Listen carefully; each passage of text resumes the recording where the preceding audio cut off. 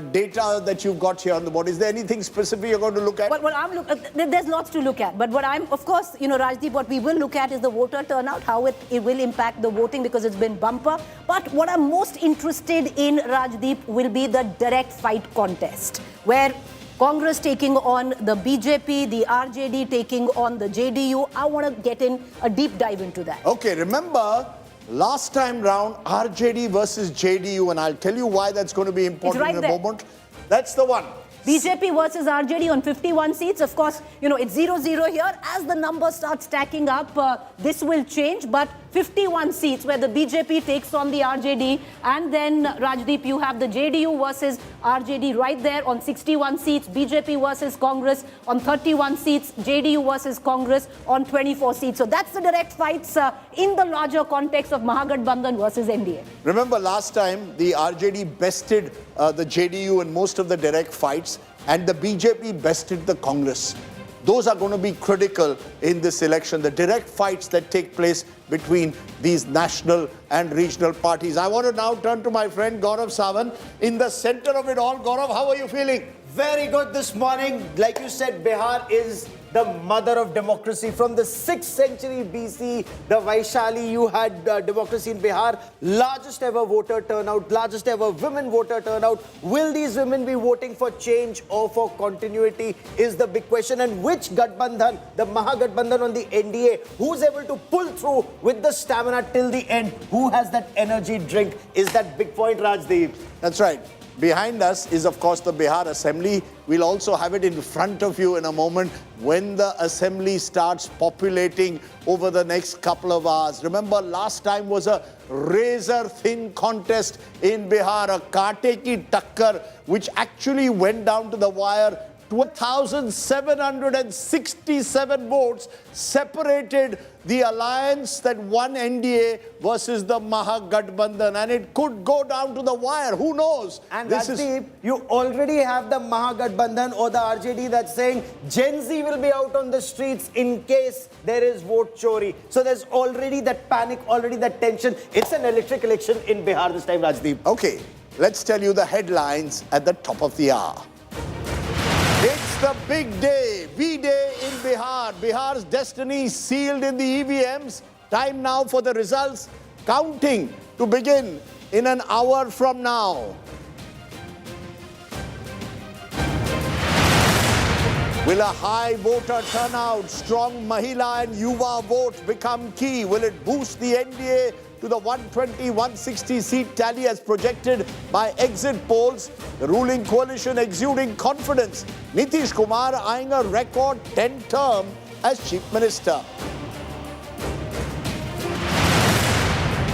The Mahagathbandhan remains hopeful despite the exit polls projecting a loss for the opposition. Can a surge in the Yuva votes eradicate the Jungle Raj taint for young Tejashwi Yadav, bidding to become one of the youngest chief ministers in the country?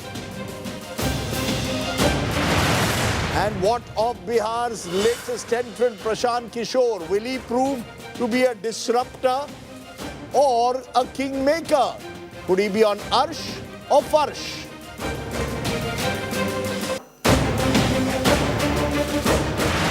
Today we will show you what it means to have a team that's traveled the length and breadth of a state, not just here in the studio, but in every district of Bihar. Unmatched analysis, fastest news breaks, blazing fast updates right here on India Today.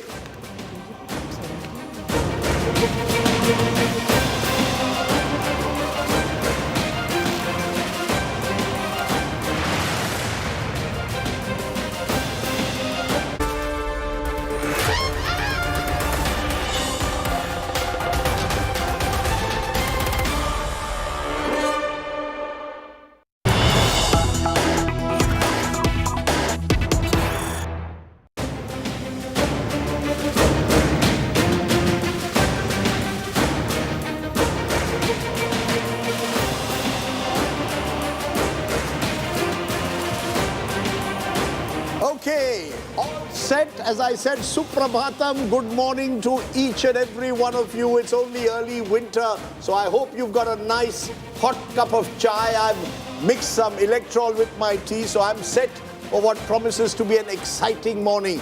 Let me very quickly introduce first all that we have for you. Lots of guests going to be joining us. Amitabh Tiwari, Voter Vibes. He's been part of a team that he's built that's been tracking this election for months. Ka hal ba Bihar, Amitabh? Ka hal ba aapka? बढ़िया बा Badhiya ba. चुनाव बात जग में बहार बा हमनी के चुनाव बिना जिंदगी बेकार बा Arey, wow, wow, wow, wow, wow. Early morning, Javed Ansari, the man from Lucknow has to now counter that. He's from Ghazipur. Ghazipur se hai, kahin Bihar se zyada dur nahi hai. But tell me, what's your morning take, first take in the morning? Looking forward to Bihar? Certainly, but as somebody who comes from the land of prime ministers, I take this, Bihar being the mother of democracy, I would normally take it with a pinch of salt, but because today we are talking of Bihar, I'll let it pass. I see. So UP believes that UP is the mother of democracy. Bihar also believes it so. And there is evidence. You go to Vaishali and you'll see a hoarding there which essentially suggests, insignia there which suggests we are the original republic. Preeti Chaudhary, we introduced her a moment ago. She has traveled more than anyone else across Bihar, gone to places where no one else has. Your most, what was it that struck you most about Bihar as you traveled across the state? The people, Rajdeep, spectacular. Most warm. They welcome you. They have very little in parts, but so warm. So the people in Bihar, but what really excites me, Rajdeep, is the election. Whichever way this election goes, for a political reporter, it's pure joy to wake up on election day. The wisdom of the Bihari people. They may be poor, but they know their politics. Gaurav Sawant, welcome. What are you looking forward to most today? So there are some things I've picked up from Bihar. For example, in Simanchal, when I was traveling, it was amazing to hear people in Simanchal say, Dil mein Owaisi, Zuba pe Congress, Dimag mein Tejashwi. Dil vote dega ya Dimag vote dega is very interesting. Ya phir Zuba pe Congress. Okay. Maria Shakil, Bihar ki beti, someone who has gone deep into all the corners of Bihar in this election. Maria, first of all, come here and show me what... I have a special Bihari breakfast that has been made for me. Very healthy, I'm told, Maria. Yes. Makhana, of course, I know well. From Mithilanchal? From Mithilanchal. So I had it in Madhubani and Darbhanga last time. So that's the representation. This is Tilkut from Gaya, Magadh region. ठीक है? क्या ये मीठा होता है? जी मीठा होता है. आप थोड़ा सा ले सकते हैं. नहीं मैं मीठा लाजवाब है, बहुत सॉफ्ट है. मेरी बीवी प्रोग्राम देख रही है, मार देगी given my cholesterol levels. ये क्या है? Nimki, which is pan Bihar, you can have also in it is like something that's there also in other states. ठीक है. But Nimki. it is Nimki. This is Thekua. Again, associated, typical Bihari cuisine associated largely with festivals like Chhat. Chhath festival So it is like the ultimate representation that you can think of. There you go. There you go. To die for. And my final guest at the moment this morning, there'll be many more as I said who will join us, is Sajjan Kumar. Sajjan is going to do a lot of the number crunching for us. Sajjan, are we going to go for a close race or is this going to go one way? Is there one-way traffic or is this 2020 all over again? Well, Bihar is always about the subtext more than text. So let's wait for the way forward because Bihar shows the way. So way forward is there. In some hour it will be clear. ये देखिए ये हर बिहारी को लगता है कि Bihar shows the way, UPites believe UP shows the way, Maharashtrian Goans believe we show the way.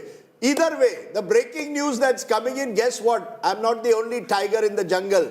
According to Nitish Kumar, वो भी tiger है. JDU poster all over Patliputra, Patna today saying tiger zinda hai. That poster now flashing. That's the story we are getting. The JDU believes that this election is done and dusted. Remember, counting of votes begins at 8 a.m.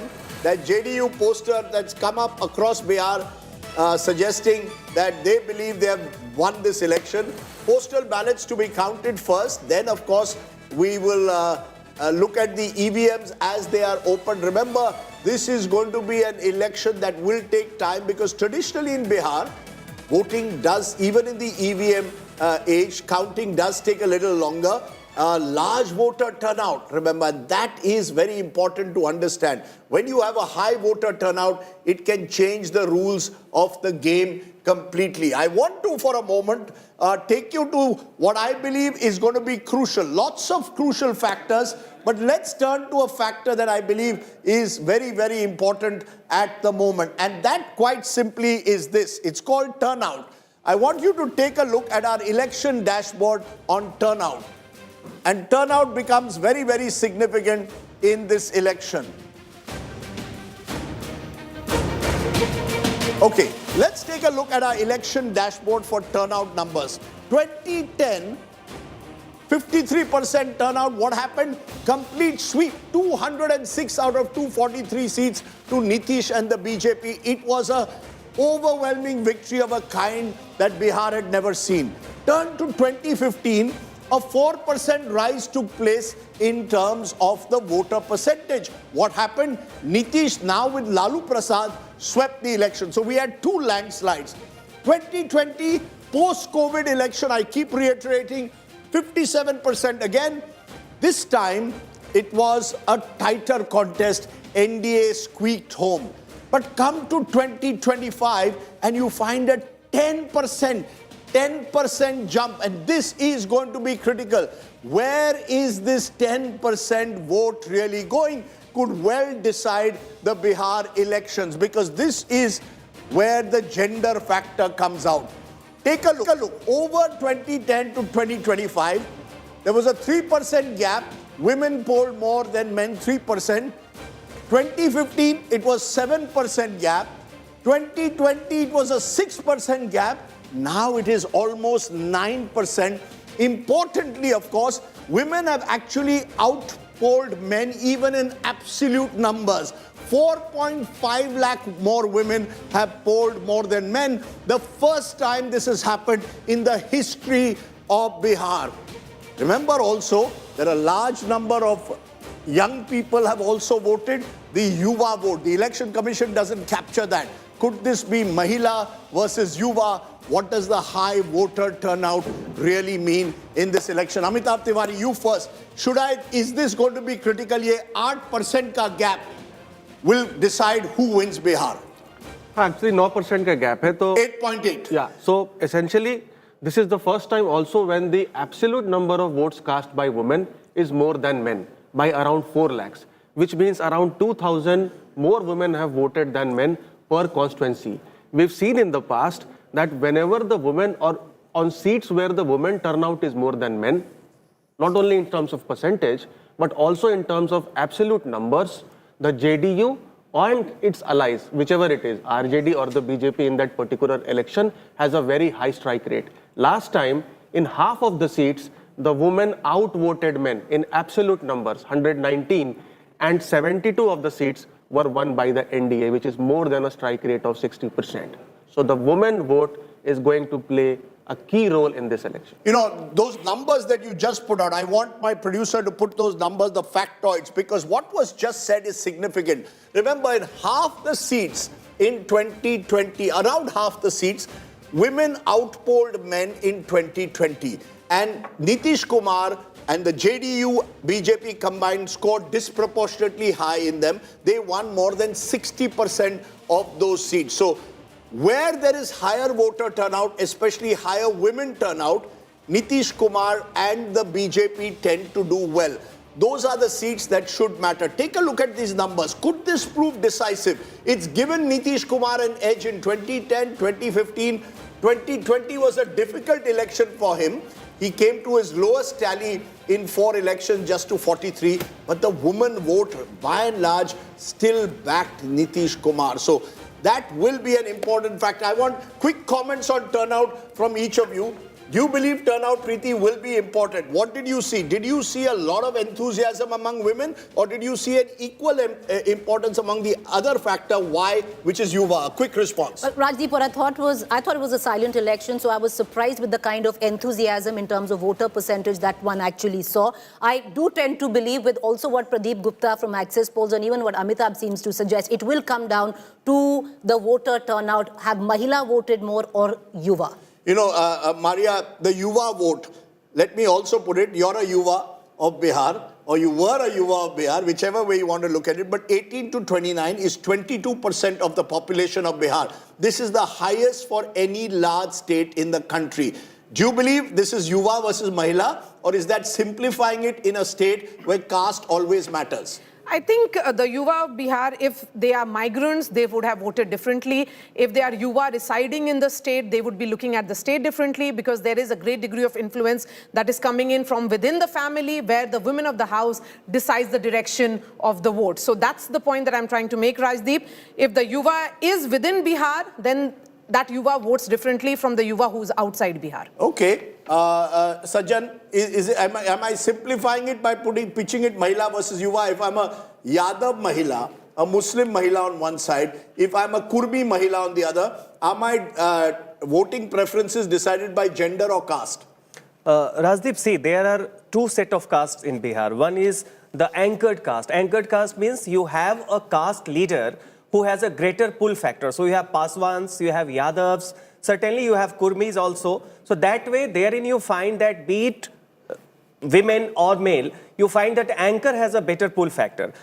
Now, majority overwhelming of the Biharis are non-anchored caste or community. And therein comes that how you decide, and therein the gender plays a role wherein a scheme has a better pull factor compared to the caste and community calculation, which you find more among the males. You know, Rajdeep, what's very interesting in Bihar, they also say, vote or beti, jaat par. So, you know, jaat makes a very important difference. The caste has a very important role to play, as does the woman vote on Suraksha safety from cycle in 2006 coming to the 10,000 rupees here. All of that will have is likely to have a very important role. I met a woman who actually told me, Jaat Mahila. Okay, interesting, because remember, there are two caste groups that I believe could hold the key to this election. One is the EBCs, extremely backward caste. There are 141 seats with an EBC population of 15% plus. This has been Nitish Kumar's stronghold. This is where Nitish Kumar, over the years, with the BJP, of course, has made a dent, made a significant difference through reservations for EBCs, for example. The other group that I will look at closely is M plus Y, which is Muslims plus Yadavs. Now there are 85 seats with a M plus Y population of more than 15%. So these are the two groups in a way who could well decide. The M plus Y solidly with the Mahagathbandhan, but that EBC vote could become critical. And don't forget that the SC vote in Bihar. This is a state with a 19%, according to the last caste survey, population of Dalits. Seats with SC population of 15% plus are 69. Those seats could become critical in this election in Bihar. Remember, caste does matter. You tend at times not to just cast your vote, but vote your caste, it is said in Bihar. Will 2025 be different? Will we break through caste barriers? That's one of the questions that will be answered. I want to go to our reporters for a moment. Joining me now, Amit Bhardwaj. Piyush Mishra is joining me from outside the BJP office. Amit Bhardwaj is at Chirag Paswan's residence. First, let's go to you, Amit, because you're at the residence of someone who's interesting, and I'll explain why. Chirag Paswan contested 2020, won about 5.99% of the vote. But what did he do? He damaged both the Mahagathbandhan and the NDA. He damaged the JDU, but significantly, and this is often not said, also damaged the Mahagathbandhan. This time, he's the Hanuman of Narendra Modi and is back as a minister with the NDA. Where is Chirag Paswan, Amit Bhardwaj? He is someone who is an interesting character. Well, Rajdeep, even in 2020, when Chirag Paswan was actually fighting against the Janata Dal United, he maintained to be the Hanuman of Prime Minister Modi. At this point in time, Chirag Paswan is very much at his Patna residence, the private residence, which is right behind me.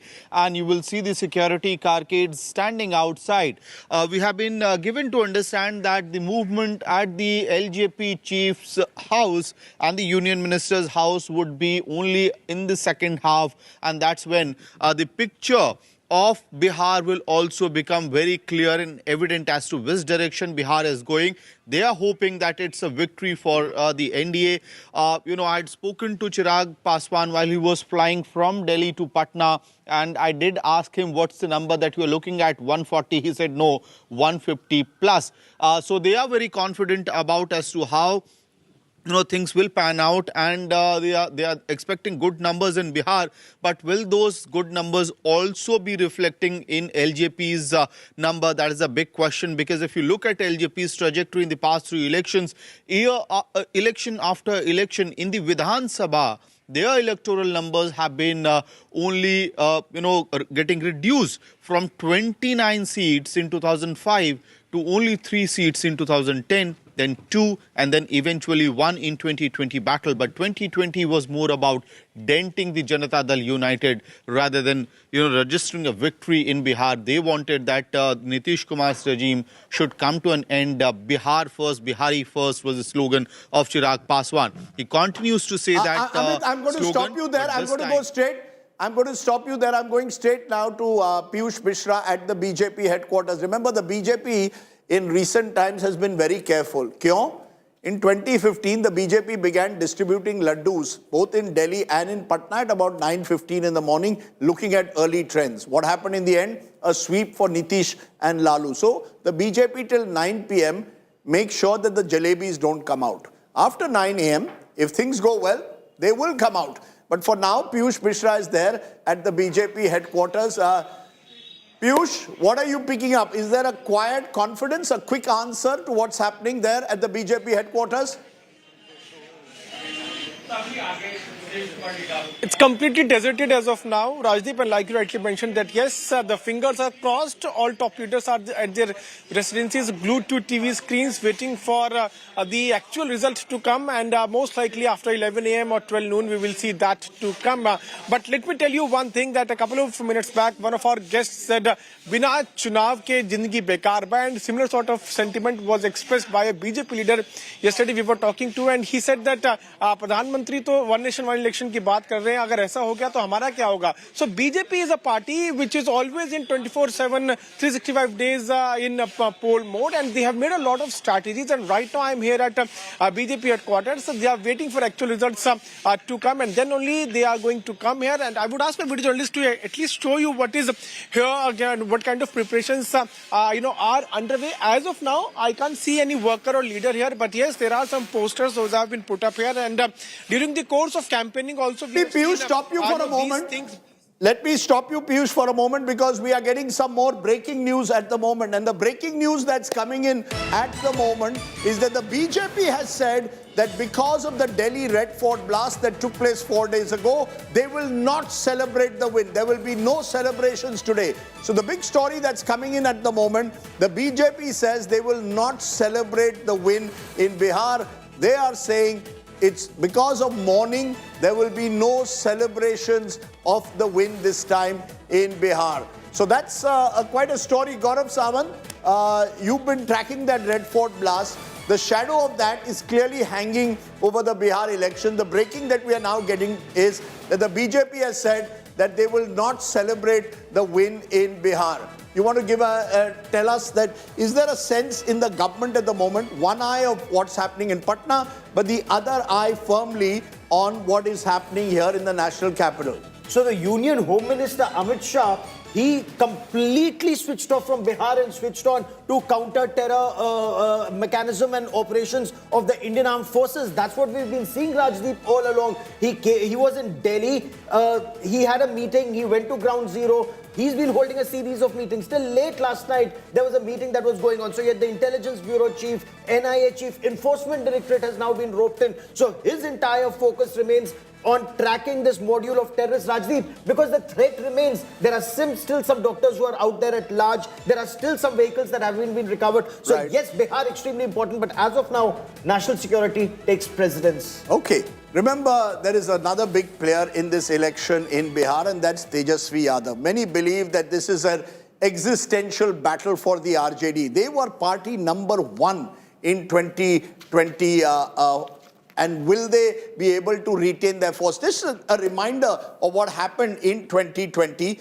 We'll break this down both in terms of parties for you and in terms of the overall numbers. RJD was party number 1. Maria, you interviewed Tejashwi Yadav on more than one occasion. Did you get a sense that Tejashwi this time in 2025, is he as confident as he appeared in 2020 when the exit polls were predicting a victory for the Mahagathbandhan? He has certainly matured as a leader. In last 5 years, we are seeing that transition from a Tejashwi Yadav, who was still trying to, grapple and take control over the party, which has been established by his father, to now, where he's firmly on the driver's seat. And he's, Rajdeep, RJD is contesting on the similar number of seats. If in 2020 they had contested on 144, this time it is 143 seats. So Tejashwi did bargain very hard when it came to the actual number of seats that they would be giving to the Congress. So he has picked up those traits from his father, but does he have that freshness of 2020? Maybe not. But again, I would say when it is about a hyper-local election and we are looking at these numbers, Rajdeep, as you pointed out, let's not forget that the number of EBCs that have been fielded by the Mahagathbandhan is more than the NDA. The number of SCs who have been fielded by the Mahagathbandhan are more than the NDA again. Okay, but Rajdeep, on strike rate, may I just briefly come in for 1 minute? When you look at the strike rate in last elections, RJD contested much more than the BJP and got 1 seat more. The BJP contested 112 and got 74. So that difference is only 1 in the difference in number of seats contested between RJD and the BJP. Okay, just to tell you that there is early morning at the BJP headquarters in Patna, Litti Choka is being made. So there's a sense that some Bihari touch has to come. Those images at the moment coming in from the BJP headquarters. So no celebrations in Delhi, but we don't know what might happen in Patna. I just want to turn to what we are calling the margin calculator. And why is this margin calculator going to be so important in this election in Bihar? Take a look at the seats last time, where the margin was less than 500, was as many as 52 seats. We've stretched them. They were right across Bihar, where 52 seats were with a margin of less than 500 votes. And therefore, that becomes important. In fact, 53 seats where the margin was less than 500 votes. In a tough contest, Sajjan Kumar, that becomes important. Less than 500 are seats were equally shared between the two sides. But last time we saw those seats becoming crucial to the final result. Yes, precisely. And last time, many of the seats were also close because of the Chirag Paswan factor, wherein you find the internal split within the NDA votes were bringing many of the seats closer. This time you find the question is, Prashant Kishor and Mukesh Sahni, can they do another Chirag sort of damage to the NDA? That's the crucial thing. If yes, then we are going to witness 2020 sort of election. If no, because mind it, on the seats that Chirag Paswan contested vis-a-vis JDU, the voting percentage on an average was 10 to 11%, which means on and around 15,000 votes were being sliced away from JDU's kitty. This time, can Prashant Kishor and Mukesh Sahni combined take away that sort of a vote from the NDA kitty or not? And that will decide whether those closer constituencies... Okay, the fact is, Preeti, less than 5,000 was 53, which is, I think, the critical number, not 500, but 5,000. Those were equally divided, but that was because there was Chirag Paswan. This time, there is Prashant Kishor. And one of the X factors that all pollsters are being hesitant to talk about is whether Prashant Kishor could be a Chirag Paswan and whose vote will he cut. Rajdeep, under 5,053, under 1,035 seats. That's how it went down to the wire. You know, what you're also forgetting in this is, yes, there's an X factor of Prashant Kishor. Yes, there's an X factor of a VIP. Why are you forgetting on 12 seats? The Mahagathbandhan is fighting each other. I'll give you an example of one seat in there. The seat of Bachwada, where the last time the winning margin was 420 votes. And that is a number with which the BJP got ahead last time. This time around, there are 12 seats where the Mahagathbandhan is also fighting itself on. There is nothing like a friendly fight in politics. You know, Javed Ansari, yesterday I spoke to a senior Congress leader close to midnight. And he said towards the end, Rahul Gandhi and Tejashwi Yadav didn't even talk about the seat sharing that had to be done. Tejashwi Yadav was here in Delhi along with his father Lalu because of a court case against them. and he wanted to meet Rahul Gandhi to sort this out. It did happen. Do you believe that these 12 seats, as Preeti put it, the friendly fights, could become crucial if this becomes a tight election? It certainly can, and this will come back and sting the Mahagathbandhan. Either which way, even if it does not have an overall bearing on the election, this is very poor political management and very poor reflection. Who do you blame? Who's to blame? Will any if at the end of the day, and we don't know, it's still a big if it's a close race and you lose by 10, 12 seats, does anyone take accountability, or is it chalta hai business as usual? It will be business as usual, but the blame must go to the two principal parties, the Congress and the RJD. The mood they sets ought in, to have Rajdeep. done a lot better, manage this. The mood a lot across Bihar then with the alliance of an RJD and Congress sets in, because you're fighting to each other on 12 seats, then that kind of cohesiveness, the unity that one would want to see in an alliance doesn't take place. But Okay, it's not just RJD Rajat and Sethi. Congress, it's also VIP. They're fighting VIP and RJD, IIP and RJD, Mahagathbandhan. Congress. So, they're all fighting each other on 12 very crucial seats. But the main, Rajat Sethi also joins us at this moment. Rajat Sethi has been taking out all his bhadas over the last few days on Prashant Kishor. No, that's a wrong but statement. welcome. You start with a wrong statement, Rajdeep. That's No, unfair. but bataiye, you said to me that the Lutyens media, these are your words, not Yeah, mine, that I that stick the with. Lutyens media has propped up Prashant Kishor or given him disproportionate importance. Come this evening, do you believe that Prashant Kishor arsh pe rahenge ya farsh pe rahenge? See, what I said was irrespective of the results. Yes. Results can go whichever way. But see, there is only a finite amount of gas that you can fill inside a balloon, right? Right. So if you go beyond that, the balloon is going to burst. The problem is that there are fundamental things that he needs to resolve. If you want to be a solo man army, single man, there is nobody else who got the limelight in the entire party. So you had to go around and contest and campaign around so many seats. Whereas you failed to contest yourself. One of the biggest problems that he faced, his entire campaign fell flat the moment BJP entered into the arena and the Mahagathbandhan entered And into the the arena. moment he said that he himself will not be contesting. Do you believe that was a turning point, Maria? The day that Prashant Kishor said, "Main contest nahi karunga," because until then he was saying, "I'm ready to take on Tejashwi in Raghopur. Let Nitish Kumar contest. I'll take on Nitish Kumar. I'll give up politics if JDU gets more than 25 seats." That There was a giving lot up of business has bravado. been, this giving There up was- business is going on for 5 years now. I will give up. See, this is a very Bihari style.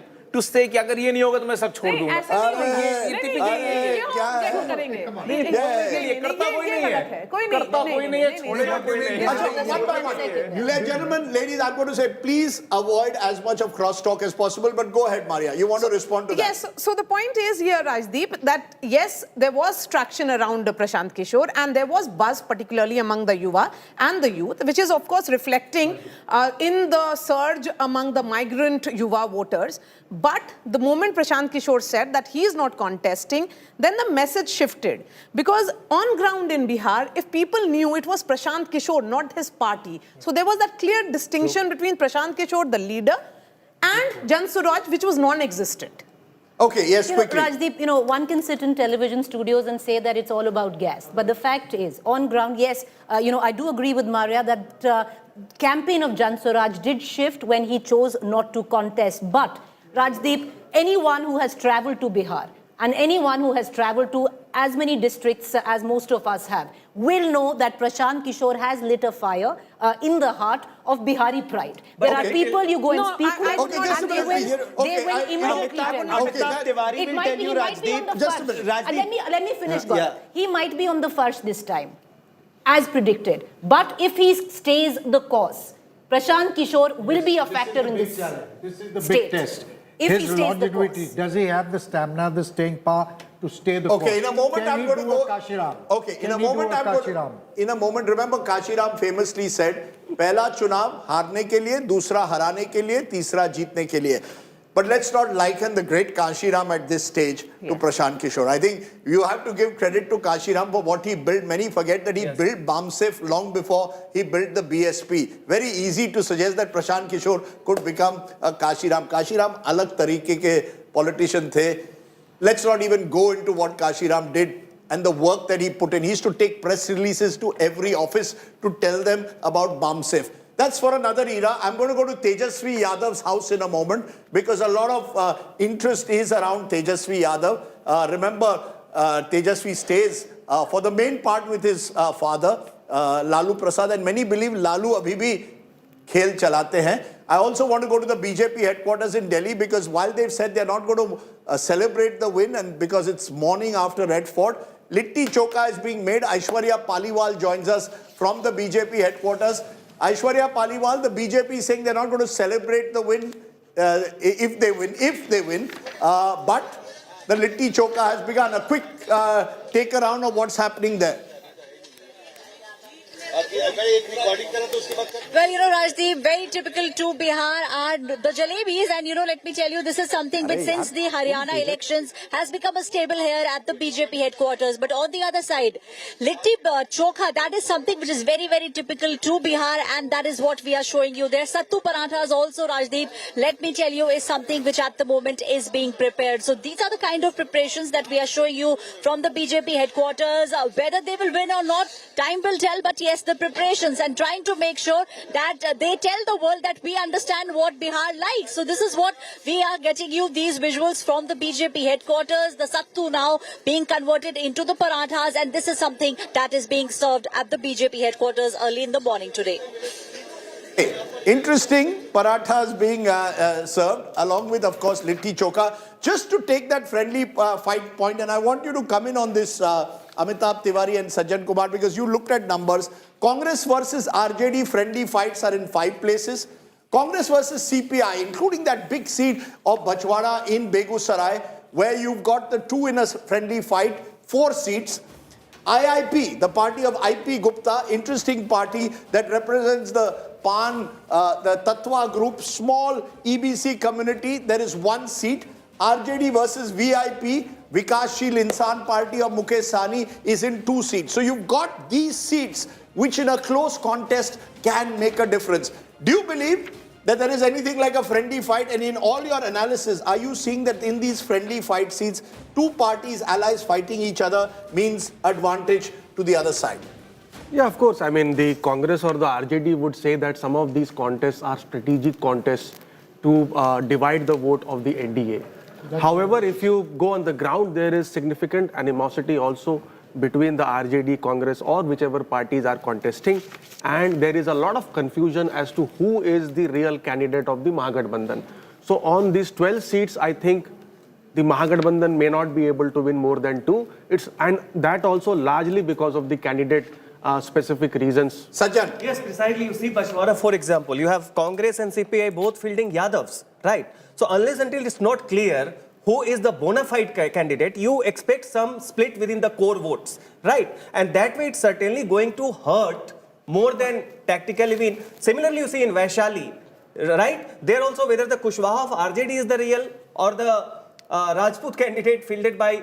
You went to Bachwara. You want a quick point on it? Bachwara, yes, because it's traditionally a CPI seat. Okay, to be precise, Rajdeep, what pissed off the left is when Bachwara, which was supposed to be a traditional left hold, CPI hold, Congress decided to field a candidate. Congress picked somebody who's the son of veteran Congress leader who then fought as an independent, the only person who defeated Ramji Rao, who defeated Karpuri Thakur. His son, Garib Das, who in the last election, 2020, polled nearly 40,000 votes. So therefore, the Congress said this was a winning candidate, bought in that winning candidate on a Congress ticket, pissed off the left. Therefore, the left, as a payback on 3 seats, made sure that the left put a candidate against the Congress. Very interesting. Rajat Sethi, the fact is that while the friendly fights could well hobble the Mahagathbandhan, the BJP for once has not dropped enough sitting MLAs, many believe. 75 won last time, they've dropped about 19, even that under pressure.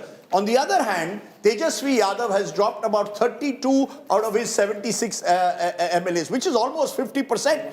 I mean, so does that suggest, because there is a belief that this election could be local anti-incumbency, if it becomes hyper-local, do you get a sense as a party becomes larger, there is greater pressure not to drop sitting candidates? See, that strategy works only when you can manage your dropped candidates. Another factor that you need to consider, pick seat like Sasaram.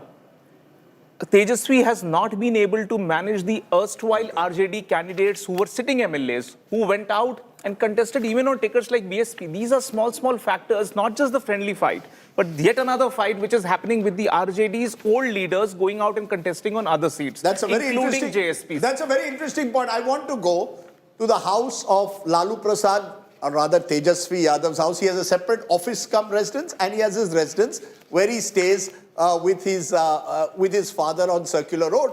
Joining me now there is Shashi Bhushan, our correspondent joins us there. Shashi Bhushan, क्या हो रहा है यादव परिवार के घर में क्या हो रहा है? I know that Lalu Prasad takes a morning walk, टहलने जाते हैं, बड़े धीरे धीरे जाते हैं, लेकिन अभी भी कहा जाता है कि Lalu still plays a role whenever it comes to tickets and election time. क्या हो रहा है उनके घर? What's happening there?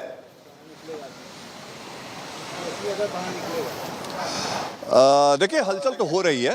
Rabri Devi अपनी दैनिक दिनचर्या शुरू कर चुकी हैं राजदीप, और सबसे पहले जो उनकी एक दिनचर्या की शुरुआत होती है, एक मंदिर है 10 सर्कुलर रोड पे जहां इस वक्त हम मौजूद हैं, और सीधे तस्वीरों के जरिए दिखाते हैं। ये वो गेट है जो गवाह बना है चुनाव दर चुनाव जनादेशों को आत्मसात करने का फैसला, जो जनादेश आया है जनता का उसको देखने का। और जो लालू प्रसाद यादव हैं वो भी एक्टिव हो चुके हैं, राबड़ी देवी भी सक्रिय हैं, गौशाला और मंदिर दोनों जगह वो गई हैं राबड़ी देवी। हालांकि तेजस्वी यादव के बारे में भी कोई खबर है नहीं, लेकिन हाँ एक बात ये कह सकते हैं कि सबको मालूम है कि बड़ा दिन है। और लालू प्रसाद यादव जब बहुत सक्रिय हुआ करते थे तो सुबह सवेरे जब यहाँ खड़े होते थे तो वो गेट से बाहर निकलते थे, अभिवादन करते थे, हाथ हिलाते थे। और देखिए, एक थोड़ी सी एक्टिविटी यहाँ हो रही है, जो सुरक्षा कर्मी है वो हरकत में है। अब देखना होगा कि क्या होता है यहाँ पे।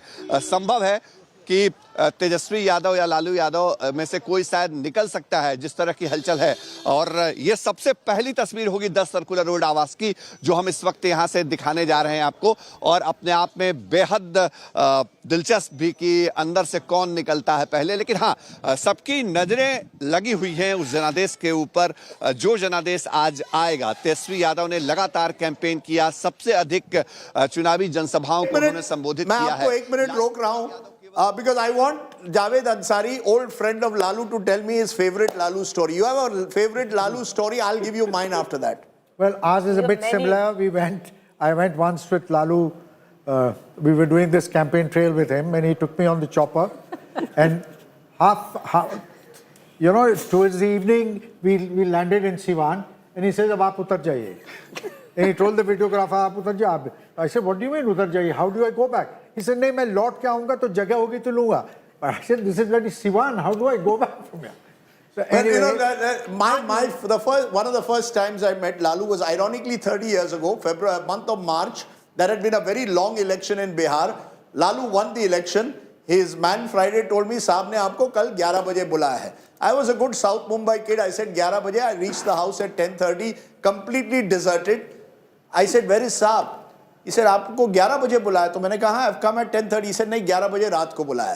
तो 11 बजे रात को पहुंच गए. Interview was done at 12:30. We had set up in the bungalow of Lalu Prasad. He comes in and says, "यहाँ क्या हो रहा है? चलिए." We had to take the entire crew back and we had to go to the Gaushala. There in front of the cows, Lalu said, "मैं आपको interview दूंगा लेकिन एक कंडीशन पर, कि आपको सीखना पड़ेगा कि कैसे गाय से दूध मिलता है." So there I am, South Mumbai kid, desperately trying to understand how do you get milk from a cow. Lalu, after half an hour, said, "आप लोग बहुत कमजोर हैं," and then taught me how to do it, and we did the interview. But that was a different time. I'm not going to romanticize Mr. Lalu Prasad, because in a way, Lalu is both an asset and a liability today for Tejashwi. He brings the core vote bank of Yadav and Muslims, but also gives the BJP a chance to remind the voters about the criminalization that took place in the Lalu years. Okay, there are some VIP candidates that we want to show you. People we are going to look at very closely, and please feel free to give your views to everyone here on these candidates. Let's start with the VIP candidates and what these VIP candidates could be. Tejashwi Yadav. Maria, you go first because you met Tejashwi on more than one occasion. What strikes out for you most about Tejashwi, the one factor? But first up, where you are standing, that's Golghar. ठीक है. Okay, it's a granary. That's where in 1786 the British used to store food grains. So I think that's an important aspect. You can talk about it in the context of Bihar. But Raghupur, Rajdeep, Tejashwi first contested in 2015, won that constituency. In 2020, again won that constituency. When it was a landslide election in favor of Nitish Kumar, that was the first time that the Yadav family lost. Rabdi Devi lost. But what's the key? When you go and meet Tejashwi Yadav, what is the thing that strikes out? Tell us something we don't know about Tejashwi. He's a very humble person, extremely humble person, and a good listener, Rajdeep. Yeah, he's very courteous, I must say, because I asked him about his fitness levels and why they had dropped. And he said, sir, kya kare? Chunav aa raha hai, isliye I have not been able to go to the gym. He has a cricket bat signed by Venkatesh Prasad, by the way. And he is possibly, of course, the only politician who's also played in the IPL consistently, certainly from Bihar. So Tejashwi, interesting character. He said I was a batsman. So, well. He claims to have captained a team in which Virat Kohli was a अरे देखो sir मैं भी कहता हूँ कि मैंने भी एक जमाने में सचिन तेंदुलकर को कैप्टन किया but we will not go sorry Sunil Gavaskar we will not go into my cricketing abilities or lack of down that cricketing okay let's look at some of the other VIP candidates. There is of course Samrat Chaudhary, the deputy chief minister in this government, and Samrat Chaudhary is a tough guy. He gave me dhokla. And I told Samrat Chaudhary, you will not be able to win over Modi Shah by only giving me dhokla. You'll have to do something more. What do we know about Samrat Chaudhary, guys, that we don't, that yes, Maria, you know something about Samrat that we don't know about? So is he 10th standard fail or pass? So that is something that he says that he has already declared, so we should not get into it. He said that I have revealed that in my past affidavits. But he's never the family has done it. But he has never, if you ask him that I can give my, the year and the school I passed out from, he will never be able to tell you I passed out from this school or this. You know, that's an interesting point because, you know, Rajat Sethi, many thought that Samrat Chaudhary from a Kushwaha community could be built as an OBC option for the BJP. The BJP has been very keen to show its OBC face in Bihar. Is he the answer? If the BJP wins today, could he be potentially a replacement for Nitish Kumar? So I think his educational credential is not the key question here. It doesn't matter. Democracy is about representation, not about a meritorious setup. So I find this entire question moot. People who are asking this question, their own educational qualification is not clear. No, but you have to be honest. No, I'm being very honest. Let me tell you, democracy, when people feel that this person can represent me, that's all that essence. Matters. That is the essence. Okay. It does not matter where you are educated, how you are educated. Okay. So that is this. If you lie, then it matters. It's public. It's public space. Question. You're a public leader. If you lie on a public platform, being the deputy chief minister, it should matter. Okay, he has a tough fight in Tarapur. Let's be very clear. He comes, of course, from a family. His father, Shakuni Chaudhary, used to be very close to Lalu at one time. And the fact is that that Samrat Chaudhary will hope to win in Tarapur and use that as a building block, but it's a tough seat. But his handicap is that he's not a homegrown sort of a BJP. He's come from the RJD, JDU and hopped onto the BJP. Which holds him Let's look at the next guy, Tej Pratap Yadav. Tej Pratap Yadav is interesting because he makes the headlines usually for the wrong reasons. Maria, you're giving us, you see, you have an inside track into this Yadav family. क्या हो रहा है? दोनों एक घर में नहीं रहते. And I asked Rabri ji this. When will Tej Pratap come home? He said, एक ना एक दिन बच्चा आ जाएगा वापस. You see, Rabri still runs the house. Yes. And she has a very soft spot for Tej Pratap, I'm told. The elder one? Yes. The mothers usually have a soft spot for the elder son. Not in my case. My mother speaks to my sister every day. She rarely speaks to me. But tell me something about Tej Pratap we don't know. He is very direct. Contesting from Mahua. He's contesting from Mahua, very direct in his responses.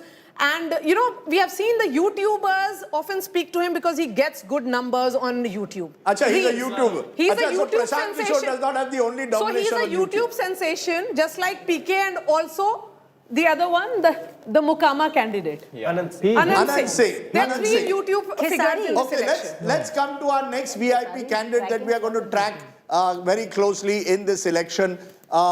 Remember, there are lots of VIPs strewn all over Bihar at the moment. There is Deputy CM. Vijay Kumar Sinha, the Vijay Deputy Kumar Chief Sinha, Minister. Deputy Chief Minister. I spoke to him in Lakhisarai and I had a long conversation with him. Is he nervous? Is he losing that seat? Is he fighting a tough battle? You know, there initially I was told, ye rote par mitte chali jate hain aage. Lekin that day he was extremely nervous. Cow dung hurled at him, cadre targeting him of the RJD. He claims the RJD. He thought there was a threat to his life. And he said, what's the point of having a gunman if that gunman won't save me when I'm being attacked? So it remains to be seen whether he's able to pull through. Does he have a tough fight in Lakhisarai? Oh, yes. Even when I went in September, at that point of time, it was clear that he will have a very tough fight this time. It was very clear at 2 months ago. A lot of VIP candidates, we are told, Mangal Pandey, others are having a very tough fight in their seats. It's not as if the ministers are going to sweep this election and therefore that's going to be a concern. Yes, Rajat, very quickly. That's why a lot of politicians, yes, Rajat. lot of politicians end up going to Ma Kamakhya. You know, there is a new trend suddenly between the day the polling is over and the results come in. There are just so many punch balis at Ma Kamakhya because all of these politicians somehow have this message has gone in. You go to Ma Kamakhya, you make the balis, you will certainly win the election. Gentlemen, give me a moment. There's breaking news coming in, and this is a big story on counter-terror operations that are being mounted even as you and I speak. Delhi bomber Dr. Muhammad Omar's house has been blown up by forces. The forces were going in because they want to know what's been happening in that house. So crackdown on the Delhi bomber. Dr. Muhammad Omar, highly radicalized according to the National Investigation Agency that's taken over the probe. Dr. Omar Muhammad was the one who went first to the Turkman Gate Masjid, then the Fatehpur Sunehri Masjid, and he's the one who put together this module, radicalized apparently at the Naugam Masjid in Jammu and Kashmir. His house in Pulwama has been blown up. Was it because of explosives inside? Was it because of improvised explosive devices inside? That's the question we are seeking answers to. I quickly want to cut across to India Today's Mir Farid, who joins us with the latest. Remember, Mir's been on top of the story. Mir, what more can you tell us? How, in what condition was his house blown up? Yes, that's right, Gaurav. In the dead of night, the forces seem to have placed charges and blown up the house. Now, this is pretty similar to what happened post the Pahalgam attack, where at least houses of 12 suspects terrorists were blown up. And now, in another case where there's a clear messaging from the government that this will not be tolerated and there'll be extreme punitive action, even if it's personal for the family. So the house has been blown up. Sources say that in the dead of the night, the house, there was a massive blast, loud sound in the area. And then the next the locals saw was the house was completely on the ground, razed to dust. And that's what's happening. Though, like previously, when such an action was taken, no official statement from anyone in the government or security agencies right now. But, it is... There are investigators who are currently on ground zero. The Union Home Minister Amit Shah had made it very clear just yesterday, exemplary punishment against those who were involved in this, against the perpetrators and that entire enabling ecosystem. I believe raids were carried out. Some more doctors have been picked up. The hunt is on for those who were radicalized by that Maulvi Irfan of the Naugam Masjid. What more can you add to this? Well, yes, it's an action at different levels. One, yes, this case is the center point. It is being followed. Everyone who's associated with this, directly, indirectly, or even if there is suspicion, it's being picked up and questioned. Since last 2 days, almost 400 to 500 people have been picked up, some released, some still in police custody and facing intense questioning. You're absolutely right. This message came right from the center, from the Home Ministry, that exemplary action will be taken. And this, again, they're trying to set an example that this will not be tolerated and the action will be extreme. So that's what's happening, and this action will continue. In fact, the arrests and detentions will continue, our sources say, because this seems to be a big module with tentacles, with angles coming in every passing minute, and this action will continue. The other part, obviously, is to see whether there are more such modules that are active, and that's why you would have seen Pan Valley police raids. Hundreds of locations have been raided, ex-OGWs, people who were previously associated with terror activities, subversive activities, be it the Jamaat. Everyone is under the scanner. So this action is going to continue. But yes, today this big news coming in the night where We'll come back to you for more. This is very, very troublesome. The manner in which intelligence agencies believe some of the doctors could still be out there at large with explosives, with vehicles. But let me, for the moment, come back to our election studio. I want to take it away once again with Rajdeep, because Rajdeep, just moments to go for the ballot boxes to be counted, and then 8:30 this morning, Rajdeep, the EVMs open up. That's right. We've got exactly 5 minutes to go before the postal ballots begin. Remember, we have an election at the moment where we've got... Okay, let's... Tejashwi Yadav.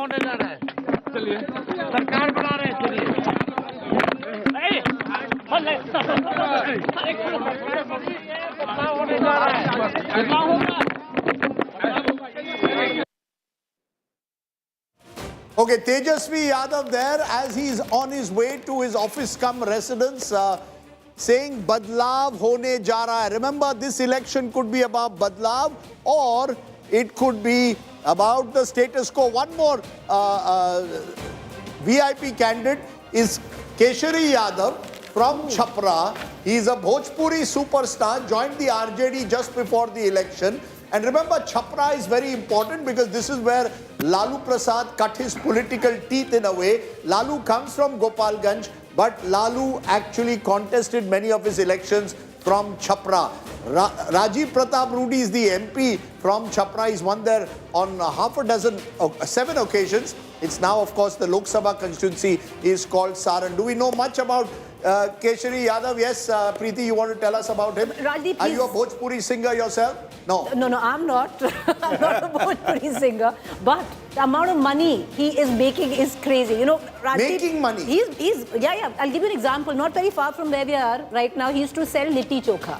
Then he started making these reels. He became this larger-than-life sensation where Bhojpur music is concerned. He is so popular, Rajdeep. I was in Chhapra for 2 days, tracking his campaign as well and also covering Chhapra.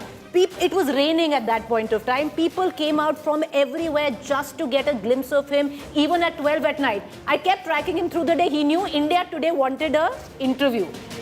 Whole day he kept me chasing him. At 11 o'clock at night, he tells me, "आपको पहले बताना था, आप ladies reporter थे, हम honor कर लेते." Achha, you know, the thing is that we've got Bhojpuri singers on both sides.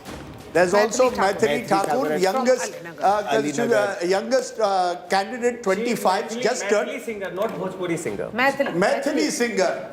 From Mithilanchal. ये मुझे बताइए कि ये जो constituency है, which she's constituting, Alinagar. In Darbhanga. In Darbhanga, is Maithili Thakur being seen again to bring some kind of excitement to the BJP campaign, just as Keshari Yadav was expected to bring some excitement to the RJD campaign. These celebrities in Bihar. Not many, Rajdeep. These are only 2 of them. But the fact is that her candidature was chosen by the Prime Minister himself. That's what she told me when I met her in Alinagar, in Darbhanga. Remember, this is a constituency which was once upon a time represented by Abdul Bari Siddiqui, a stalwart of the RJD. Yes, okay. So you've got lots of we are going to get some of our panelists to sing both Maithili songs and Bhojpuri songs. So please be ready for that. But it is time now to get into IPL mode. And what do they do at the start of the IPL? Just before the match starts, it's countdown time. Let's go to the countdown and then come with the first and the fastest results here on India Today. 10, 9, 8, 7, 6, 5, 4, 3, 2, 1.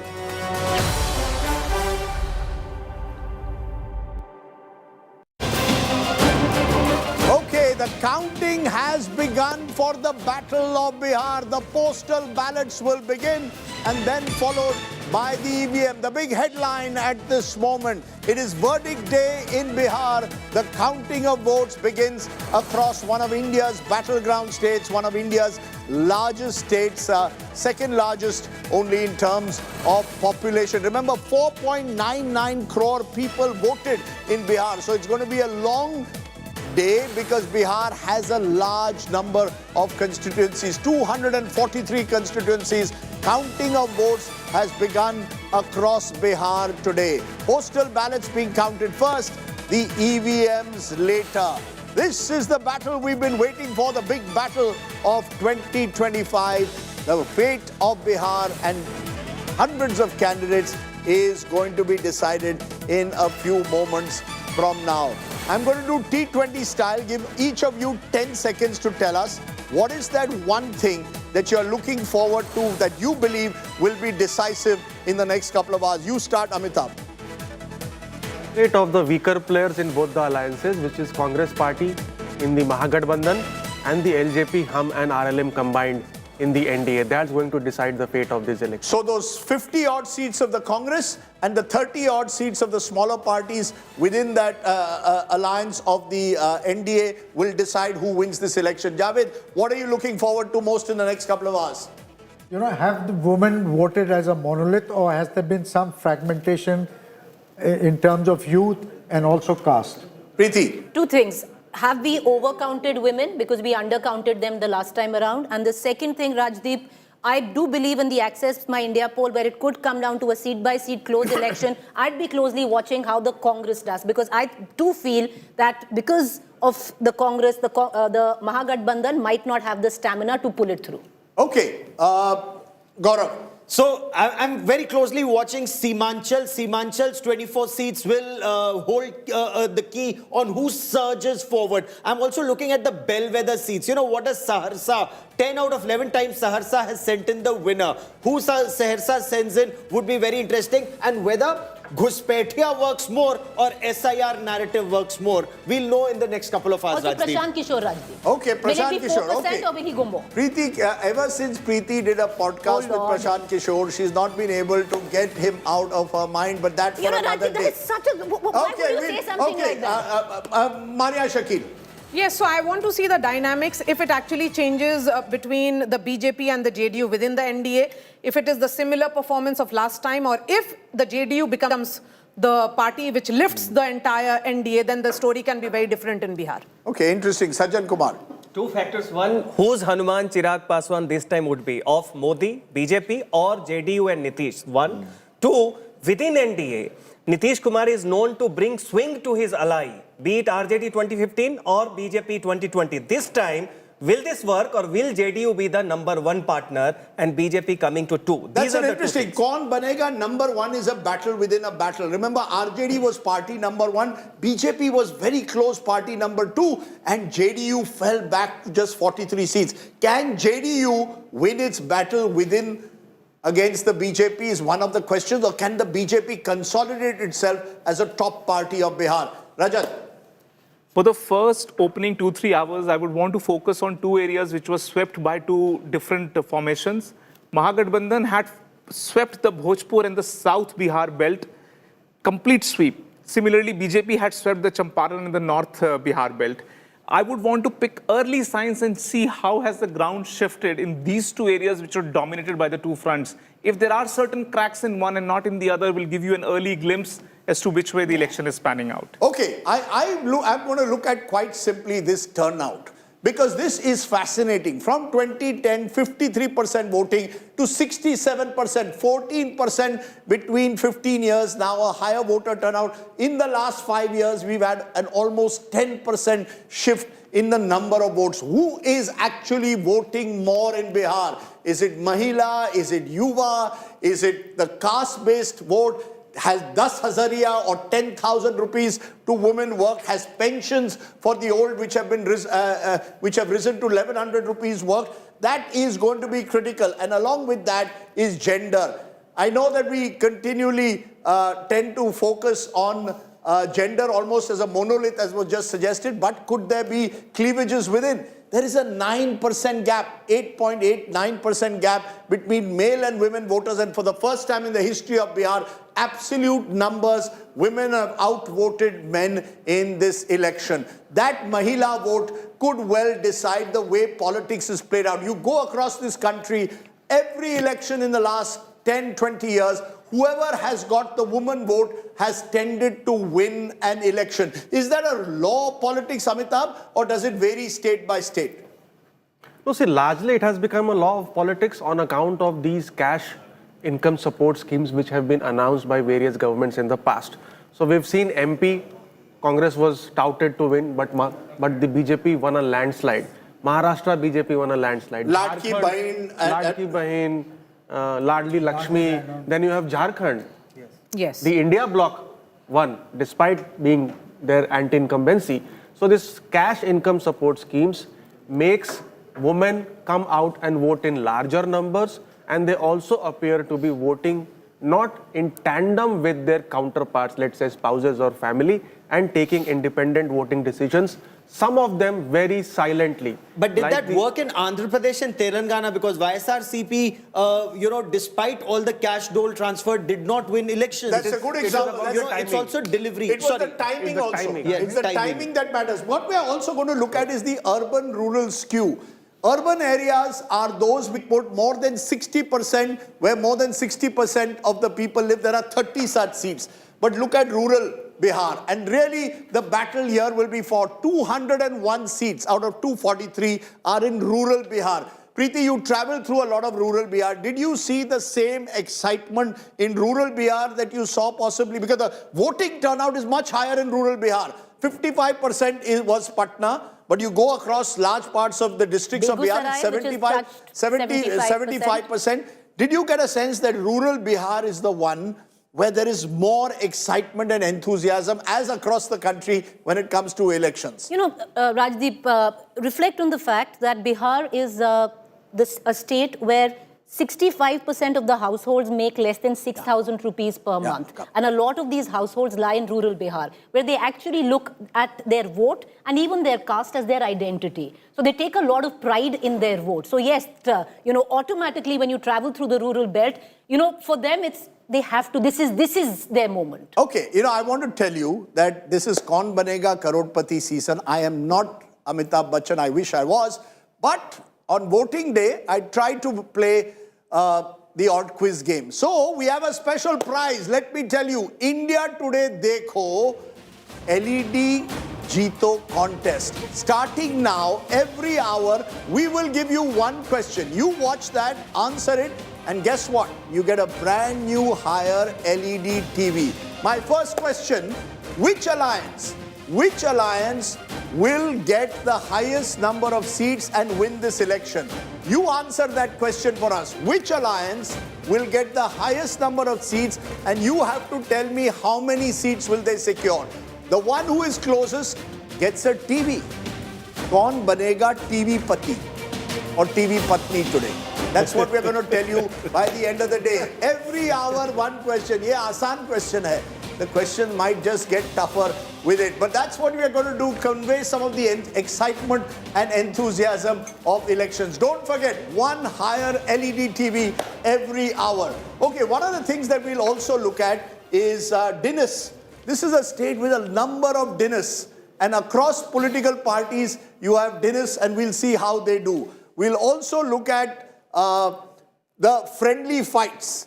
I think this is going to become very important across the day. Who will win friendly fights across? We'll also see various regions of Bihar. Patliputra is key.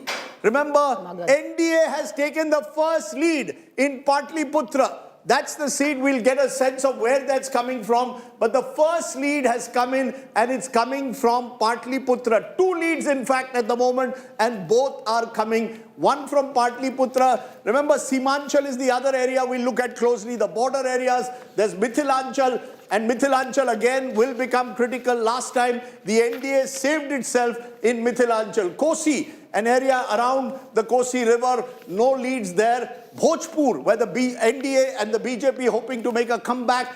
Champaran, which was dominated last time by the Mahagathbandhan, NDA will be looking to make dents. Is there one particular region, Sajjan Kumar, which will decide Bihar this time? This time, if you have to see the Shahabad, Bhojpur region and Magadh region, because that was the first phase last time wherein Mahagathbandhan has a solid lead. And that time, CPIML also added many of the non-Yadav OBC and EBC votes to the kitty of RJD. This time, whether the left swing for RJD will be there or not, so therefore two regions, Shahabad, Bhojpur region and Magadh region would be crucial to see whether the momentum for RJD, which it is hoping to build, will be there or not. Yeah, go ahead. And one seat which we are talking about here is actually Alinagar, which is Maithili Thakur's seat, where it is showing a lead for her. This is, of course, the postal ballot which is being counted right now. So the first lead which is coming in from Mithilanchal is Alinagar, Maithili Thakur, Maithili Singer is the one who is leading at the moment. At 25, possibly, Maria, she could be the youngest ever MLA that Bihar has had. Correct me if I'm wrong. Yes, that's right. And there are a number of first-time voters that she was drawing towards her. Remember, this is a constituency which is tough for the BJP. It's not that the BJP has been winning from this constituency, but it becomes important because it was largely seen as an RJD bastion. It could very well be turning towards the BJP this time around. Although, in 2020, it was a VIP seat which was there, but at that time, it was an NDA. VIP was part of the NDA. Rajdeep. Yes, go ahead, Amitabh. Rajdeep? Yes. Postal ballots in 2020 accounted for just 0.6% of the total votes cast. So it's less than 1% of the total votes which have been polled. Rajdeep, one historical fact, yes. Tarkeshwari Sinha in 1952 remains the youngest MP at the age of 25 from Patna. 1952. She was 25. Okay. Remember, these are all very, very early trends. Therefore, you've got to be careful before Congress, we make... Rajdeep, leading in Kishanganj. So that bumper Simanchal turnout that we saw, which I think Amitabh and even Pradeep Gupta said that a lot of it had to do with the Muslim turnout there. So Kishanganj, Congress leading in one. You know, the Muslim consolidation and around the Congress this time, for the MGB right now. Yeah, is tremendous. Muslims have also realized voting for the Congress means Rahul Gandhi is one man who's actually standing. Rahul Gandhi is standing up to the Prime Minister Modi.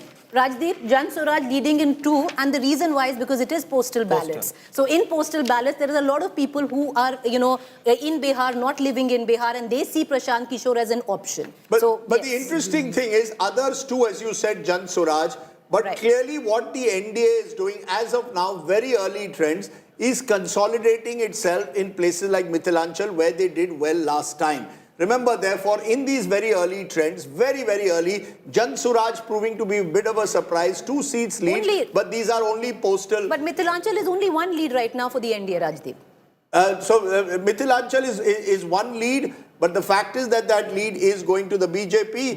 The first trends, NDA seen making gains. Remember... Yes, go ahead. Yes, in Patliputra, in that entire belt that we are talking about, which is Patliputra and Magadh, in and around Patna, and the entire Magadh belt, which has Gaya, Aurangabad, and other districts, there are 3 leads which are coming in for NDA: Imamganj, an SC seat; Amarpur, again an SC seat; and the Gaya town, which has had the veteran leader in Prem Kumar, who has been winning this seat for almost 5 consecutive times. 7 consecutive elections. We have, this is a hum seat, and HAM seat, it is Jitan Ram Majhi's daughter-in-law, I suppose, who is contesting from Imamganj.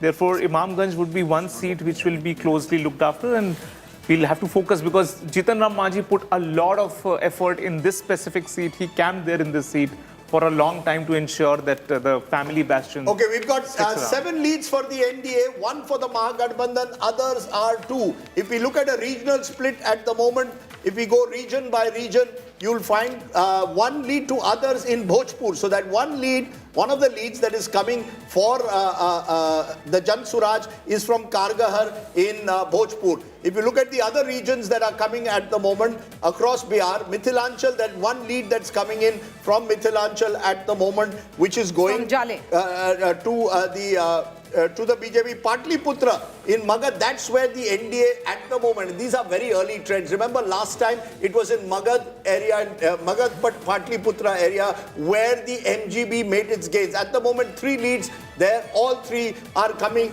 to the NDA. In the Kosi belt, and the Kosi belt is again where the NDA did well last time, they're leading in the 1 seat there. In Champaran, no result, one lead that's coming to others, and that's coming from Chanpatia in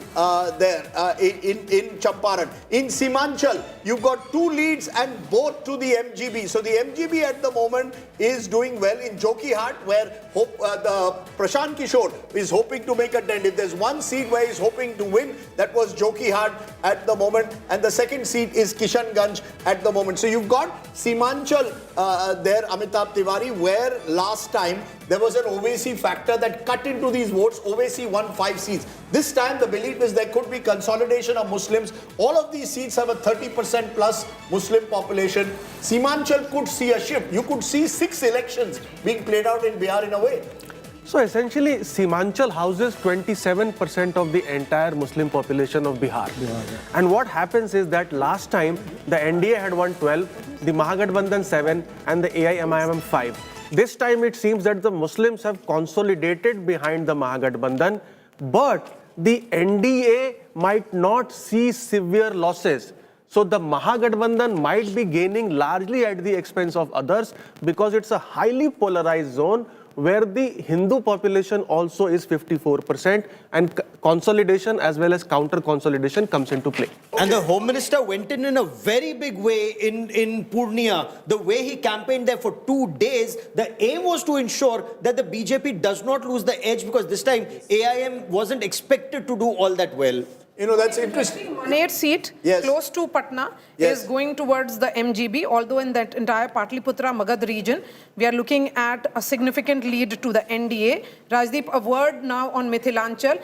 Jale seat becomes important. Remember, this is that constituency where you saw that election play out in 2020 when it was Mashkoor Usmani of the Aligarh Muslim University who had contested on the Congress ticket, impacting the entire Mahagathbandhan in that election. Okay, So and he's standing independent right now. In Mithilanchal, we have 2 leads for Mahagathbandhan, 3 for NDA. The 2 leads for the Mahagathbandhan are coming from Madhubani at the moment, and from, that's the one, Raghopur. At the moment, this is the other Raghopur, not the Raghopur which is near Patna. But the truth of the matter at the moment is, if the Mahagathbandhan has to win, they have to ensure a large chunk of seats from Mithilanchal switch to them, and they hold on to Patliputra. Because last time the BJP and the NDA alliance won in Mithilanchal, and that saved them from the losses that they had suffered in Bhojpur and in Patliputra. So for the MGB, Mithilanchal becomes critical along with Simanchal. These were the areas where they suffered setbacks last time. They need to offset any losses they may make in Bhojpur and Patliputra by winning in Mithilanchal. So yes. In Mithilanchal again, we have now the leads of 8 seats, in which Mahagathbandhan is leading on 3. One is Lalganj, the another one is Raghopur, and then Madhubani. On the other 5 seats, it is the NDA which is leading. And the Lalganj seat is the daughter of Munna Shukla, who is Shivani Shukla is a young girl taking on the father's Bahubali legacy. You did a very interesting interview with her, and she was very clear that the world may see her father as a Bahubali. She didn't quite see it that way, right? She sees it as an advantage. She wears it on her sleeve. So, and that's practically reflecting. And Jale is also very interesting, Rajdeep. And this is where the internal issues of the MGB are playing out, and the NDA is getting ahead. Because what Maria just stated, the RJD has fielded a Brahman candidate, hoping to take away the Brahman vote, which is sizable. But there is a Muslim population. One interesting detail from Sasaram, because that's where the wife of Upendra Kushwaha, Snehlata, is contesting from. And at the moment, it is Mahagathbandhan which has taken a lead in Sasaram, because this is a scheduled caste and Muslim-dominated constituency. Remember, the RJD had won in 2020, it had won in 2015.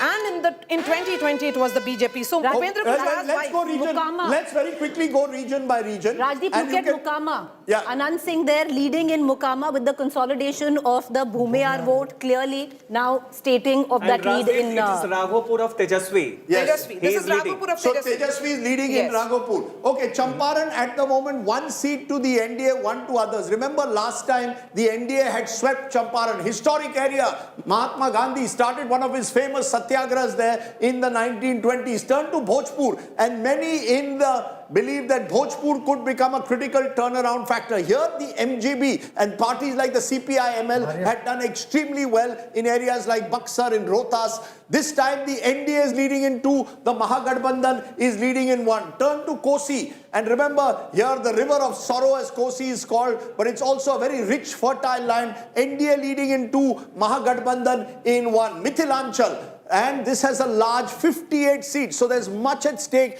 across Mithilanchal. The paternal home of Sita, remember, is in Madhubani. NDA leading in 7, Mahagathbandhan there leading in 3. Turn to Simanchal. This is on the border with Nepal. At the moment, the Mahagathbandhan's best news is coming in from the 3 seats, including Kishanganj there in Simanchal. So that large Muslim population that you have in Simanchal, clearly this time not going the Owaisi way and going with the Mahagathbandhan. Turn to Patliputra, and remember this is the historic Magad area.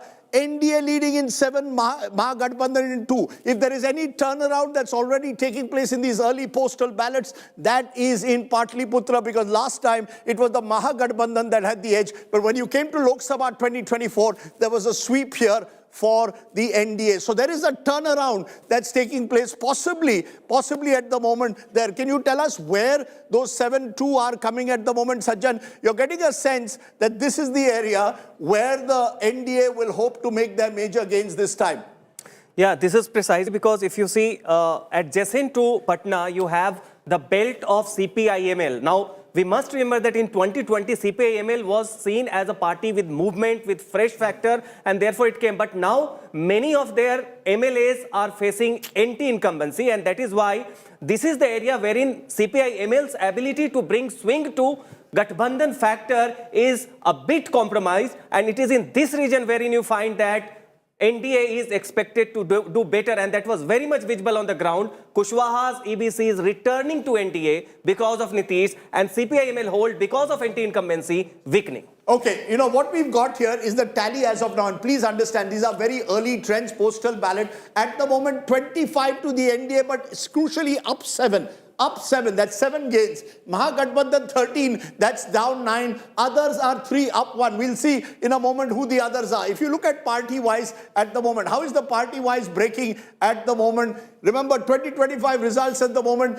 BJP leading in 18 out of the 101 they are contesting. JDU leading in 7. RJD leading in 11 at the moment. Congress in 2. The Jan Suraj not wiped out at the moment, leading there in 3. LJP leading in 1. Others which include Upendra Kushwaha's RLM and Jitan Ram Majhi's Hum party are leading in 1. VIP not opening the account, the party of the Mallas, the fishermen. Mukesh Sahni announced as Deputy Chief Minister, but no leads for them at the moment. So what you're seeing is clearly the BJP, JDU. The BJP scoring the early gains at the moment, leading in 18, party number 1. JDU is at 8. RJD is the one pulling up the Mahagathbandhan. Congress is leading in only 2 at the moment. So the big picture, as you can see at the moment, 29, Nitish Kumar, could he be sworn in at a 10th record time? No one's come close to that in the Hindi heartland. You've got the MGB at 17 and you've got others at 3, but down 8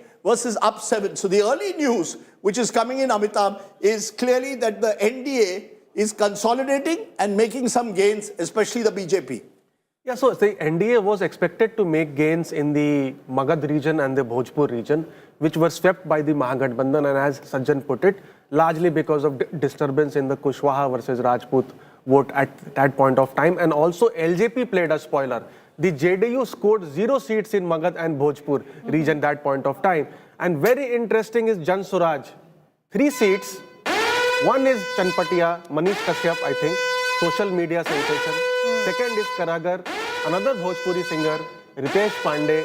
Third is Kutumba, the seat of state president of Congress, Rajesh Ram. Jansuraj is leading, of course, postal ballots in these. And Kargahar was one seat where Prashant Kishor thought he could have fought on, if not Raghu. And very interesting that Rajesh Ram, because the Congress decided that they would make a Dalit as their Congress president, hoping to get back that Dalit vote. As of now, and these are very early trends, Rajesh Ram is losing in his own constituency. We will wait and see how the other VIPs are doing in a moment. But what is clearly happening across Bihar is local anti-incumbency. Seats that were won last time by the NDA, some of them are flipping. But seats that were won by the MGB are flipping in even greater numbers to the NDA. So really, the NDA is at the moment up because they are consolidating. The other side is losing some of their seats. Rajdeep, another yes, controversial seat, Danapur. You know, the only seat where Lalu Yadav did a roadshow and actually campaigned, which has one of the Bahubalis who is in jail, Ritlal Ray, and facing off against Ram Kripal of the BJP minister. And he is from the No, I'll tell you about Ram Kripal in a moment. Ram Kripal, if you went to Lalu Prasad's house in the 1990s, Ram Kripal would stand there like this. I don't know if you can see me on screen, but Ram Kripal would come there, very soft-spoken in many ways, not in the traditional Lalu mold, but Ram Kripal was seen as his Hanuman. But wo Hanuman chala gaya BJP mein, became an MP, lost last time to Misa Bharti from Patna. So Ram Kripal was once Lalu's loyal Hanuman. He's moved away, but he's leading today. Right yes, Maria. Yes, so the big breaking news that is coming in now, as it is 8:30, the postal ballot would have been counted by now and the real counting would begin of the EVM machines. As per the early trend, 50 seats counted so far. Just look at the early trend. The Mahagathbandhan chief ministerial phase, Tejashwi Yadav is leading from Raghopur. It's a family bastion. Remember, Tejashwi contested for the first time in 2015. Samrat Chaudhary, as expected, leading from Tarapur. This is again his family bastion. He has not contested any election. This is a seat that his father represented. Let's move on. Maithili Thakur from Alinagar in Darbhanga is leading. This was a seat which was contested by the VIP when in 2020 they were part of the NDA. Now, these are the three big faces that we have. 50 seats, over 50 seats counted so far. These are postal ballots and we are emphasizing again and again. Over to you, Rajdeep. You know, it's very interesting, Anand Singh, Mokama. I know Gaurav Sawant went there. And what happened in Mokama was interesting because during the campaign, the candidate of the JS, of the Jansuraj, one of his supporters, a Yadav, was killed allegedly by supporters of Anand Singh. What happens next? There is a fear that there could be a backward-forward divide in Mokama and areas around. What does the BJP or the Nitish government do? Arrest Anand Singh. Arrest Anand Singh, and at the funeral of the Yadav leader who was killed, there were anti-Bhumiyar slogans raised. Immediately, there was a Bhumiyar consolidation that took place, and that might make it easier for Anand Singh, who is contesting against Veena Devi, who is the wife of Suraj Bhan Singh, another Bahubali. Every time I say Bahubali, I try and show my shoulders. I'm sorry. I'm not a Bahubali. Na mere 56 ki chhati hai, na mere muscles itne hai. But you went to Mokama. Oh, and Mokama, Anand Singh was in jail last time in 2020. Of course, RJD, he won. He's in jail now. JDU, he's leading. In fact, celebrations have already started in Mokama. What is extremely interesting, from yesterday itself, I was speaking to Anand Singh's team. They got thousands of kilograms, 10,000 liters of milk, thousands of kilograms of all sorts of food for the big party to happen later in the afternoon. Anand Singh has been winning this seat on multiple political parties, from JDU to independent and on an RJD ticket also since 2005. In fact, one of his supporters told me, "Aapko jo bhi report karna hai na karo, main to jeet raha hu." That's the way it is. Okay, some interesting leads coming in. Vijay Kumar Chaudhary is interesting because remember, he's a very close aide of Nitish Kumar. Everyone believes jahan Nitish jata hai, Vijay Kumar Chaudhary jata hai. Especially when he's become ill, many believe that Vijay Kumar Chaudhary is one of the troika that runs the show there in the JDU at the moment. Samrat Chaudhary was mentioned. Vijay Kumar Sinha, we are awaiting Mangal Pandey. Health Minister, many believe that he's in a tough fight there in Siwan, but he is leading at the moment. Remember, this is going to be a tough contest there. Tej Pratap Yadav is trailing. Mahua made Tej Pratap Yadav is trailing. Tej Pratap, Mahua, son of Lalu Prasad, one of them is trailing at the moment. Sanjay Kumar Singh of the LJP is leading in that constituency. LJP will be interesting to see what it is able to do in this election. And that's why that Chirag Paswan factor, those 5.99% votes that he got last time, he won only one seat but contested against the NDA. Now with the NDA, he brings that Paswan vote and could win seats. He's contesting 29. And many wondered whether there would be a transfer of votes between LJP and JDU. For now, it seems to be happening. See, there is a historical tiff between LJP and JDU because Nitish, when came to power, created this Mahadalit category, which significantly reduced the power of LJP, which got 12% votes in 2005, fell to just 5 to 6%. And that's why we see that there is a bit of animosity between the two camps, and the 2020 episode, the JDU cadre is not able to... On Jhanjharpur, Nitin Mishra, he is the son of late former Chief Minister of Bihar, Jagannath Mishra, who represented the seat 5 times from 1972 to 1990. His son, currently a minister in Bihar, is leading from Jhanjharpur.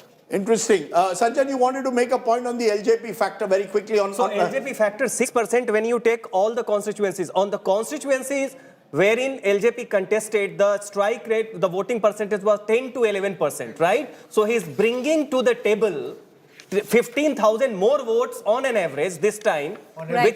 Can I just turn to a very interesting point? Retain ratio. Remember, in an election at the end of the day, you retain your seats, and that gives you an advantage if you are the party in power, because you already have 128 seats. At the moment, the JDU is retaining 9, losing 6.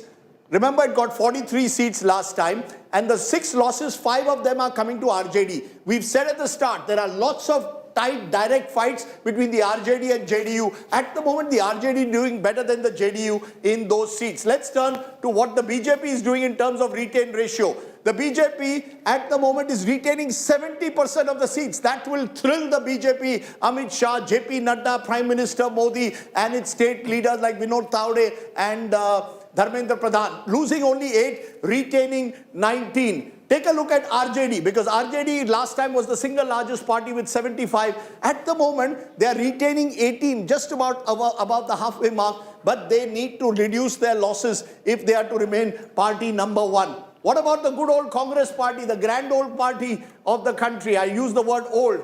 There is Mallikarjun Kharge. They are retaining 9, losing in 3. Remember, the only 19 seats the Congress won last time out of 71 at the moment. So you have the retain ratio, which could become important today. Yes, Preeti. But, you know, Rajdeep, if you look at it, Magad was one region because of the LJP. The JDU was wiped out in Magad. Right now, it doesn't seem that the vote is transferring as well as the JDU would have wanted to. Initial trends, if you actually look at the stories unfolding right now in the Bhojpur region, where you can see the NDA making massive gains. Let's turn. You make an important point, because I think many believed last time 22 seats on offer here.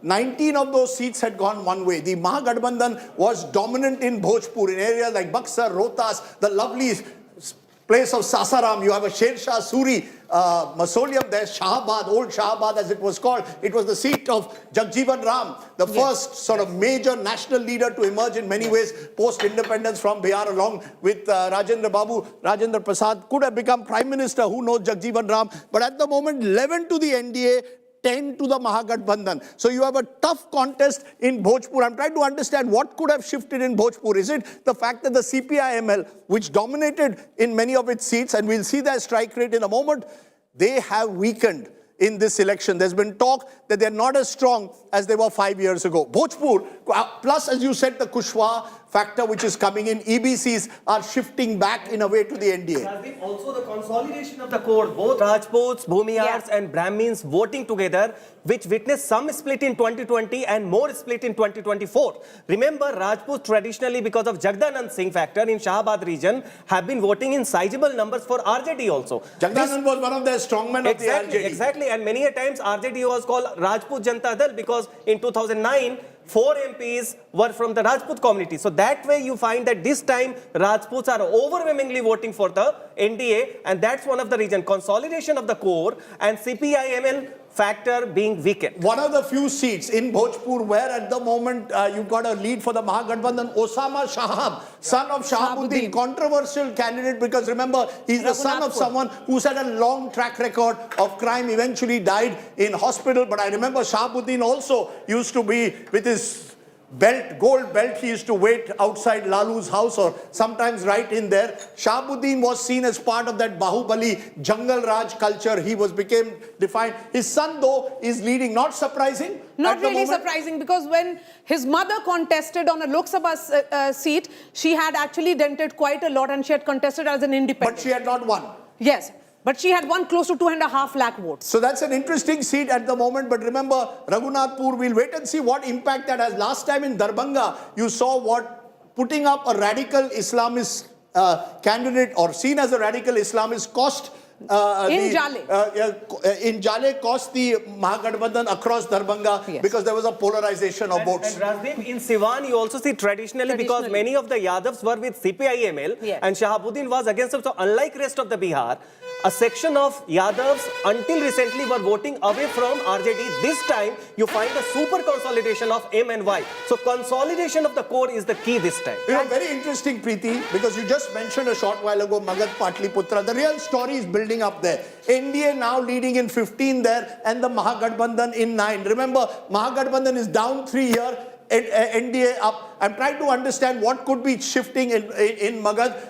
The belief, of course, is once again a reconsolidation is taking place of the traditional NDA vote, a wider, the EBCs in particular, the extremely backward caste, could be the crucial element. 26% of Bihar's population, at least, you add Paswanda Muslims, they become 36, but that 26%, 112 subcastes in that EBCs could be crucial come this election. Yes, Preeti. You know, you talk about Magad in the Patliputra region. History stands testimony that the region has always shifted loyalties. But Rajdeep, look at Darbhanga.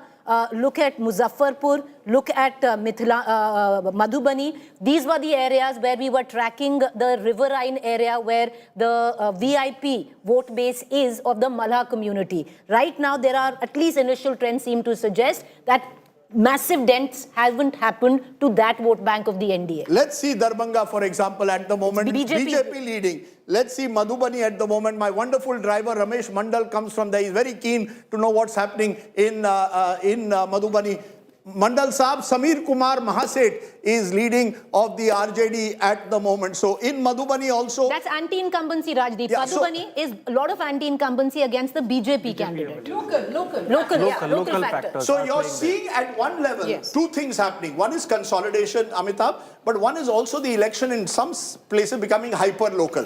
Agar mere paas strong candidate hai, ya if the existing MLA is unpopular or underperforming, there is a switching of seats also taking place. Yeah, because public is in a way giving a message or punishing the parties which have not changed their MLAs despite having anti-incumbency. See, one narrative was working also on the ground. Yes. That this Gujarati versus Bihari narrative, correct? So on seats where the BJP did not change candidates despite high anti-incumbency, the RJD spread the narrative that Gujarat में पूरे के पूरे बदल देते हैं, यहाँ नहीं बदला. Very interesting. Yes, Maria, what do you have for us on the big And a word on what has happened. The RJD changed 40% of its candidates out of 75. Yes. And on the other side, that was not the case. But let's look at the big breaking that is coming in now. It's 8:35 and we have the numbers or projection for close to 110 seats. And it appears that NDA ahead of Mahagathbandhan by close to 15 seats at the moment as we look at 8:35.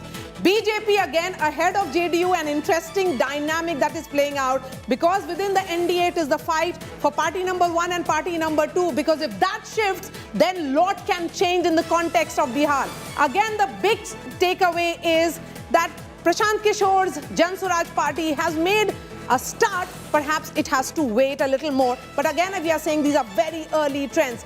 BJP ahead of JDU, I think we have to talk about that, Rajdeep, because that's an interesting trend which is coming now. Very interesting because the fact, Rajat Sethi, is there is that fight between BJP and JDU, party number one kaun banega. And many believe that in 2020, Chirag Paswan was used almost as a stalking horse to cut Nitish Kumar to size, someone who had switched sides several times. This time they've all consolidated. They're all on the same side. BJP is proving, if these numbers hold, that they are party number one within the NDA. If these numbers hold. To give you a cricketing analogy, Aaj test match bhi shuru ho gayi. A day's time is a big time. Things can change over a session. Politics has really changed from what it was in 2020. Back then, Nitish Kumar was still nursing that one last desire that he could, come in and stamp his presence on the national scene. That is not there anymore. So I don't see that competition that you are seeing between BJP and JDU right now. I did not see it across the board, and I don't see it going to One be of a the major interesting questions will be, depending on the numbers, will Nitish Kumar remain Chief Minister, Javed Ansari? Yes, that's the question I was asking. I'm asking you that question. Would you believe he will remain? Irrespective of the numbers, if the NDA crosses the halfway mark, does Nitish Babu remain CM or not? What's your view? If Nitish Babu doesn't remain CM, then there'll be a flip-flop. Then he will go back to the RJD. You're saying he would go back to the RJD. He can go back. He can, yes, very quickly, Gaurav. It would depend on who gets how many numbers when the generational shift takes place. The generational shift has taken place in other parties. It's taken place in Tejashwi Yadav, for example. Here, some point of time it will take place, but when I specifically put that question to Amit Shah, he insisted that as of now, it is Nitish Kumar. Koi vacancy nahi hai. But that decision will be taken by Nitish Kumar himself. Right? That decision will be taken By Nitish Kumar. Nitish Kumar will decide yes. a successor, Yes. whosoever it will be. We're running ahead of ourselves. AIMIM is leading. AIMIM is leading in Amor, in Simachal, where many thought that it might not But be. that's the only seat because Yeah, but that's the seat which president could have of the been. Yes. The AIMIM. State president. Okay, I want to come to direct contest at the moment because many believe that the direct contest could hold the key to this election in Bihar. We'll in a moment tell you where those direct contests are going because remember, these are the seats. I'm just showing you why these seats will matter. JDU versus Congress at the moment. But just in terms of the alliance, just to settle that dispute, ki kaun party number one hai at the moment, when you look at parties, you're seeing clearly a situation at the moment where out of 138 seats, NDA is leading in 17, Mahagathbandhan in 55, RJD and BJP are locked for the top post at 44 seats each. RJD leading in 44 and the JDU and the BJP leading in 44. JDU now 30 seats. So JDU, if these numbers hold, will certainly do better than they did in 2020. And the RJD is holding his own. Do not write off the RJD just yet. Yes, 77 seats for the NDA, Mahagathbandhan 57, Congress leading in 8. VIP is not coming to the party at all. So Mukesh Sahni and the 13 seats of the Malla community. That gamble appears not to be paying off. Amitabh. You see, in Mahagathbandhan, RJD is doing the heavy lifting. Yes, 45 out of 57, 80% of the seats. While in NDA, the BJP is ahead, but it is winning only 55% of the seats. So RJD is performing, but the allies, which were the weak points, are not performing. But Rajiv, take a minute to look at LJP and HAM. Yeah. And LJP are exactly at the same. So LJP, who has 28 seats, is leading in only 2 seats right now. I've got one at the moment for them, but take a look at this. You've got the BJP leading in 45 out of the 101, JDU in 31, LJP in 1. But what the LJP has done, it appears, is at least ensured that some of the Paswan vote that stayed away from the NDA shifts to the NDA and gives it an advantage. 2 are of Hum, that's Jitin Ram, Maji and family. परिवार भी है, परिवारवाद बिल्कुल है माजी में. 3 of the 6 candidates they are contesting are family members. When you come to the Mahagathbandhan, RJD leading in 44, Congress in 8, but the VIP is not making any dent. Rest are 5 and these 5 are primarily the left parties. So the left parties which did very well last time with one of the highest strike rates, in fact the highest strike rate among the smaller parties, this time is not doing as well, leading only in 5 out of 38. JSP, Jan Suraj, is leading in 4. If Prashant Kishor can even win 10 seats, I think he'll believe it's a start. At the moment, he's just leading in 4. Yes, Javed. So this audacious gamble that they were depending on VIP to cut into the the Malla votes. The Malla vote and bring in a substantial number. That doesn't seem to be paying off. Just explain very quickly, Preeti, to our viewers, since you travel through that belt, who were these voters? Very quickly, our viewers need to know, हम लोग मल्ला कहते हैं, but ये मल्ला है कौन? They derive their livelihood from the river. It's the riverine population that resides by the river, and it's spread across. Boatmen, Nishad, Malla, all the same, Rajdeep. And when you do speak to them, traditionally, you know, there are an aggressive community within the EBC as well, and it's a double-edged sword. So they don't get along with the Yadavs because they are aggressive, but they don't get along with the other EBC community because they are aggressive. Because Mukesh Sahni projected himself as son of Malla. That is the reason why perhaps even if he gets any kind of vote, it will be only from within the Malla community. It cannot be expansion. ये मुकेश साहनी बड़ा character है. ये मुंबई का businessman था, right? He made some money in Mumbai. Set design. He made his money in Bollywood in a way. Came back, first chose to stay, land up with the NDA last time. Shifted sides this time, joined the Mahagathbandhan. There were reports he could go back to the NDA because he wants to be where the winning side is. When he saw, also lost an MLC election.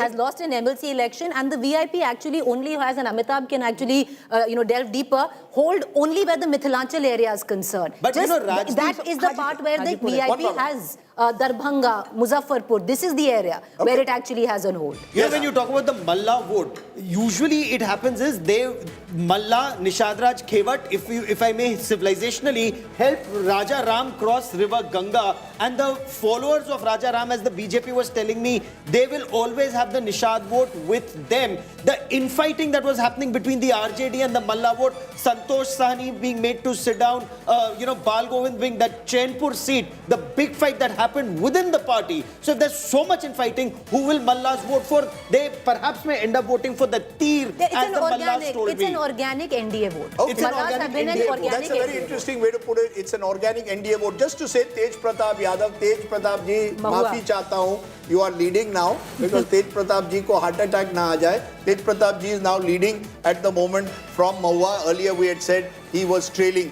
Among the big candidates, Tejashwi Yadav leading from Raghopur, Vijay Kumar Sinha. We don't have the details from Lakhisarai. Vijay Kumar Chaudhary, key aide of Chief Minister Nitish Kumar, is leading at the moment from Sarai Rajan. Nitin Nabin from Bakipur of the BJP, one of their young leaders, is leading at the moment. Shravan Kumar, Nalanda, JDU, another close aide of Nitish Kumar, is leading at the moment. So the JDU is holding in some places and is hoping to do much better than it did last time. It's already leading in 34 seats. Remember, last time they won 43. And we talk about dynasts, Rajdeep. Yes, please go ahead. BJP also has a number of dynasts in Bihar. So Nitin Nabin, son of Nabin Kishor Prasad, who won, multiple times.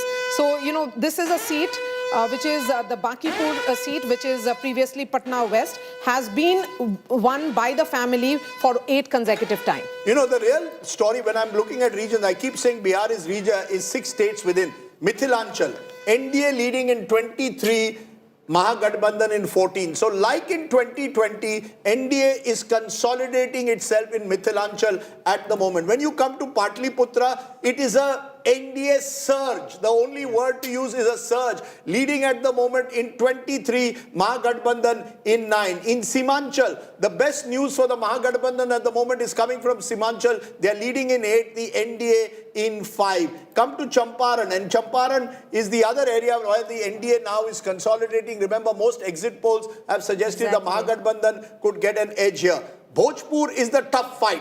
NDA leading in 17, Mahagathbandhan at the moment in 15. And when you look at the Kosi belt, areas like Saharsa, Purnia, Saharsa and Supal, NDA leading in 8, Mahagathbandhan at the moment leading in 11. Rajdeep, so that's the one turnaround for the Mahagathbandhan. Rajdeep, I think initial trends suggest one fact where the NDA is consolidating in the regions it had done well in 2020 and making massive gains in the region where it wasn't. I just want to mention, you kept mentioning Bachwada. At the moment in Bachwada, the BJP is leading. This is one of This the is- friendly fights. You had the CPI and the Congress contesting against each other, and guess what? The BJP is leading. Are you surprised? That's the nature of friendly fights. You know, दो बिल्लियों की लड़ाई में, it is always the bandar who will go away with the roti. And you know, That is that's the what traditional the thinking, voters- which is exactly what is happening. It appears to be happening, though it's still very early trends. And the voters know it there. When you speak to the voters, they also laugh. They are like, इसमें वो निकल जाएंगे. हमको तो पता ही नहीं किसके साथ जाओ. RJD didn't know who to Yeah, go support. ahead, Amitabh. NDA is leading in all the regions except for Simanchal. That's right. So Yes. even Bhojpur and Magad, where they were trailing last time, they seem to be leading.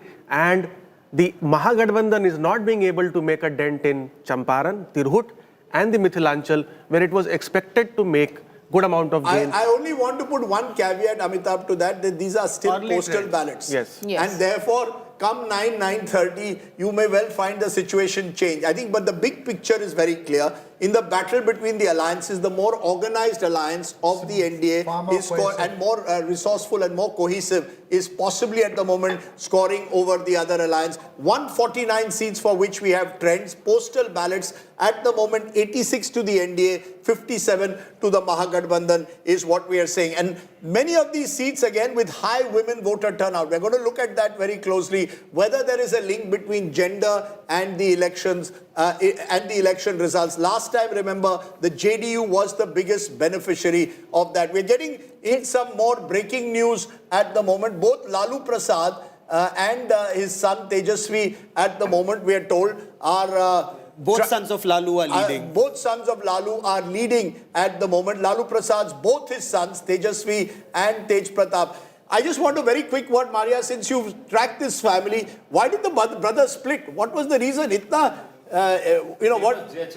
You know, Ambitions. ambitions. It's always the case of ambitions. And the fact is that Tej Pratap also wanted to become the leader of the Tej party. Pratap had accepted Tejashwi as the leader of the Mahagathbandhan. That got settled in of the RJD. That got settled in 2015 itself. But I think, Rajdeep, as we say, there are several other dynamics which played out, and that's where the role of sisters also come in. You know, we are seeing in rural seats. Take a look at rural seats. 67 leads to the NDA in rural Bihar, 47 to the Mahagathbandhan. Semi-urban seats, where 45 to 55% live in these areas, semi-urban areas, NDA leading in 6, Mahagathbandhan in 5. Urban areas, NDA leading in 13, Mahagathbandhan in 5. But rural Bihar, and this is the transition that the BJP has made. The various welfare schemes that have reached down, the DBT, the cash transfers have made a difference, whether it's 1100 rupees pension or 10,000 rupees that was provided on the eve of elections. But a series of schemes that the Nitish government has brought in. Rural Bihar at the moment is strongly standing with the NDA, and that will be only good news for the BJP and the JDU at the moment. But Rajdeep, like it did in 2020. So Sure. where per capita income of 40,000, maximum number of seats actually went to the BJP, which was... And you have to win rural Bihar to win Bihar. Yes. Also the imagery of jungle Raj, the everyday experience. It's more in rural You know, area I've than in always the said, urban areas. I've always said that, Rajdeep, that the burden of Jungle Raj is more difficult for Tejaswi to carry than the anti-incumbency of 20 years for Nitish. You have on the a side double note, engine You that- have in Chhapra, Khesari Lal Yadav is leading, so I think Lalu will be happy on that front as well. You know, the double engine seems to be working, especially when it comes to DBT in rural areas, because they have delivery to back what they claim against promises that are being made on the other side. If But these was elections- 10,000, but let me ask you, Rajdeep, push you, was 10,000 a bribe or was it a continuation? If so much had been done, what was the need to give 10,000 rupees one week before the elections? It is empowerment of women. It was budgeted. It was factored in, because I put this question to BJP and JDU leaders. They said, we will do everything to win elections. They are there to win elections. But Rajdeep, I have a question. Empowerment, दूसरा करे तो remedy. सब कर रहे हैं ना, सब कर रहे हैं. दिल्ली में हो रहा है, आम आदमी party does it, Congress does it in Rajdeep, a word now on Yes, EBC go ahead. seats. Please go ahead. EBC seats, 141 in all, NDA leading with 47. There is a gap of 15 seats between the Mahagathbandhan and NDA. I'm very interested in Nishad seats, which is close to 23 we are looking at. NDA again leading in 10 seats of that, which means that Mukesh Sahni has not had enough impact that they were thinking of. But again, as we have been saying, Nitish Kumar with just 2.5% votes, which is his captive vote bank of Kurmis, continues to dominate. Kurmi plus Koiri seats of close to 70. Nitish Kumar-led NDA is going ahead with 28 at the moment. So I'm looking at what Nitish Kumar's 20 years looks like. He's the man who comes with just 2.5% anchor constituency. He has expanded it to bring in the EBCs. He expanded it also to bring in the Pasmanda Muslims. So 47 seats in the EBC out of the 83 that we have leads for are going to the NDA, 32 to the MGB. That's a huge 15-seat gap. Muslims plus Yadav, 30 seats at the moment to NDA. MGB leading in 22. So what you've got there is a counter consolidation also taking place. Remember, while Muslims and Yadavs are consolidating behind the MGB, we seem to have a counter consolidation taking place. And the crucial seats that many believe are important are the SC seats, the Dalit seats. At the moment, out of 40 out of the 69 for which we have leads, NDA is leading in 22 out of them. Mahagathbandhan is leading in 15. The Bhumiyar seats, remember, one of the dominant upper caste, NDA dominating. So that upper caste consolidation plus the EBC vote, a section of the Dalit vote becomes almost a formidable combination for them. Paswans at the moment, very interesting. Mahagathbandhan is leading in 13 of them, NDA in 10. Now, this of course means seats where there's a large Paswan population, but not enough for you to win the seat on your own. So Chirag Paswan, as of now, is not necessarily winning seats, but he may be adding to the NDA tally in terms of votes. Yes, Maria. I would pay emphasis on the Rajput seat here, Rajdeep, because there was this sense, particularly after Jharkhand, that the BJP is not able to bring in the Rajputs. They're not getting proper representation. So what the NDA went ahead and did in this election was that they fielded close to 37 Rajput candidates, which was far ahead of what Mahagathbandhan had done. And if you look at the numbers, in 61 seats, which are Rajputs dominated, NDA is leading with a significant margin. Okay, we are getting Vijay Sinha, Deputy Chief Minister of the BJP, now speaking. Listen in. जो vote percentage है वो बदलाव के लिए vote किया जा रहा है। ये दोनों नेता प्रतिपक्ष के संवैधानिक पद पर बैठे हैं, लेकिन संविधान का ज्ञान नहीं, संवैधानिक संस्था का सम्मान नहीं। अप्पू और पप्पू बिना सोचे समझे, बिना गंभीरता से कुछ भी उन्माद फैलाने का, सामाजिक सौहार्द तोड़ने का वातावरण बनाते हैं और कुछ भी बयान दे देते हैं। इसलिए उनकी बात को कोई गंभीरता से नहीं लेता है। लेकिन जो रुझान दिखाया जा रहा है, क्या लग रहा है कि उससे भी आगे बढ़कर जो संख्या है निश्चित तौर पर आप लोगों ने जो एग्जिट पोल में दिखाया, उससे ज़्यादा बेहतर हमारा रिजल्ट होगा बिहार का। लखीसराय के लिए क्या कहना चाहेंगे? जिस तरह की यहाँ की जनता मालिक है। जो भी जनादेश और निर्णय देंगे, हम उनका स्वागत करेंगे। तो अकाउंटिंग सेंटर जा रहे हैं सर? निश्चित तौर पर पूजा पाठ करने के बाद। जी हाँ। अब क्या एक ही बार जीत के साथ ही निकलेंगे? चलिए, माता की जो हो कृपा, उनकी इच्छा। कर्म अपने हाथ में है, परिणाम उनके हाथ में है, और हम लोग कर्म में कमी नहीं रखे हैं। पूरी पवित्रता, शुद्धता, पारदर्शिता के साथ लोकतंत्र के महापर्व में भागीदारी सब लोगों का हो, सामाजिक सौहार्द बना रहे और सब मिल करके इस महापर्व में पवित्रता के साथ मनाएं, यही हमारी शुभकामना है सबको। Okay, as you're seeing, at the moment, Vijay Sinha is one of the candidates who is fighting a tough battle in Lakhisarai at the moment. But what you're seeing in this early spread is clearly the NDA has the early edge in the postal ballots. But we are also seeing a number of seats flipping. And remember, because you had 4.99 crore voters voting in a state like Bihar, with several rounds to go, who knows, the situation could change. But as of now, the NDA and the BJP in particular, the first to reach the halfway mark in terms of 50 seats out of 101 that they are contesting. The BJP party number one, just ahead of the RJD. All the heavy lifting in the Mahagathbandhan is being done by the RJD. The Congress just 7, the VIP opening its account with 1. The rest, which are the left parties primarily, are leading with 5. Here you've got two parties, BJP 50, JDU 34. And we've seen in recent elections, where 2 of the 3 major parties of Bihar go, they win. 2010, Nitish and the BJP went together, they won.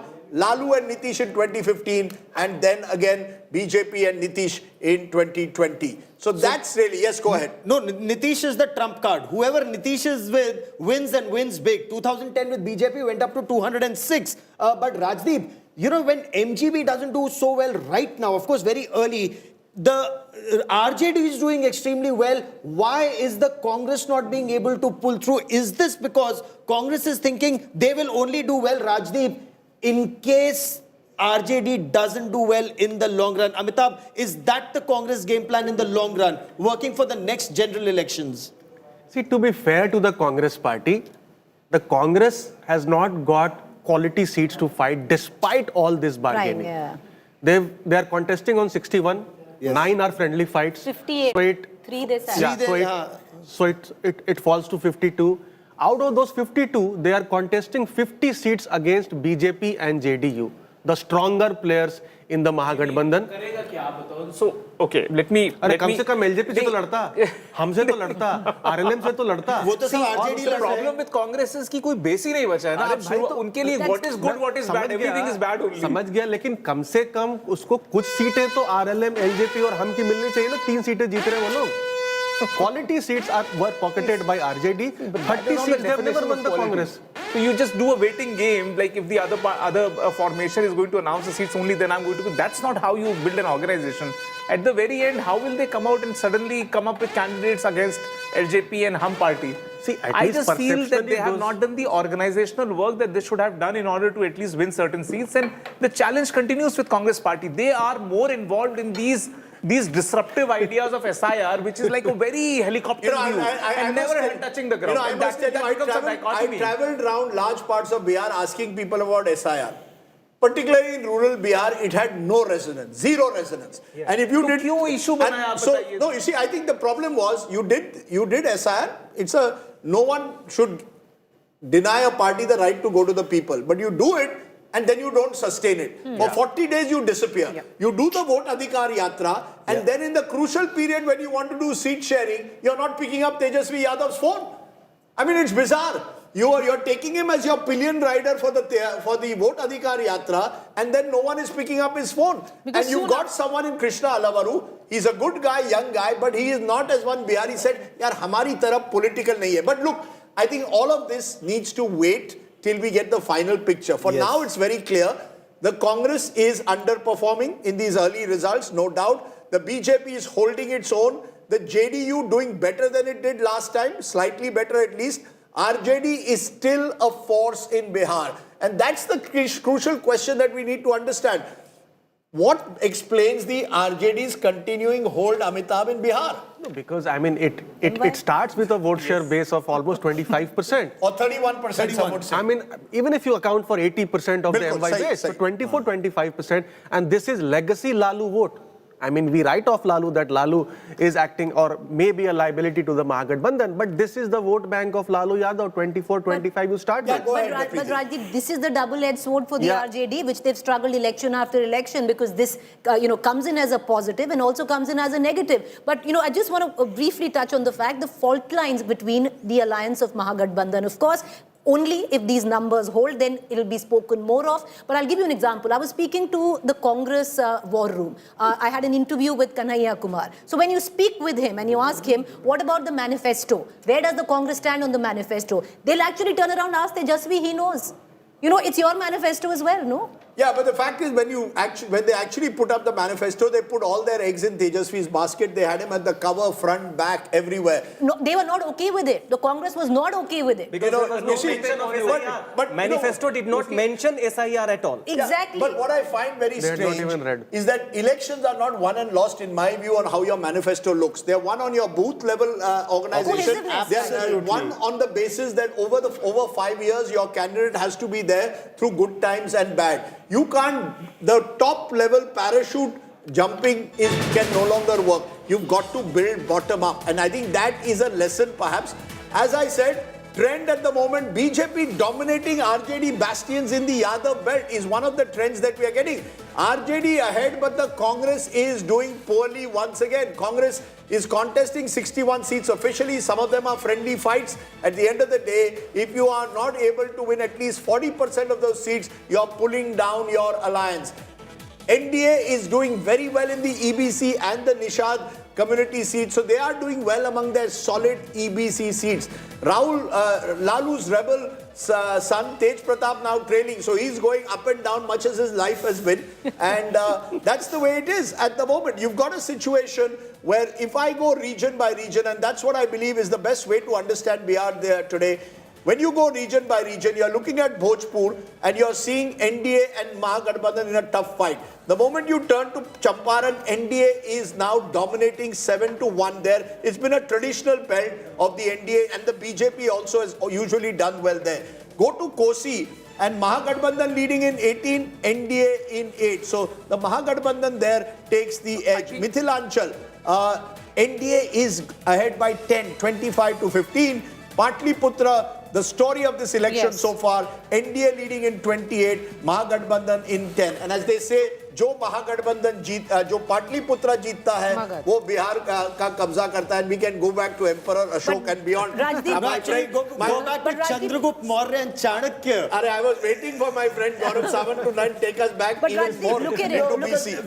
The moment you go to Chandragupta Maurya and Chanakya, you get the history of the Magad Samrajya, and that shows the power of the people of Bihar. They know what needs to be done. The Chanakya in today's day and age, both Lalu Yadav and Nitish Kumar, but there is another Chanakya, Amit Shah at the center. So when Nitish and Amit Shah are working for victory, then it remains to be seen whether they can go past that line. I have to stop you all for a moment. I'm coming straight to you.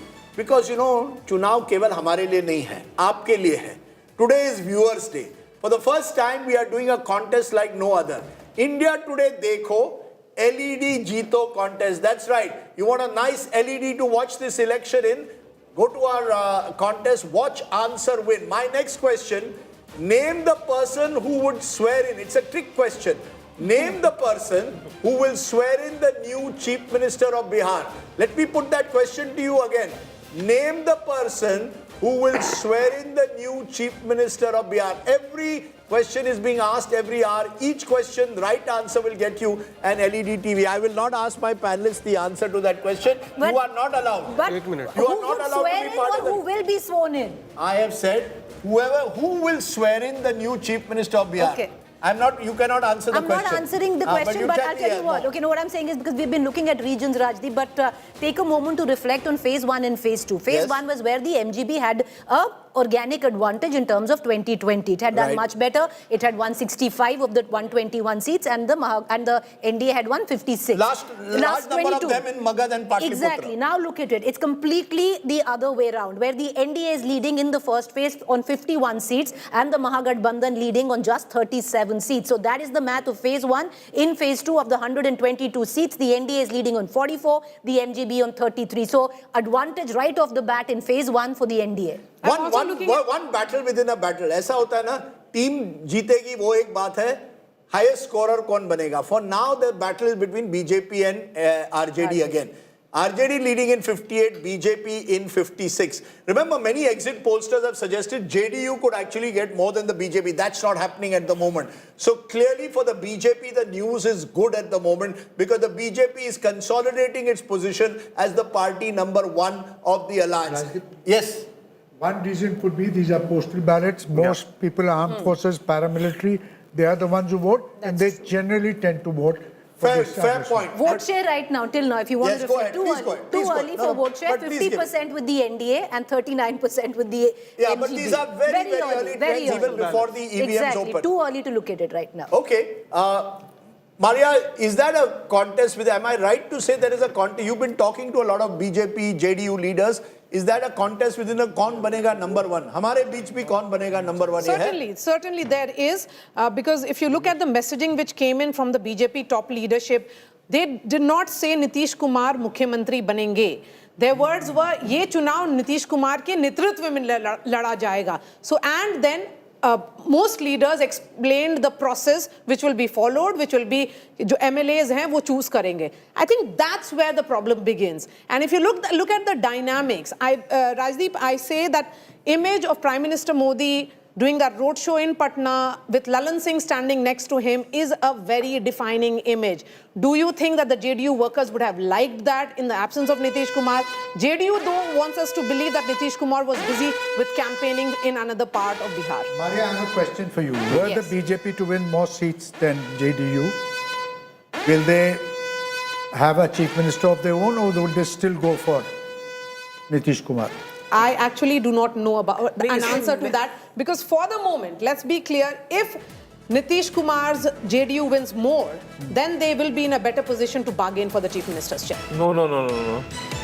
So, आप लोग ना overthink let करते me थे. Time just to stop you at the overthink. moment. The NDA has crossed the 100 mark, the century mark in these early trends. NDA has crossed the 100 mark. It is gaining 13 seats. Remember, it won 128 last time. So any gains would take them in that one. These kind of gains would take them around 140. Yeah. But as of now, NDA crossing the 100 mark is what we are saying. The RJD at the moment is falling behind. I want to go to quick reactions from two guests joining me. CR Keswan from the BJP, once was in the Congress, and also joining me, Kumar Saurabh Singh, national spokesperson, Jan Suraj. To you, CR Keswan, as of now, is there a battle within a battle, as we are discussing in our studios, of BJP versus JDU, or is the first target 122? After that, it is, it doesn't matter who is party number one. Good morning, Rajdeep, to you and everybody in your studio and the audience. First, these are very early trends. But we're very confident that the people of Bihar will deliver a historic verdict blessing the NDA under the leadership of Prime Minister Modi ji and Nitish Kumar ji.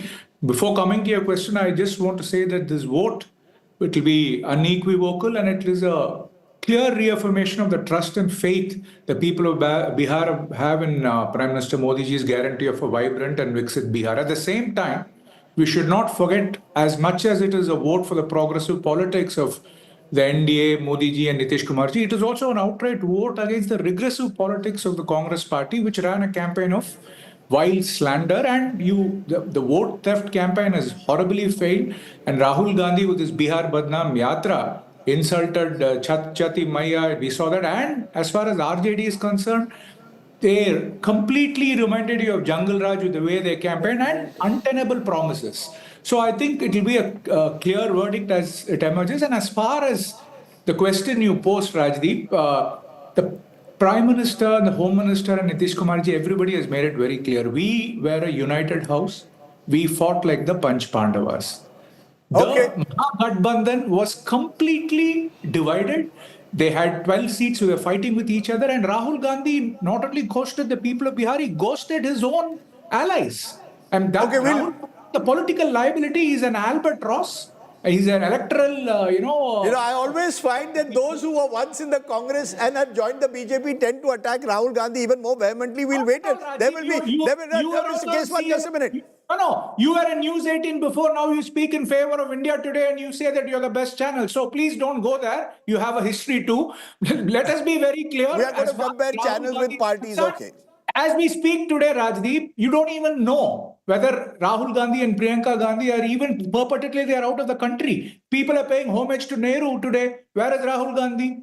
And he's ghosted people again. So please don't dismiss the fact Rahul Gandhi is a political albatross. CR Keswan, we've discussed at length. In fact, the Congress missing an opportunity to miss opportunities. We'll have many more occasions for that. I'll come back to you and I'll come back to our Jan Suraj spokesperson at a moment. But Preeti, you want to give us some important numbers? Well, I'm looking at the swing seats, Rajdeep. 126 swing seats, 87 trends have emerged. NDA leading on 55, MGB on 21. Swing seats entirely where seats changing hands in 3 elections. But what's important, Rajdeep, is let's take a look at the strongholds for each particular party, whether or not they've been able to hold on to these seats. For the JDU, if you look at it, 23 strongholds of the JDU, and the JDU is holding on, and 6 on 11. 60, the trends of out of 23, 16 trends have come in. NDA holding on, which is the JDU, on 11, the MJB leading on 5. Let's look at the BJP. where the strongholds of the BJP, where BJP has won 3 elections consecutively. If you take a look at that, out of 24, trends on 18 seats have come in, and the BJP leading on 14 of the 18. So where the BJP that had won an election in these seats in 3 consecutive times, out of 18, BJP is holding on to the 14 of them, and MGB leading on 3. Let's look at the RJD right now. Out of 10 seats, which are RJD strongholds, trends right now on 8. NDA is leading on 1. MJB holding on with its Yadav Muslim vote bank in 7 seats there. Let's take a look at the Congress party, and only 2 strongholds for the Congress party, where 3 elections have been won consecutively by the Congress party. And yes, the Congress party, at least on these 2 seats, Rajdeep, is holding on. But I think what is important is the BJP is holding on to its seats, because that suggests that they managed to ensure that if there is local anti-incumbency, they've arrested it to a significant extent. Now, one of the key questions that will be asked, particularly at the end of the day, how did the Jan Suraj or Prashant Kishor do? Kumar Saurabh Singh, early trends at the moment. Your party, as per our trends, is leading only in 2 seats out of the 243. Are you on Arsh or Farsh? Are you in the skies or on the floor? Early trends. But do you concede that this has been a bridge too far for Prashant Kishor? Rajdeep, good morning, and good morning to everyone. See, I think these are very early trends. What number we have officially from the Election Commission, 19 out of 243 seats, they have showcased on their, this thing. And we also have certain inputs from different constituencies. What are your inputs saying? No, what are your inputs saying? Rajdeep, we have made the mark in the politics of Bihar. I think the entire Bihar fought this election on the issues raised by Jan Suraj, especially migration, flood, job, and especially the Pravasi ka jo mudda tha. And youth have voted in numbers. The trend is they have voted, exorbitantly, in which Bihar has not seen since independence. We've not seen Bihar voted like 68 to 69%, right, which is almost like 10% higher than. So you're saying Jan Suraj was able to create the kind of enthusiasm, according to you, that has resulted in trend. Very important. Rajdeep ji, you'll have NDA has touched the halfway mark. And I think, Maria, you know the Bihar Assembly. You were there right through your coverage in front of that lovely building there in Patna. NDA has crossed the majority mark as of now. The Mahagathbandhan is lagging behind. 125 is playing 73. And if my maths is right, that is about 52 seats ahead at the moment. And that gives the NDA a huge edge at the moment. And this, remember, is with leads available for 202 out of 243. So the NDA at the moment is looking to consolidate its position, leading in 126, Mahagathbandhan in 73. Maria. And it is going up only, and it's showing a rising trend. And if we were to compare it to 2020, NDA seems to be gaining 27 seats. As far as Mahagathbandhan is concerned, it's down to 24. Let's look at this picture now. Champaran, we are looking at 21 seats in all. It is the NDA which is pulling the weight, and Mahagathbandhan just 2. This is Purvi and Paschim Champaran. Let's look at another region. We have been saying that Bihar is the story of 6 regions, to be specific. Bhojpur now, 49 seats in all. NDA again consolidating, taking massive gains in comparison to what happened in 2020. So, and Mahagathbandhan down to 16, a significant loss coming in for Mahagathbandhan at the moment. Remember, early trend. Looking at Kosi now, this is the entire riverine belt. It becomes important. It's equal for both the sides. NDA 14, Mahagathbandhan 14. Another region now, let's shift focus to what is Mithilanchal. In all, 58 seats. Again, NDA getting, projected to win 33 right now. Mahagathbandhan at 15. These are early trends, early gains that is coming in. So region after region, Simanchal again, this is where the only region where it is the Mahagathbandhan which is gaining, Rajdeep, in comparison to the NDA. And what makes it even tighter, which is why we have to be very careful, and these are early trends, that's why. out of the 200 odd seats for 193, out of the 203, in 193 seats, the margin at the moment is less than 500. That's how close it is. It is just the starting of a race. This is first over. Pehla over ho raha hai, and 193 seats, the margin is less than 500. NDA leading in 119, Mahagathbandhan in 70. Less than 1,000 also at the moment is a substantial number. You've got 197 out of 243. At the moment, the margin is less than 1,000. So it's not done, but clearly in the first over, the very first over, first ball pe, NDA has taken the lead, and that is the lead we will have to see whether they can sustain. What is clear is the BJP in these early leads is doing well. They're leading in 67. The RJD is leading in 56. So within the battle of the two main parties as they are emerging, it is advantage BJP. But the story is JDU leading already in 57. If I look at alliances and we go party-wise, Maria, you'll see first of all in terms of vote percentage, early 49% is an 8% jump to the NDA. We are including Chirag Paswan here. Mahagathbandhan 35, others 16. Now you go to party-wise and we look at seats and how it's dividing at the moment, of course. This is at the moment in percentage terms. BJP 31.8, JDU is 8 at the moment. In terms of seats, let's go party-wise in terms of seats because that will give us how the two alliances are functioning, Maria. You've got within the NDA, BJP 67, JDU 57. So you've got two big parties working. Here, all the heavy lifting is being done by RJD, 56, Congress only 10. LJP now doing a bit better, 7 out of 28. So remember, many of these Lok Jan Shakti party seats were contentious because the JDU felt that they were being given better seats. But when you look at it, a vote transfer could be taking place, Maria, here. But interestingly, Rajdeep, if these numbers actually hold beyond 10:30 a.m., which means Mahagathbandhan is not even touching triple digit. So that's what it looks like. So therefore, as per these numbers, what you're saying, Mahagathbandhan may not even do as well as they did in 2020. Absolutely. It's not a close contest there. And I keep maintaining 2020, I believe, was an election fought in the backdrop of COVID where Tejashwi Yadav had a real chance. There was anger, disaffection on the ground. He was able to partially capitalize on it, particularly with his claim of providing 10 lakh jobs.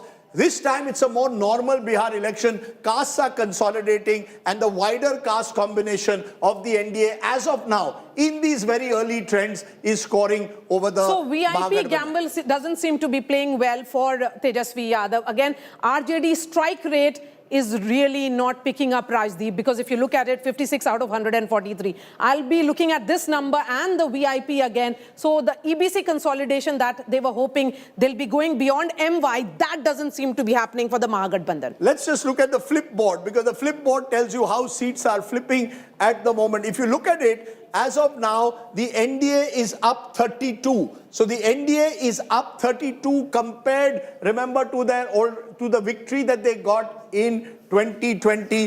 The RJD-MGB alliance, the RJD-led MGB alliance is down 29. Others are 3 at the moment. Yeah, go ahead. Yes, Amitabh. Go ahead. Anyways, if you see, even in the last elections, if you see, 55% of the sitting MLAs who were repeated actually won the elections. Correct? So that's also a very important trend when we see flip seats, because flip seats are essentially seats where the sitting MLAs of the incumbent parties are going to lose the elections.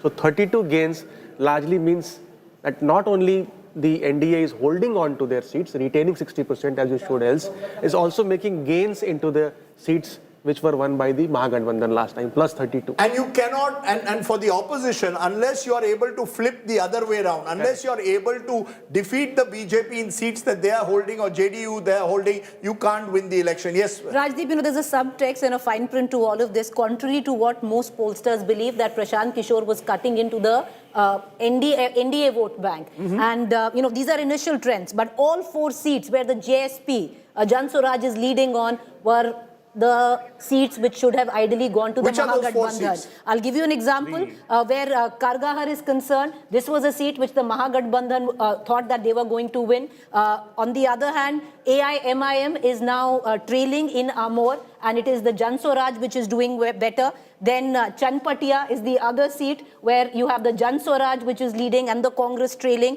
Chainpur, another seat where the JSP is trailing. So 3 out of 4 at least were seats that ideally the Mahagathbandhan should have been leading on. I just want to check if Kumar Saurabh Singh is still here, spokesperson of the Jan Suraj. And Kumar Saurabh Singh, you want to answer that? Who was your enemy in this election?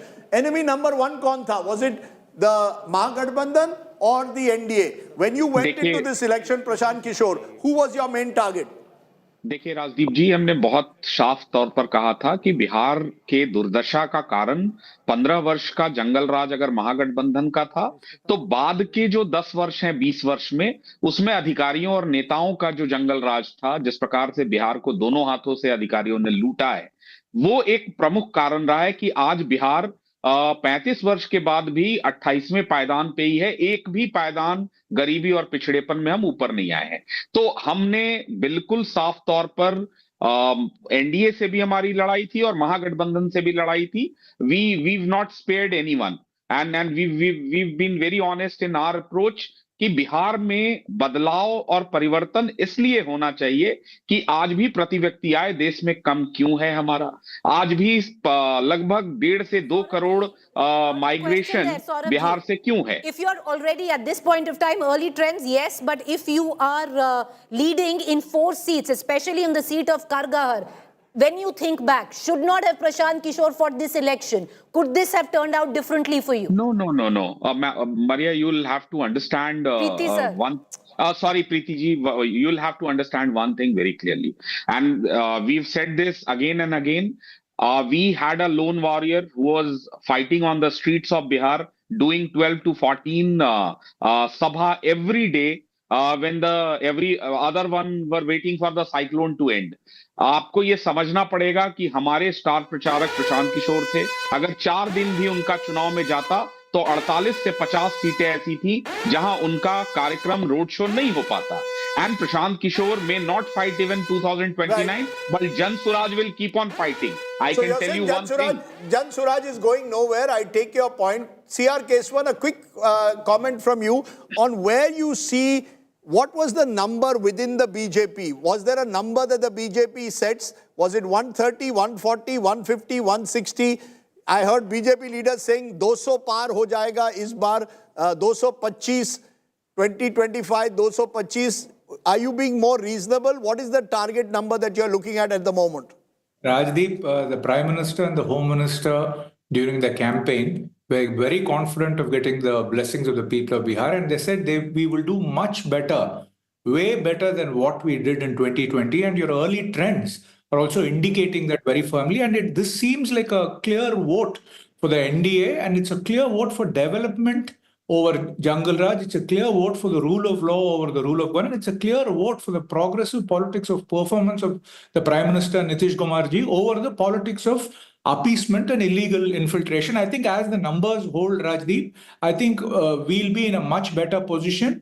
But I think as I need to go to another studio, but you cannot escape the fact that what stands out in the election is Rahul Gandhi as the political albatross in the electoral. Okay, you've said that before as well. You've said that before. Just to say that the area, just a minute, sir. Push it under the carpet. I just wanted to Nobody is pushing anything under the carpet, Mr. Keswan. You have every right to call him an albatross. I need to go now. Thanks again. Yeah, you are welcome to go, but I'm saying you have every right to call him an albatross, and we will discuss whether Rahul Gandhi is an asset or liability. Here we will, in a democratic newsroom, discuss all issues.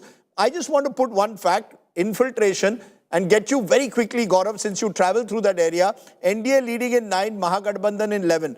In Simanchal, where infiltration was made a big issue, Ghuspetiya by Amit Shah, it's a tougher contest. It indeed is, but the Hindu consolidation is also taking place in some places. Will the Muslim vote get fragmented is the bigger issue if these trends were to hold. But the Congress will emerge as a stronger party here. Perhaps this is where they were hoping they will do well. The RJD may not get the kind of support. Yes, go ahead. Yes. A word on the Pasmanda Muslims. Just look at this. They are close to 59 seats where the Pasmanda population is 15%. Explain to our viewers Pasmanda Muslims. Pasmanda Muslims are the weakest among the Muslims. This was a group which was created by Nitish Kumar after he came to power in 2005. Just just as he created that group of the extreme backward classes. Here again, it is Nitish Kumar led JDU and NDA is winning. They have made a gain of 3 seats, even on Pasmanda Muslim seats, which means, Rajdeep, there is no Muslim consolidation per se, as was being seen. Muslims are not a monolith. At the moment, there are 2 parties that are celebrating with these numbers. One is the BJP that we've discussed. The other is the Janata Dal United. And it's a very interesting party because here you've got Nitish Kumar. He's going to possibly, if he wins this election, be sworn in for a 10th time. Remember, Nitish Kumar is someone who comes from the Kurmi community, 2.53% at best of the population, and yet has been able to survive. What is the secret sauce of his relevance is a question that we've asked. Sajjan, you want a quick response to that? What explains the fact that Nitish Kumar is still so relevant even at the age of 75? 2 factors. One, he doesn't signify a very rustic and domineering presence the way upper caste, dominant caste and Yadavs signify. This is 1. 2, in terms of law and order perception, his perception is better than the previous tenure. 3, he remains the only leader across all the parties who is caste plus scheme, right? No other leader, barring Nitish Kumar, has a scheme-centric image. He remains the sole singular factor. And therefore, if you want to see an alternative in terms of scheme-centric outreach, every other leader is about their caste. That's all. Rajdeep, go ahead. Yes. A word on the EBCs here, Rajdeep, where the EBC population is above 15%, 141 seats in all. The projection has come for 134. Just look at this number, a gap of 52 seats between the NDA and Mahagathbandhan now. A significant gain for NDA with 19 seats. So, okay, so let me toss a googly at y'all. If you were in these early trends to choose what is that X factor that is pulling the NDA ahead, is it EBC and caste consolidation, Amitabh Tiwari, or can I say it is a combination of Mahila and EBC? It's ME. Mahila plus EBC gives Nitish Kumar and the BJP JDU the edge, right or wrong? It is actually the Nitish Kumar factor, which is a combination, of the caste and the Mahila Yuva, because it brings that schemes which is translating into beneficiaries voting in larger numbers. Maria, I have a word on Nitish Kumar. Yes, I think he is. Yes, in political theatre of Bihar, he is the Shah Rukh Khan. In his absence, he has said, "Main hoon na." That is the message that is coming in from Bihar. He is the Shah Rukh Khan, dependable, bankable Nitish Kumar. Shah Rukh Khan Maria has always said for her, Shah Rukh Khan is actor number 1. Just as for me, Deepika Padukone is actress number 1. But yes, but you know, we talk of Mahila. Just look at the very few Mahila who have actually been given tickets. Tell us how they are doing. So, in all, the number of Mahila that were fielded was maximum by the RJD. The RJD had fielded 24 Mahilas. As far as the BJP and the JDU are concerned, they had fielded 18 each. Just look at this number. JDU, out of 13 Mahilas, 6 are leading. In BJP, 8 are leading. In RJD, it is 8 again. So the Mahila, they may be the voting constituency, but when it comes to representation, Bihar still doesn't trust its women as leaders more. Okay, the sound of the siren that you are seeing is because now the NDA has crossed 150. Now that's a significant number that they've crossed. This is in postal ballots. This is with very early trends. That's up 36. Mahagathbandhan is down 33 at the moment. If these trends hold, the NDA could be close to 160. The Mahagathbandhan would fall well short of the 100 mark. Yeah. So NDA is eyeing a landslide of sorts as per these early trends, crossing the 150 mark. And that really would show a huge surge in support compared to 2020. Not as big as 2010, when they won 206 seats, but substantially bigger than perhaps even many of the exit polls had predicted. You know, Rajdeep, if I may, what is extremely significant in these elections, Nitish Kumar emerges as the Chanakya of Bihar. It's the Mahila, it's the EBC, it's getting the BJP together, it's getting so many castes. आपने तो 2 minute पहले अमित शाह को चाणक्य बोला था. मैंने दोनों को बोला था. कौन है चाणक्य? अमित शाह दोनों चाणक्य नहीं हो सकते. क्यों नहीं हो सकते? This is अगर आपको 150 नंबर आ रहे हैं, then it is 2 Chanakyas. दो चाणक्य. The तीसरा, of course, Lalu Yadav did not be able. Just let's listen into Mr. Jess. लंबा समय तक बिहार में रह करके कवर कर रहे हैं. उसी समय मतदाता और जनता के फेस रीडिंग से और उनके बोलने के तरीके से स्पष्ट दिखाई पड़ रहा था कि एनडीए की सरकार फिर एक बार बनने जा रही है. कितने ही सीट उम्मीद कर रहे हैं, क्योंकि अभी दिख रहा है कि आप लोग काफी आगे चल रहे हैं. नहीं, हमारा एक ही चीज कहना है कि हो सकता है कि हम बहुत ज्यादा सीट लाएं, क्योंकि जनता और मतदाता प्रधानमंत्री श्री नरेंद्र मोदी जी के गारंटी पर अब विश्वास करती है और नीतीश कुमार जी के विकास पर विश्वास करती है। लेकिन क्या मुख्यमंत्री नीतीश कुमार ही होंगे, क्योंकि बार बार ये सवाल उठता रहा है कि आप लोगों ने घोषित तौर पर उनका ऐलान नहीं किया। आपको लगता है कि मैं वो अथॉरिटी हूं? संवैधानिक व्यवस्था है, नीतीश कुमार जी के नेतृत्व में हमने चुनाव लड़ा है और हमारा स्लोगन भी था 2025 फिर से नीतीश। लेकिन संवैधानिक प्रक्रिया है, संवैधानिक प्रक्रिया से नेता का चुनाव हो जाएगा। तो नीतीश जी ही मुख्यमंत्री बनेंगे? आप ये फिर तीसरा बार ये सवाल कर रहे हैं भाई। नीतीश कुमार जी हमारे नेतृत्व हैं, नेता है, उनके नेतृत्व में ही बिहार आगे बढ़ा है और आगे बढ़ेगा। कल आरजेडी की तरफ से कल रात को कहा गया ये बात कि अगर किसी ने गड़बड़ की तो फिर हालात खराब होंगे। आप इसको किस तरह? ये बरबोलापन है। ये सब 2 बजे के बाद जो है घर के अंदर घुस जाएंगे। ये बरबोलापन बिहार की जनता पसंद नहीं करती है। तो आप जीत रहे हैं, कोई सीट आप बताना चाहेंगे? भगवान करे। हमने सुबह सुबह पूजा किया है, भगवान सूर्य को जल चढ़ाया है और भगवान से प्रार्थना किया है कि एनडीए का विक्ट्री हो। और मुझे भगवान पर पूरा भरोसा है, क्योंकि हम लोगों ने काम किया है, मेहनत किया है और मजदूरी का पूरा उम्मीद है। बहुत शुक्रिया। तो हमारे साथ थे Dilip Jaiswal. Speaking that he was one of those targeted by Prashant Kishor, accused of corruption and land grab and several other charges, not making any impact on the voter. The trends are showing a landslide lead for the NDA in Bihar. As of now, in these early trends, NDA is seen gaining over 40 seats. So 128 with these leads could become as high as 160 plus if these trends hold. Significantly, the RJD has slipped to 3rd position even among the race of individual parties. BJP is leading in 82 out of 101. They contested 101. They are leading in a remarkable 82. The JDU, their ally, is leading in about 62 at the moment. So put them together and they seem to have become an unbeatable combination. Satish Chandra Dubey, Minister of State for Coal and Mines, is joining us. Appreciate your joining us. Dubey ji, आप बताइए, ये results देख के क्या आपको लगता है कि उस तरह की बहुमत की तरफ आप बढ़ रहे हैं जो 2010 में मिली थी, जब 206 मिले थे आपको? इस बार लग रहा है करीब 160 और 70 के बीच में है, जो बहुत बड़ी लीड है, 2/3 बहुमत। देखिए, अभी तो गिनती शुरू हुआ है, रिजल्ट आने में टाइम है, लेकिन मैं दावे के साथ कह सकता हूं कि 2010 में जो माहौल था उससे बेटर माहौल रहा है, उससे भी अधिक सीट से हम चुनाव जीतेंगे। और बिहार में डबल इंजन की सरकार बनेगी, मजबूत सरकार बनेगी, विकसित सरकार बनेगी और मोदी और नीतीश की जोड़ी मजबूत बनेगी। और इसका नेतृत्व नीतीश कुमार जी करेंगे। देखिए, अभी आप जानते हैं कि नारा भी था कि 2025 फिर से नीतीश, और साथ साथ आपको याद होगा कि 2020 में भी मेरी अधिक सीट थी, फिर भी हमने समर्थन किया। और हम विकसित बिहार देखना चाहते हैं, हम विकसित भारत देखना चाहते हैं, तो हम एक दूसरे के पूरक बन के काम करने के लिए तैयार हैं। जी, yes. Prime minister Modi double engine की सरकार की जो आप चर्चा करते हैं सतीश जी, तो वही रहेगा इक्वेशन, या फिर भाजपा कोशिश करेगी? अगर नंबर ज्यादा आ रहे हैं जो दिख रहा है, अभी अर्ली ट्रेंड जरूर है, 9:30 बजे हैं, अगर ये पिक्चर रह जाती है तो फिर से जदयू आपसे कम है, लेकिन आप लोगों ने बराबर नंबर्स पे सीट्स पे कॉन्टेस्ट किया है, तो किस तरह से इक्वेशन बदलते हुए देख रहे हैं आप लोग? देखिए, अभी काउंटिंग शुरू हुआ है और मुझे पूर्ण विश्वास है कि हम प्रचंड बहुमत के साथ सरकार बनाएंगे।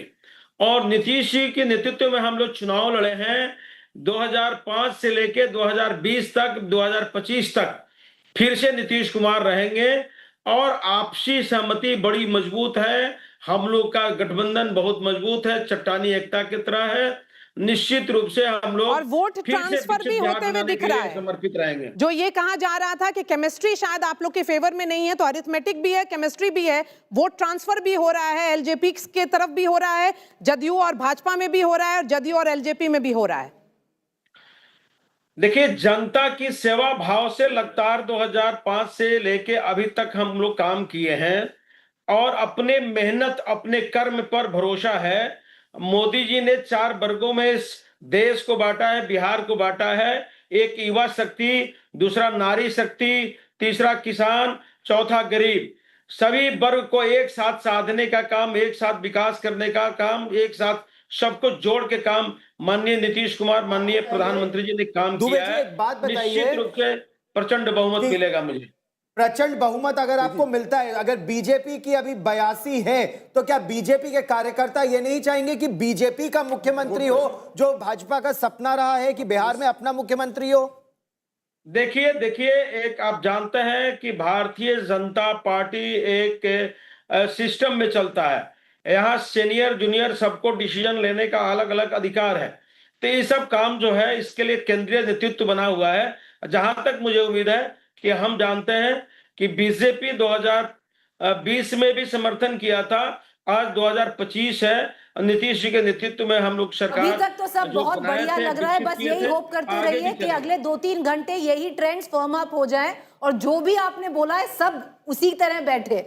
Because if you're looking at, thank you Satish Dubey ji for joining us, but if you're looking at the trends right now, then it does seem that the NDA is poised for a sweep. Rajdeep, Maria and Gaurav, let's, for a minute, just reflect on our intelligence dashboard there, and you juxtapose on what happened in 2020 and what's happened in 2025. Of course, alliances were very, very different at that point of time, and you can actually see how the NDA is doing so much better if you look at across pan-all regions, be it even Himachal. So take a look there. Out of 243 seats, the NDA in 2020, of course, the dynamics of the alliances were very different at that point of time, leads on 122, the MGB on 114, and right now, at least in the current context, the NDA leading on 157 and the MGB on 75. Let's break it down region by region and we'll get a larger picture on how it's playing out right now. Champaran, Rajdeep. Much was said about Champaran as possibly one of the swing regions.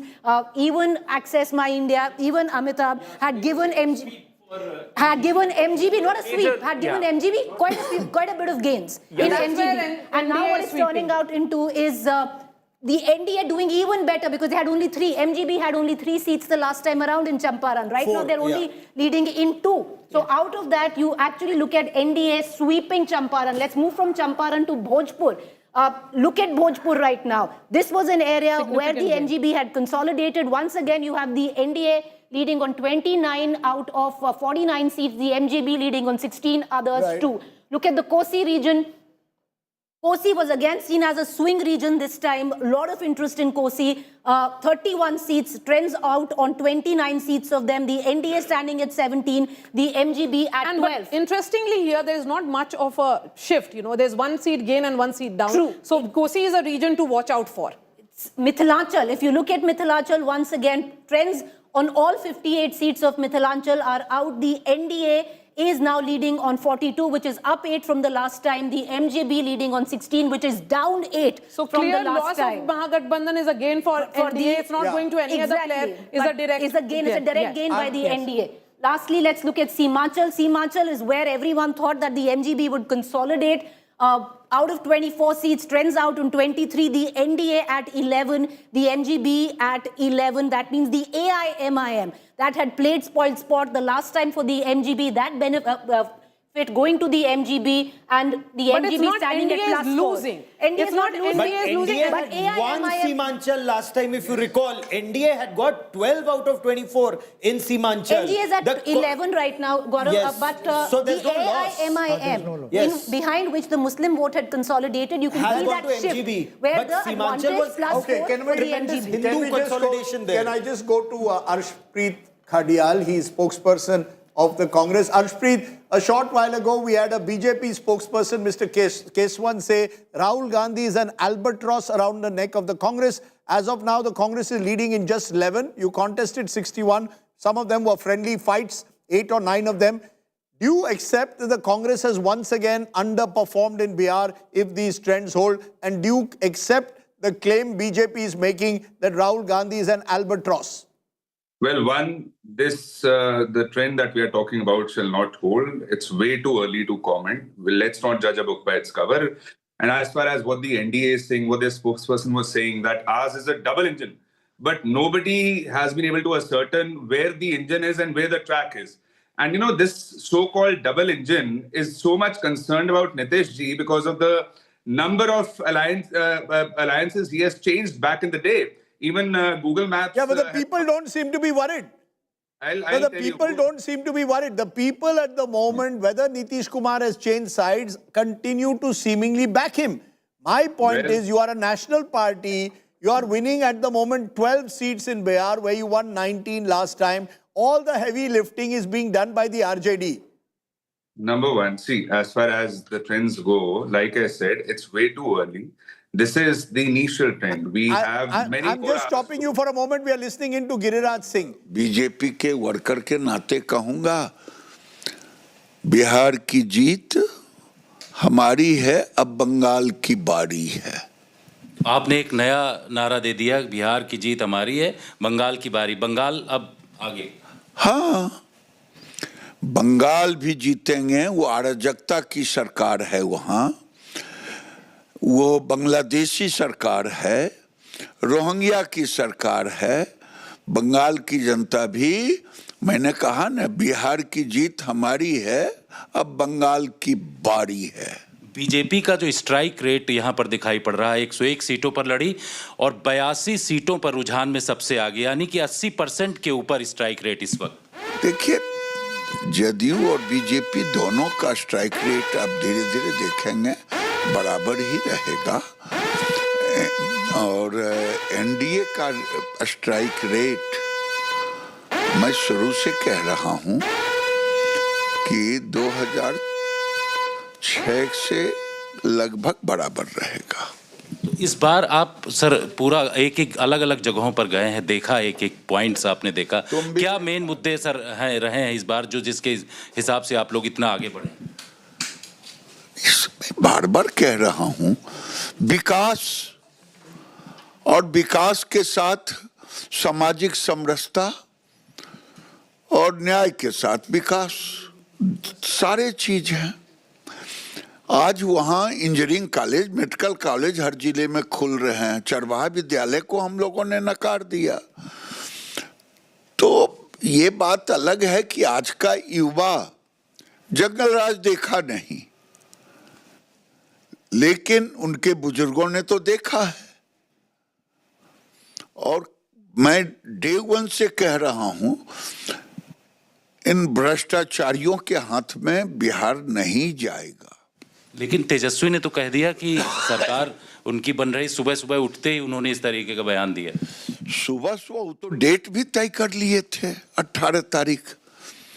हमके बिना चुनाव आयोग के certificate का अगर कोई date तय करता है तो उसे तो रांची और आगरा से लौटा हुआ व्यक्ति कहा जाएगा। अब एक अंतिम सवाल सर, जिस तरीके से बीजेपी का स्ट्राइक रेट है, वैसे में मुख्यमंत्री किसका, बीजेपी या फिर नीतीश कुमार? नीतीश कुमार है। काहे को आप लोग बेचैन हैं?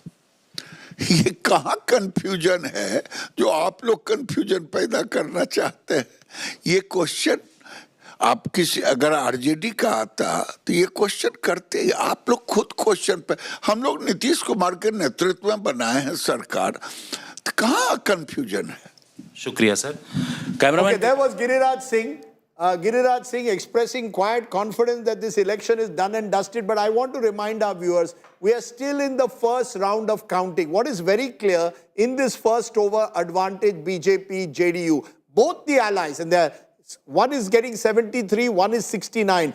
JDU, the big gainer. Remember, BJP won 75 seats last time. They contested more, of course. They're leading in 73. JDU, which only won 43 last time, is leading now in 69 out of the 101. So both allies are punching. It's a two-hit. On the other side, ek hi boxer hai, and that is Tejashwi. He's leading in 64. The next highest is Congress in 15. So that is making a difference. You need, call it a double engine or a double punch. That's coming from the NDA, not coming from the Mahagathbandhan. But Preeti, one of the interesting facts that we've been looking at right through this at the moment, while we look at those percentages that are very early, is the direct fights.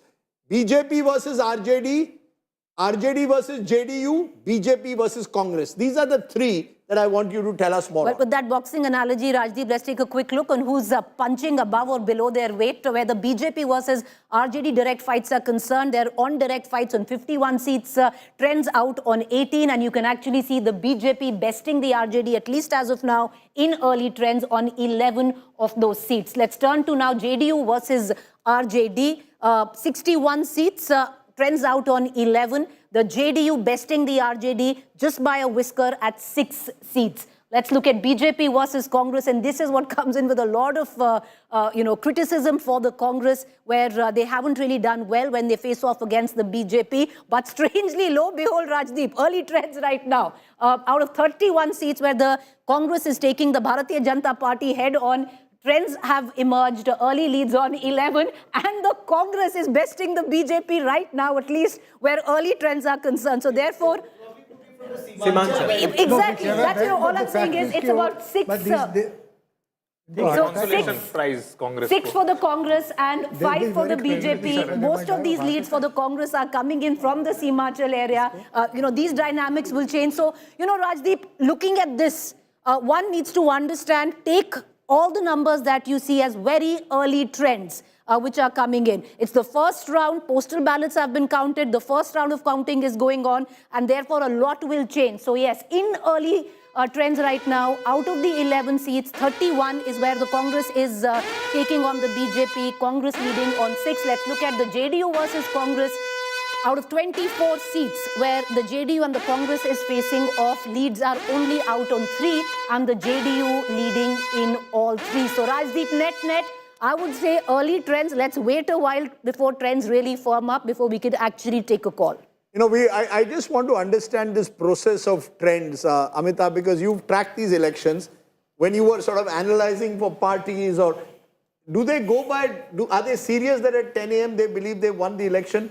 Do you need to be, particularly in a state like Bihar, given that 4.99 crore people have voted, wait possibly for the third, fourth round to see consolidation? Yes, we are seeing early leads. Can we say with any safety that the next government will be an NDA government at this stage?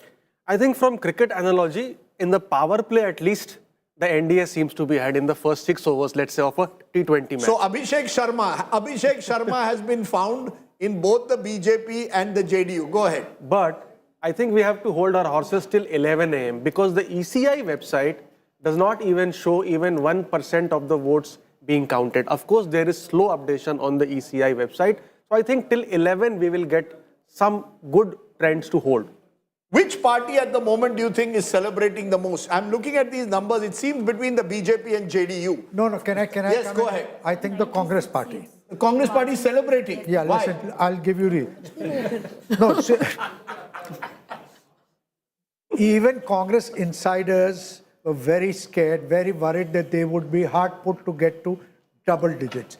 They, having contested 50 odd, and if they are leading in 15, they'll be very pleasantly. I mean, you are today on Pandit Nehru's birthday. The great old Congress party is happy it gets into double digits in a 243-member assembly. That's a main headline that's coming in right now. NDA breaches RJD bastion in the Yadav stronghold and is doing equally well in the Muslim belt that is being talked about right now. So NDA is doing very well. Famed Muslim Yadav vote bank of the RJD. BJP ने क्या उसमें सेंध लगा दी है? But I must be, in early trends. No. You see, the problem with that is the Muslim Yadav may be voting one way, but there is a counter consolidation. I think we don't, I think sometimes we need to tell our producers to be a little careful in terms of the way they interpret data. There are MY seats, but in those MY seats, they're about 40%. That leaves 60%. You get 40%, the other side is also consolidating on the other side. This happens in Himachal, it's happening to some extent in Magadh. I would go rather by region-wise. And what the story of the regions is, that the Magadh Patliputra belt is where the MGB is taking a real hit. Mithilanchal, on the other hand, the BJP-led JDU is consolidating. So, jahan BJP pichli baar jeeti thi, they are continuing to hold. Where the MGB was ahead, they are losing out. I still maintain the MY, Gaurav, of Bihar is Mahila and Yuva. We can dispute that, and that's what it is. For the first time on the screen, JDU is 72. It has gone ahead of the BJP. 1 seat gain, but it's too early again. But it's a very interesting swing which is happening. Why I think it's too but early. we will dispute, Javed and I will dispute on I'll come back to it. birthday. Okay, we are going to come back to it. Whether 13 or 15 seats in a But I'll tell you why everything needs to be 13 or taken with a 15. pinch of salt. And, data sometimes really clears the air on that. Take a look on seats which the margin right now of lead is less than 500, Rajdeep. Out of 243, 191 seats where the margin of lead is less than 500. So it is that early that we are actually looking at. I want to go to Kaushal Kant Mishra of the BJP. Arshdeep Khadiyal is still with us of the Congress. Arshdeep, I interrupted you for the moment because here we have Javed Ansari telling me that, look, Congress will be happy if they get 15, 16 seats. ये पंडित नेहरू का birthday है. You dominated Bihar from 1952 to 1977. Only once did you lose a government, the SVD government in 67. Otherwise, you dominated the state. Now you will be happy with 15 seats? See, Rajdeep, exit polls and early polls are not exact polls. We might not have come in the exit polls, but we always come in the government. My only request is that as far as the exit what polls... What is your best case scenario? Arshdeep, this is T20 style. What is your best case scenario? See, I would not do what Mr. Kejriwal does, all the astrology, suits him only. I'd rather stick to what the facts are. Exit polls were wrong of Lok Sabha election back in the day.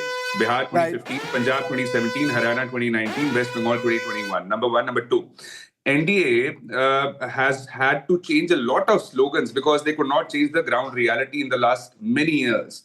And number three, as far as Nitish ji is concerned, the number of times he has switched alliances, even Google Maps has not been able to track his political direction. Sir, but the fact is 2 years ago, he was part of your India alliance. Nitish ji has switched, but the voters are switching with him towards where he goes. I want to get in at this moment, Mr. Mitra of the BJP. Mr. Mitra, you want to speak. He's been waiting patiently. Your first remarks are BJP guest.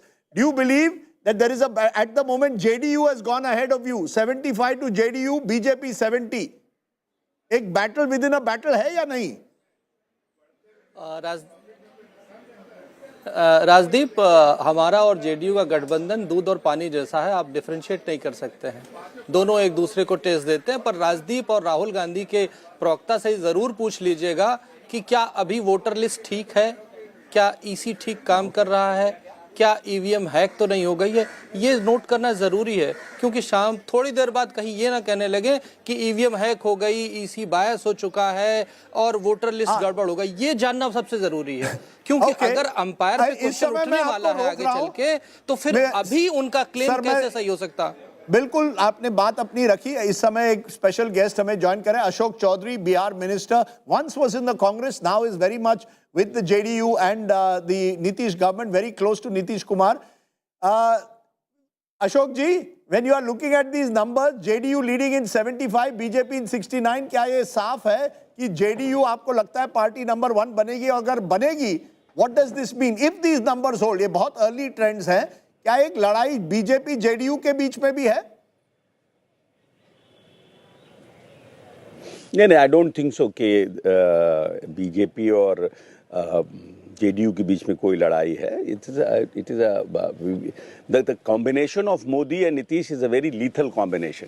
तो I won't say कि हमारे बीच में कोई लड़ाई है. हमारे पांचों लोग ने काफ़ी मेहनत किया और सब लोग मिलकर के नीतीश जी के लीडरशिप में ये इलेक्शन लड़े हैं और जनता का मैंडेट जो है बड़ा क्लियर है.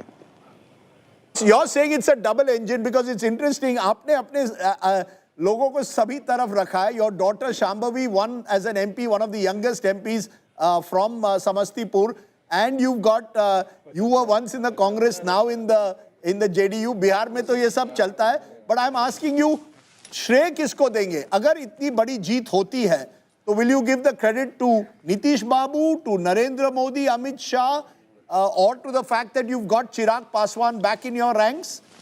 If you win, किसको श्रेय जाएगा? First of all, Rajdeep, I must clear this, that I want, being a Congress president, I didn't want that Congress should be with Lalu Prasad Yadav. If you see the history of Bihar politics, Lalu has not been fair with Congress at any point of time from the very first day. And being a Congress president for 4.5 years, I kept saying Congress Ala Kaman and Congress High Command that be alone and fight alone. If you want to having a seat like 16 and 15 in Bihar, it is better Congress should be alone and contest so that the future of the people who are working for Congress is bright. Because if you are going to fight with Lalu has always been trying to sabotage Congress party leaders in Bihar. So that's why I shifted to JDU. And after getting my daughter married to a family, if they decide that from where she wants to fight, so it is not that you can say that your daughter is there. It has happened in Bihar. That is not a correct. Sir, yes, sir, let's not go into the past. You tell me in the present, who will you give the credit? Is it Nitish Babu's election or is it Narendra Modi and Nitish? Past, so that's why I have told you. Fair enough. You have hit me. आपने अच्छा मार दिया मुझे, पर आप बताइए who do you give credit to? If you win by a big margin, Nitish ji, or is it Modi or Nemo? No. We all five of us has given our best together, and the result, whatever is coming, it is a contribution of all five of us in the face of Nitish Kumar. You know, when I add 70, शालीनता और विकास ये नीतीश जी की पूंजी है. Sir मैं आपको एक googly question पूछता हूं, अगर मैं ऐड करूं जेडीयू और RJD, you are over the halfway mark. कभी are you sure Nitish Kumar will never go back to Lalu? Are you clear about that? Never again. Yeah, we are very, very much clear about that. Very much, and my leader is also very clear about that. He has spoken a lot of time in public that we are not going to be with RJD at any cost. That your leader will be the chief minister if these numbers hold? Yes, definitely. There is no vacancy. No vacancy at all. And do you have a word in conclusion, Ashok ji, for Prashant Kishor? उन्होंने आप पर बड़े गंभीर आरोप लगाए. He attacked all of you all, said you all were corrupt, you all were making money, you had acquired large tracts of land. You have a message for Prashant Kishor? Let's this election get over. Then I will also. What are you going to do? Legally, I will also give him. You're going to file a defamation against him after the election? Will you or not? I have already filed one case. The notice has been served to him. No. I have already done it. Okay. So you are ready to take on. Process. Okay, important. Thank you very much. Interestingly, one of the flashes coming, one of the election was priority. Election was more important. Okay, election was priority. After that, you'll go to the courts. But interestingly, in Lakhisarai, Vijay Kumar Sinha, who's the Deputy Chief Minister of the BJP, is trailing. So we'll come to the VIP candidates. You expected that? I expected that of him trailing. I had visited his constituency, huge amount of anti-incumbency. Why?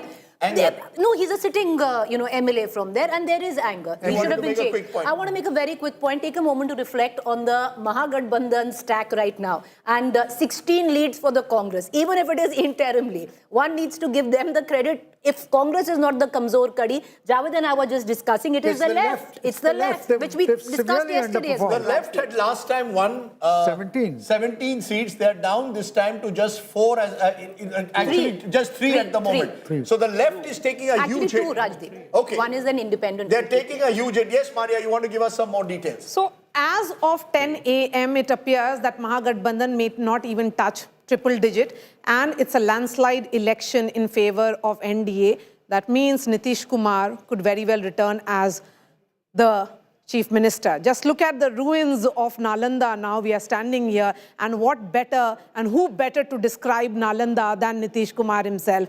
It is here that Nitish Kumar-led NDA is leading in 50 seats. Remember, at 10 a.m., just be prepared, it's only 2 rounds of votes which may have been counted from the EVM. Bihar has big constituencies, 243 constituencies, in which most of these constituencies would have close to 12 to 14 rounds of votes. This is how it stands. In Nalanda, it's 50.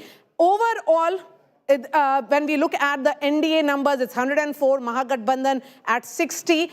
This is the OBC seats that we are looking at. It becomes important because when we look at the non-Yadav OBCs, they are consolidating firmly behind Nitish Kumar. These are EBCs now. EBCs with Nitish Kumar, a constituency that he created.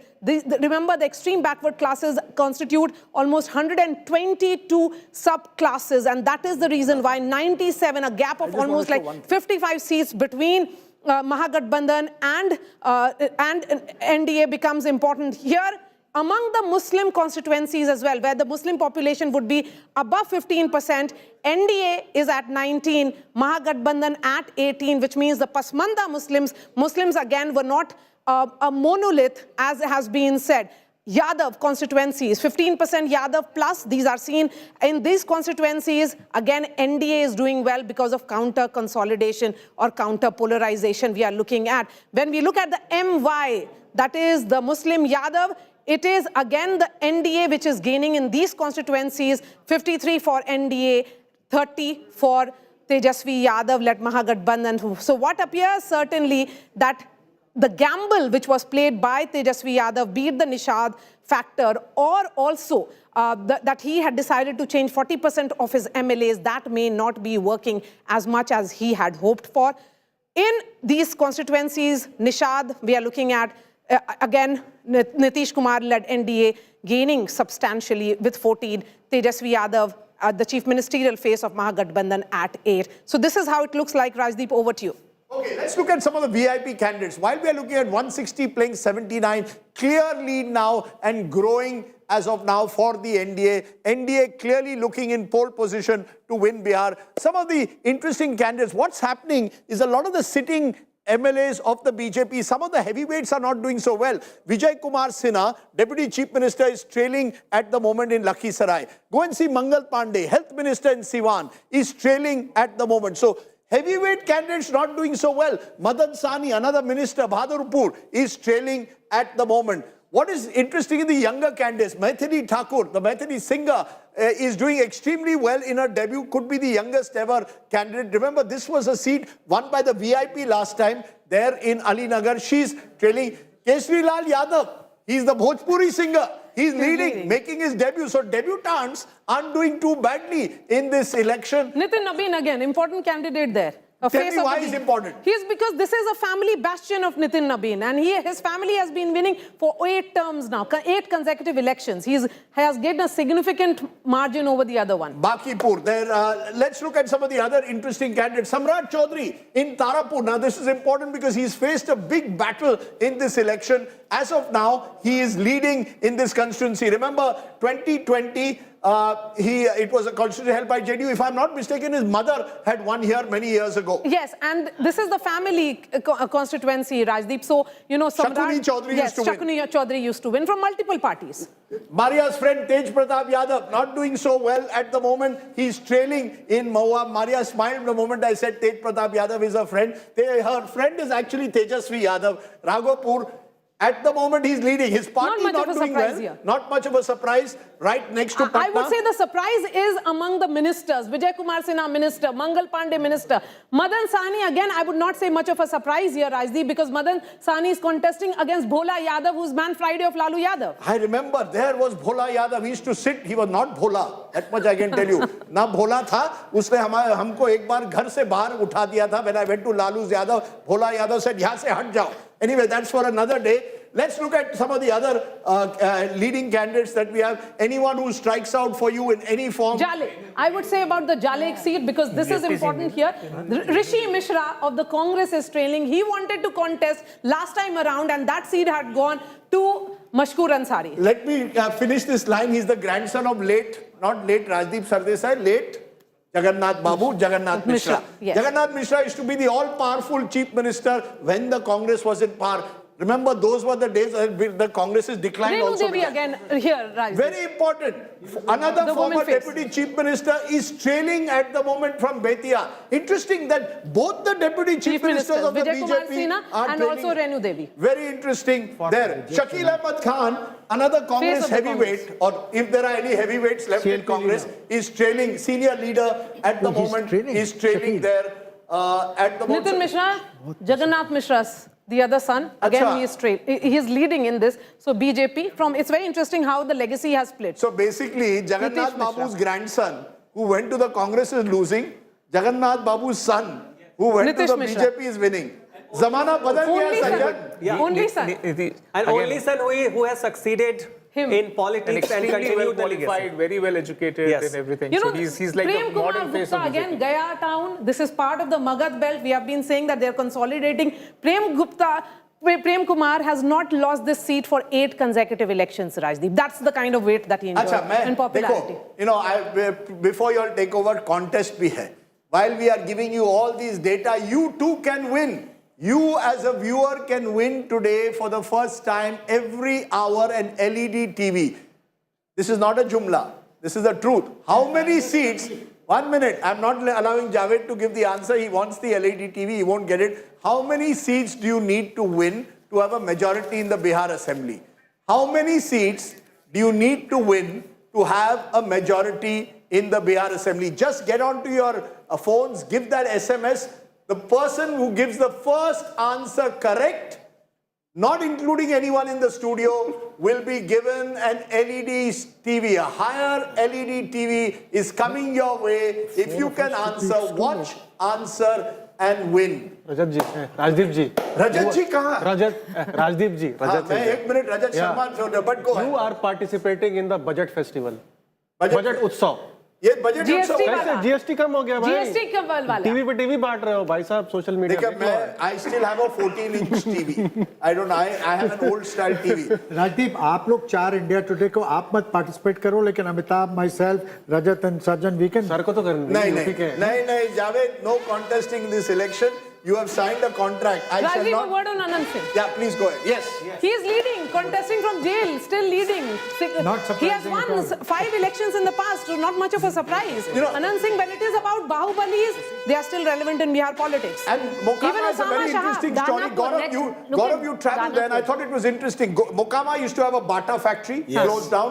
It used to have a McDowell factory till Prohibition came and it closed down. It had a rail coach factory. Yes. The railway wagons used to be made there. That also shut down. And that also shut down. And a historic place and goes back to the freedom movement, Munger, Mokama. Absolutely. You had Praful Chaki in the freedom struggle. He, after being involved in the killing of the British district magistrate, he killed himself at the Mokama railway station. Anand Kumar Singh for you, Bahubali or Robin Hood? No, what did you come for the people there, he's a true Robin Hood. He is an absolute Robin Hood. किसी के घर में शादी है, किसी का admission है, कोई काम है, you reach his house और खाना वो हो जाएगा. The way Pappu Yadav does in Purnia and these Bahubalis, they are immensely popular amongst the people. There's also the fear factor. Again, the real politician of Bihar. Yes, Preeti. You know, because you're talking about the Bahubali culture, look at it, Rajdeep. Danapur, RJD, Reetlal Roy, Bahubali leading. You look at Lalganj, Munna Shukla's daughter, Shivani Shukla from the RJD leading. Anand Kumar leading. You look at Shahabuddin's son leading. Just let me quickly tell our viewers, this is our map of the muscle men. I understand, but the legacy is that. Okay, just a minute. This is the map of our serious criminal cases. Every party. कोई बचा नहीं है हमारे आदमी चारों तरफ है हमारे आदमी इंडिया टुडे पर भी चारों तरफ है सुएशा is joining us from outside the BJP office Suesha in Patna as the celebrations began in Delhi the BJP has made it clear there will be no celebration because of the Red Fort attack but have the celebrations begun where you are in Patna Suesha Rajdeep, in fact, seems like a similar message has been given in the Patna office as well. So the celebrations in that sense are kind of muted. But one thing is for sure, I spoke to the state BJP president just a short while ago, Dilip Jaiswal, who said that we were expecting this. We knew this will happen all along. We knew it from the first phase itself. And which is why about 500 kgs of laddus and about 5 lakh rasgullas that were ordered yesterday itself. The laddus, of course, are being distributed. But in the sense of how we usually see the BJP celebrate, That is not really happening. In fact, just a short while ago, when I also spoke to Dilip Jaiswal, he said that, and at that time, BJP was emerging like the big brother. So when I asked that, what really the dynamic will be, and he said it doesn't matter who has the larger share of the pie, whether it is the JDU or the BJP. Fact is that the NDA is winning, and that is most important. And once again, to what factors, that have played on the people's mind, he said that it is good governance. That is what Nitish Kumar has always led with, and that is exactly why the people have chosen him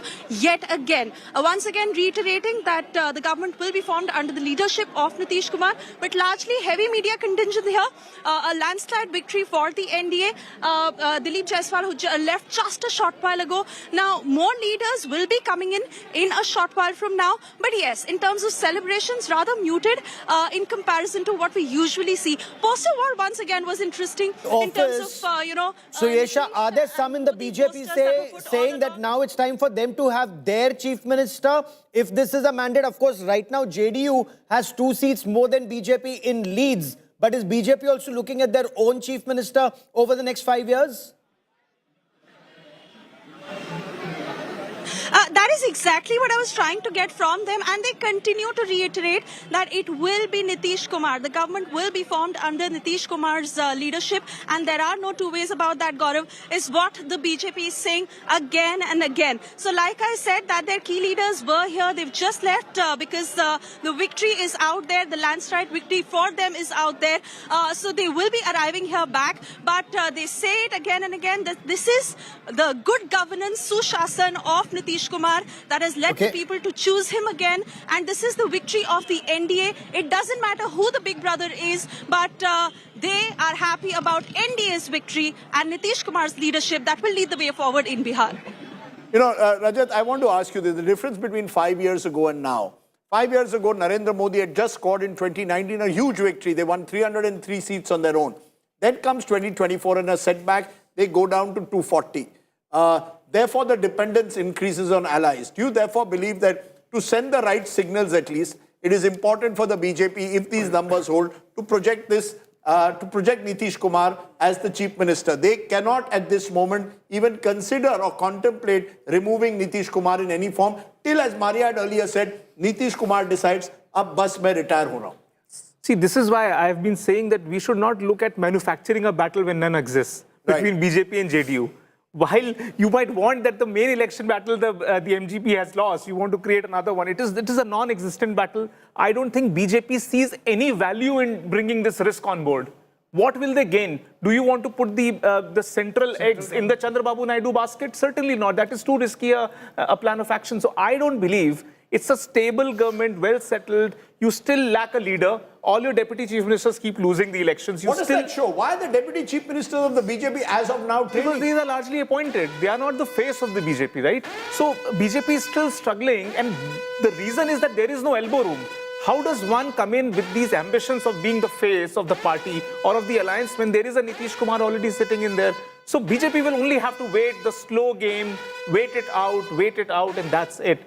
And I think BJP supporters have also largely they have resolved to this path that preemptively trying to destabilize the entire alliance is in nobody's gains. And I think staying quiet at least for the next 3, 4, 5 years, whenever the baton is passed, till that time I don't see any turbulence. Election Commission trends, the BJP, the NDA has reached the majority mark. That's right. I think that's very important. Remember, we are a step ahead of the EC because we are getting some of the trends from each and every one of our reporters from polling booths. But the EC trends also now show NDA reaching the halfway mark. I'm tempted, of course, to call the election and show that Nitish Kumar will be the next chief minister of Bihar. But I'm holding my horses for just a little while more. But barring some kind of a miracle, and that seems increasingly unlikely, Nitish Kumar, Nitish Babu will be sworn in as chief minister, we believe, for a record 10th time. So unless something dramatic changes in the next hour, expect Nitish Kumar to be sworn in. Okay, I want to go to our correspondent Shashi Bhushan. He is at the house of Tejashwi Yadav. Let's listen in to who he has with him.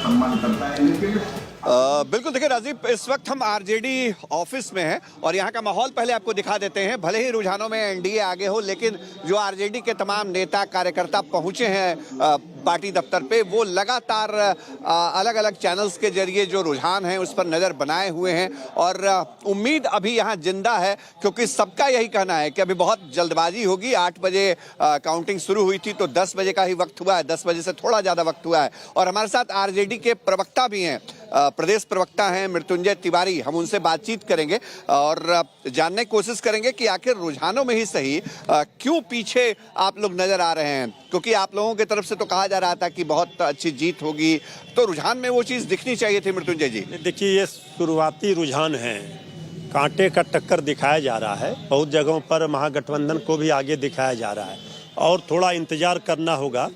2 घंटे के बाद ही picture clear दिखेगा और हमें पूरा यकीन और विश्वास भरोसा है कि जनता ने जिस बदलाव के लिए बिहार में वोट किया था वो परिणाम में दिखेंगे और महागठबंधन के पक्ष में ही परिणाम आएंगे। अनुमान चाहे जो हो, लेकिन परिणाम महागठबंधन के पक्ष में होंगे।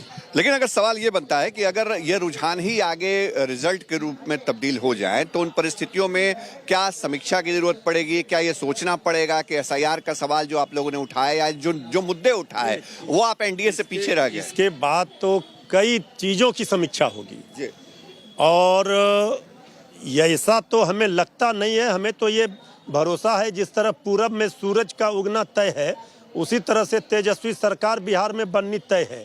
लेकिन अगर कुछ होता है तो पार्टी नेतृत्व को, पार्टी को, गठबंधन को सारे चीज़ों पर समीक्षा करने के बाद ही इस पर प्रतिक्रिया दी जाएगी कि आखिर कहाँ क्यों चूक हुई। लेकिन हमें अभी पूरा भरोसा है, ये जो रुझान आ रहे हैं कई चैनलों में एनडीए को आगे दिखाया जा रहा है, ये बिल्कुल गलत है। 1-2 घंटे के बाद ये रुझान में महागठबंधन आगे होगा और शाम तक हम सरकार बनाने के स्थिति में। इलेक्शन कमीशन के डाटा में भी आप लोग पीछे चल रहे हैं? देखिए, सबके डाटे में, रुझानों में अभी चल रहे हैं, लेकिन अभी 2-4 राउंड के ही गिनती हुए हैं। इसलिए हम कह रहे हैं कि किसी भी कीमत पर, किसी भी परिस्थिति में सरकार महागठबंधन की बनाने के लिए बिहार ने वोट किया, जनता ने, इसलिए हमें भरोसा, विश्वास। Okay, so the RJD is holding hope against hope. Party की पार्टी बैठेगी and they will do समीक्षा of रुझान. That doesn't happen, unfortunately, in parties like RJD, which are run so tightly still by Lalu Prasad and his family. Just getting in quick reactions from political guests. Shama Mohammed, national spokesperson of the Congress, joining me. Siddharth Yadav, spokesperson BJP. Anukriti, spokesperson Jan Suraj. Jayant Jigyasu, spokesperson RJD. I'm going to take one comment from each of you. I will start first with Shama Mohammed. Shama Mohammed, as of now, it looks like another depressing day for your party and indeed the Gathbandhan. For all the achievements they all had in 2024 Lok Sabha, signs of a revival, it seems the BJP remains India's party #1, NDA alliance #1. Rajdeep, first and foremost, like you said, it's around 10:20. We still have a lot more time. You know, it's not that one decides. I've seen many elections in the last 10 years. You are, of course, an expert in all this, but we know by 12, we kind of get what the picture is all about. No, but the gap is almost 100, madam. Madam, the gap is almost 100 seats. So will there be, I ask you this again, will there be any introspection or will you put some file in a cupboard which nobody will know about how you all did a report on Bihar, where you went wrong or right? No, I personally feel there should be introspection and one has to be not dependent on a second party in a state and strengthen the organization of the Congress party is my personal thing. But and you will not blame the EVMs, I hope. Can I finish? Please, don't interrupt. I also want to say the Election Commission's role in this. We all know the Model Code of Conduct came in October 6th. September 30th, 10,000 rupees was announced. Why was it 1.5 weeks back Another 10,000 rupees was put in the ladies' banks when the model code of conduct was there, and the election commission keeps quiet. See, there is complete violation of the model code of conduct.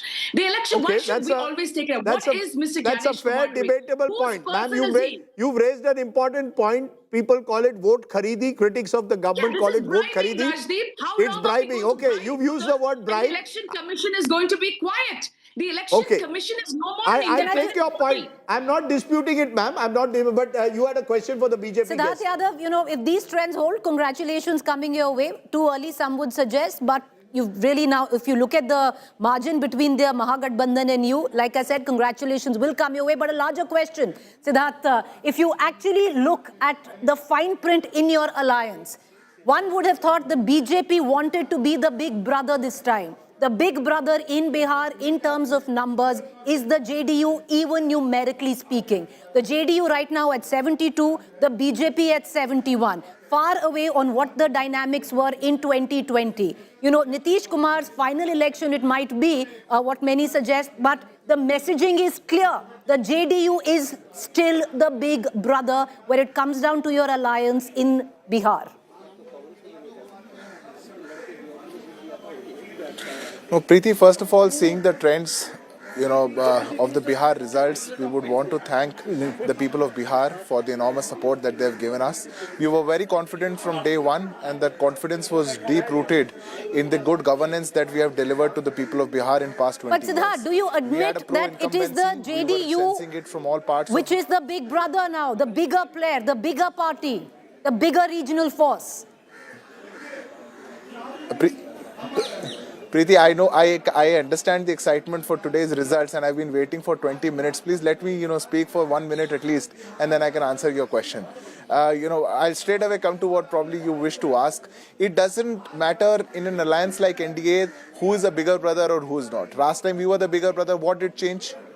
What is going to change now? What matters the most is that we are fighting this election as an alliance together. We are fighting this election as an NDA. We are fighting this election giving a proposition to the people of good governance. We are fighting this election together, going to the people of, promising a double engine ki sarkar. And the people are supporting that. The people are standing with the double engine ka promise. The people are standing with the Prime Minister Narendra Modi ji's vision and Nitish Kumar ji's action on the ground. Rajdeep, and that is what matters. So if contrary to what pollsters pollsters suggested that it would be the RJD that would be the single largest party. It's not turning out like that in any way. RJD is at 58. It is BJP and JDU which are besting each other to be the single largest party. No, what is very clear is that this is, as these numbers stand, a landslide.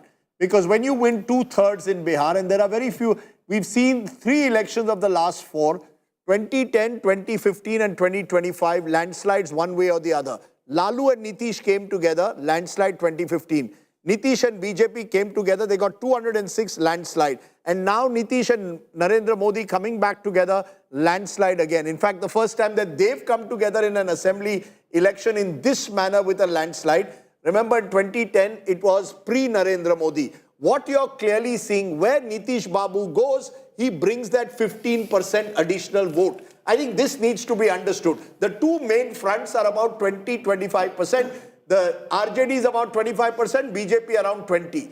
Whoever gets that additional 15 to 18% that Nitish Kumar brings wins the election. That's exactly what you're seeing in Bihar. You bring Nitish Kumar into any dish, the dish tastes well.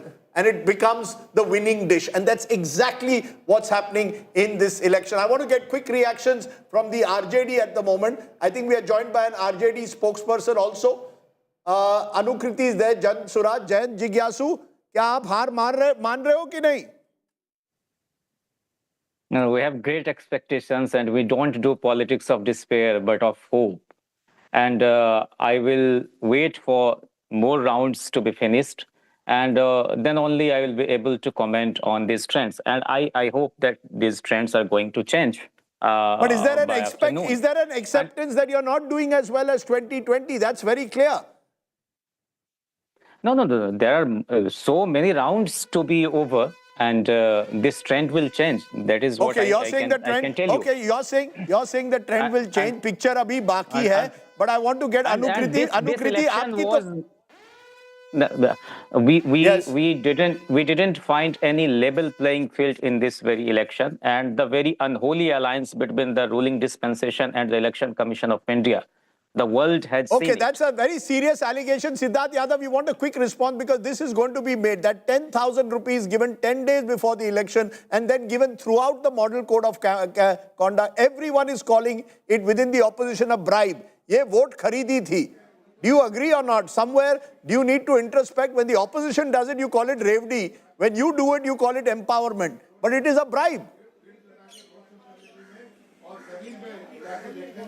No, Rajdeep, I do not accept that charge. First of all, one has to understand that the scheme which you are speaking about, the scheme was launched in 2006. It is the NDA government which has been supporting the women entrepreneurs in Bihar back from 2006. It was the Jivika Didi scheme in 2006 that was launched. If that continues and a targeted scheme for women to ensure and come up with empowerment to set up their own businesses, and a target scheme cannot be called one week before the election, one week before the election, come on. Siddharth Yadav, you're an intelligent man. 1 week before the election, you remember the Jivika Didis again. Second, Rajdeep. No, second, Rajdeep, 1 week before the election or 1 day before the election. If this is against the law of this country or if this is a violation of the model code of conduct, I invite the Congress party and I invite you. One must go and challenge it in the court. When it is not illegal, then also you would want to question. Why question? We have been in Bihar in power for 20 years. It is our prerogative when we decide what scheme to launch when. When we decided, we made a budgetary provision 8 months back. Sir, we have very short comments. I can see Shama Mohammed getting... Shama Mohammed, you're losing... And giving the benefit. It should not Shama be that Mohammed, much of a quick problem. answer. The election commission. He says it's his prerogative. Then there is no need of an election commission. Tell them to get lost. Let's all do it on our prerogative. We'll also do what we want in our prerogative and say whatever we want. Madam, what is the function of the election go commission? and challenge it in the election commission. For you, the election commission is lost only. For you, there is no election commission. There's only a Rahul Gandhi commission. Your frustration will get to so much of your head that now the results are also not going to teach you the right lessons. The election. Understand what is happening. Understand what the message of the people is. Yadav, Shama Mohammed. अरे थोड़ा जरा बिहार में क्या देते हैं ठंडक थोड़ी ले लो अभी सत्तू but sattu is very healthy. I had an excellent sattu paratha with Sanjay Jha of the JDU. But Anukriti, very quickly, game set and match for Prashant Kishor. Okay. Meanwhile, Jitin Majhi is speaking on ANI. Let's listen to Jitin Majhi, former Chief Minister of Bihar, the only one who had a small interlude in Nitish's reign. जहाँ करीब 80 crore 82 crore voters हैं, वहाँ vote कराना बहुत मुश्किल होता है और विभिन्न तरह के लोग होते हैं. वहाँ सक्सेसफुली वो वोट कराया है और हम समझते हैं कि इसके लिए जितना भी प्रशंसा किया जाए चुनाव आयोग का वो कम होगा. नेपाल जैसा स्थिति हो जाएगा. वो यही तो जो अपना जंगल राज का अपना प्रवृत्ति दिखला रहे थे, तो अच्छा हुआ है, FIR हुआ है, सुनते हैं कानूनी कार्रवाई होगी उन पर. जो इस तरह का बात बोलेगा या इस तरह की कार्रवाई में लीन होगा या कोई ऐसा वातावरण पैदा करेगा, ये Bihar. Anukriti, I'm sorry I stopped you, but the Jan Suraj's son has said, सूरज तो नहीं गया होगा आज बिहार में, उदय, what do you say, sunset हुआ है. As the sun, ma'am, you're on mute. Please unmute yourself, ma'am. Okay, can you all hear me now, loud and clear? Yeah, tell me, has the sun set on the Jan Suraj? No, not at all. I remember as Abraham Lincoln had famously said, elections belong to the people. It's their decision. If they decide to turn their back on the fire and burn their behinds, they will just have to sit on the blisters. That's what I have to say right now. Having said that, no matter how many times everyone says that Nitish Kumar had cultivated a female constituency, it is absolute hogwash. Otherwise, our numbers, whether it's in MMR, IMR, or female labor force participation rate, female literacy, female school dropouts, would not have been the way they are. So definitely these 10,000 coming, the cash coming at 3 different intervals, 3 different installments, while Chhath is happening. Okay, Anukriti. Anukriti. Yeah, She's Anukriti, a former IRS officer. Yes. My senior from my school in Patna. And this is what Prashant Kishor has done in Bihar, Rajdeep, where he has ensured that those who are former IAS officers, former IPS officers, they get drawn towards him. But so and does this every party. So to So be does fair, every party. Other parties, BJP has them, RJD has them. But I want to, Anukriti, ask you a question just now. No, 1 minute. Let's be very fair. Yes. Prashant Kishor has drawn in people who at the age of 28, 30 are willing to give up their careers in the service to join him. Yes. It may not have worked out is another matter. But the truth is he was the one novelty factor in this election in Bihar. No one can deny that. But go ahead, ask your question. Bihar ki janta looked at deliverable. Who will be able to deliver? But Anukriti, can I quickly ask you, Prashant Kishor had clearly said if Nitish Kumar gets more than 25 seats, he'll quit politics, and he seems to be getting, as of now, 73. Does that mean 3 times that numbers? Does that mean end of the road for Prashant Kishor?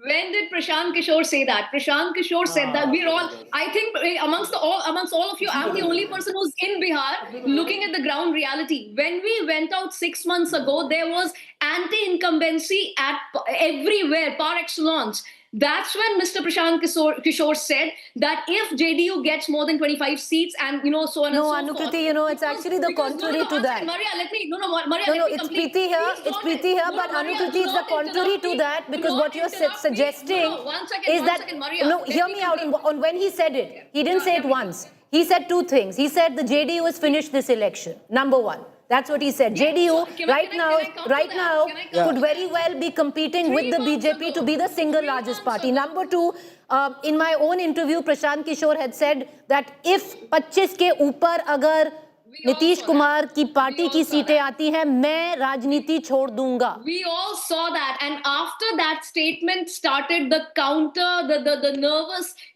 grasping at the straws kind of reverie distribution. After that, the Vridhavastha pension went to 1100, something that had not even increased by 10 rupees in 20 years. After that, the Jivika Didi ka Mande went up. After that, the 10,000 thing happened. So please let me be very, very honest and clear here. As a Bihari, forget the politics of it. As a Bihari, we've all been taken for a ride by this particular regime. So you're saying Prashant Kishor is not going anywhere? He's going to last the course? When he said it's a 10-year plan, he's staying put till 2030. Is that what you're saying? We are not going anywhere. Rest assured, we're here. And also, our press conferences, our exposure of the completely corrupt regime in this state will continue. We are I've heard you, man. Akriti, it's nice to see someone with that fire. Whatever it is, good to see spirit. I don't know whether that translates into votes in the future. Just to make one correction, viewers are looking very closely. The candidate from Jale, Rishi Mishra, is technically an RJD, fought on Congress symbol. Yes. He's the grandson of former Union Railway Minister Lalit Narayan Mishra. And remember, Ellen Mishra was the one who died in that rail blast that took place in the 1970s. Many believe it was one of the reasons that eventually sparked off the emergency that Indira Gandhi imposed.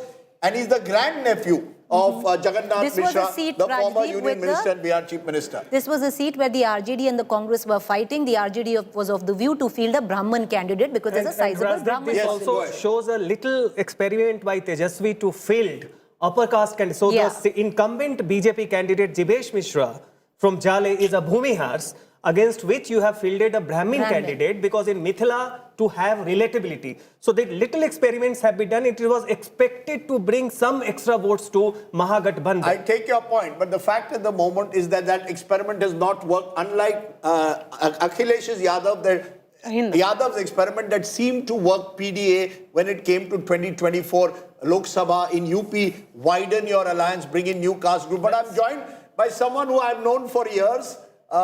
K.C. Tyagi ji, kaise hai? Good morning. Spokesperson of the JDU, one of the earliest. Fine, good morning. Good morning, and you good time, good morning. You've always stayed with Nitish Kumar through good times and bad. आप तो जनता दल के दिन से उनके साथ है. ये बताइए, ये नीतीश जी की जीत है, बीजेपी की जीत है या नीमो की जीत है? नीतीश मोदी, ये मेरा नया शब्द आज है. नीमो. देखिए, आज का दिन मेरे लिए विनम्रता का दिन है और मैंने आप ही के चैनल पे कहा था, आप ही के से कि 80 सीटें आनी चाहिए. पिछली बार एलजेपी के और कुशवाहा जी के अलग लड़ने से जो कमी हुई थी वो इस बार कमी पूरी हो गई है। दूसरा, मैंने आपसे कहा था अनक्वेश्चनेबल लीडर है वो। तीसरा, मैं आज आपके चैनल पे पहली बार कहना चाहता हूं कि समाजवादी आंदोलन के भी 90 साल पूरे हो रहे इस साल। 1934 में जेपी लोहिया और नरेंद्र देव जी ने मिलकर के ये समाजवादी आंदोलन शुरू किया था और उसका सबसे बढ़िया चिराग आज की तारीख में नीतीश कुमार है, जिसने उस परंपरा को आगे बढ़ा के रखा है। और ये जीत एनडीए की जीत है। इसमें भाजपा जरूर निसंदेह संगठन के तौर पर सबसे बढ़िया पार्टी साबित हुई, चिराग पासवान भी रहे, लेकिन नीतीश कुमार का जो चेहरा है 20 साल का, ऐसा राजनीति में बहुत कम लोग मिलेंगे जिन्हें 20 साल की राजनीति करने के बाद अपने दामन पे दाग नहीं लगने दिया। मैं कबीर दास का एक दोहा के साथ नीतीश कुमार को कहना चाहता हूं, झीनी झीनी चीनी चुनरिया, दास कबीर जगत से ओढ़ी, जस की तस रख दीनी चुनरिया। वो है नीतीश कुमार। वाह, आज आप फॉर्म में हो। तो केसी त्यागी जी, 50-51 साल का रिश्ता है। केसी त्यागी जी, नीतीश कुमार का कई सालों से रिश्ता है, लेकिन नीतीश कुमार ने कई दल भी बदले हैं। 2 साल पहले वो इंडिया अलायंस में थे, फिर उसके पहले बीजेपी में थे, उसके पहले लालू जी के साथ थे। तो ये जो है ना, ये कहना सही है कि समाजवाद की एक तरह से वो प्रतीक है, लेकिन उन्होंने भी बहुत कुछ बदला है। ये रेलेवेंस उनका रहा है, लेकिन पलटू राम भी रहे हैं सर, केवल सुशासन बाबू नहीं। आज तो वो सबसे बड़े पलटू राम हो गए जब सारी उन्होंने इक्वेशन ही आप लोगों की पलट दी। जो लोग उसको रिटर्न ऑफ कर रहे थे वो भी पलटू राम आज साबित हो गए। और दूसरा ये, लालू जी, नीतीश जी, हम रामविलास शरद यादव जी जनता दल में थे, लालू जी के साथ नहीं थे, वीपी सिंह के साथ थे, याद करो। नंबर 1। नंबर 2, गठबंधन बदले, नीतीश कुमार ने कभी दल नहीं बदला। 1970 से लेकर के आज तक समाजवादी आंदोलन का वो योद्धा है। और कांग्रेस पार्टी ने जिस तरह का बर्ताव हमारे साथ किया, उसकी वजह से भी एक बड़ा कारण था, हम लगातार विपक्षी एकता के प्रयास करते रहे। जब 6 महीने तक कोई मीटिंग सोनिया गांधी ने नहीं बुलाई, राहुल गांधी ने नहीं बुलाई, तब हमने पटना में विपक्षी एकता का प्रयास किया, आप गवाह हो। फिर बंगलोर में, फिर मुंबई में और दिल्ली की मीटिंग में जिस तरह का व्यवहार हमारे नेता के साथ किया गया, हम लोगों के सामने कोई रास्ता नहीं था। अच्छा सर, एक छोटी सी बात, उनकी भी हिस्ट्री जानिए। आज आप मुझे पलटू राम कह रहे हैं, आज मैं नहीं हूं सर। ये चुनाव मैंने सही परखा है। आप मेरी स्टेट बैंक लौट गए, मैंने कहा गेम सेट मैच। 4-5 दिन पहले, बहुत कम मेरे चुनाव आजकल अनुमान सही निकलते हैं, बहुत दिनों के बाद कुछ सही निकला है। मुझे जरा थोड़ा क्रेडिट भी बीच बीच में दीजिए। आप पुराने दोस्त हैं मेरी किताबें भी आप बड़ी खूबी से पढ़ते हैं। But yes, you have a question. नहीं, और त्यागी जी, वैसे राजदीप ने बता दिया था 3-4 दिन पहले ही, यही जो नतीजे इस समय आ रहे हैं, इसमें तो डाउट नहीं है। लेकिन त्यागी जी, ये बताइए, कल रात को आरजेडी कह रही थी कि अगर वो नहीं जीते या चुनाव परिणाम उनके अनुरूप नहीं आए तो सड़कों पर जनता आ जाएगी, बांग्लादेश बन जाएगा, श्रीलंका बन जाएगा, नेपाल बन जाएगा। क्या उसका खतरा है बिहार में इस समय? ऐसा है कि मेरे मित्र को नेपाल की पॉलिटिक्स के बारे में जानकारी नहीं है, राजदीप, और आप जानते हो मैं वहाँ का एक्सपर्ट हूँ नेपाल के मामलों का। इसलिए मैं कहना चाहता हूँ कि नेपाल में शासक दल के साथ साथ विपक्षी दल के नेताओं के घर भी लूटे गए थे, उनकी लिंचिंग भी हुई थी, उनके घर परिवारों के लोगों को मारा पीटा गया था। तो नेपाल में तो फिर अगर नेपाल की पुनरावृत्ति चाहते हैं तो अपने घर को भी संभाल के रखे हैं आरजेडी के नेता। सही आपने Tyagi ji, we have a lot of respect for you for the fact that you stuck around for so long. Not easy in politics, a veteran warrior. But I want to go to Rohit Singh. He's at Anand Singh's residence in Mokama. And remember, this is one of the constituencies watched very closely. Anand Singh, 5-time MLA and someone who's been accused. He's still in jail, accused of murder, but he seems to be winning. Yes, Rohit, take it away.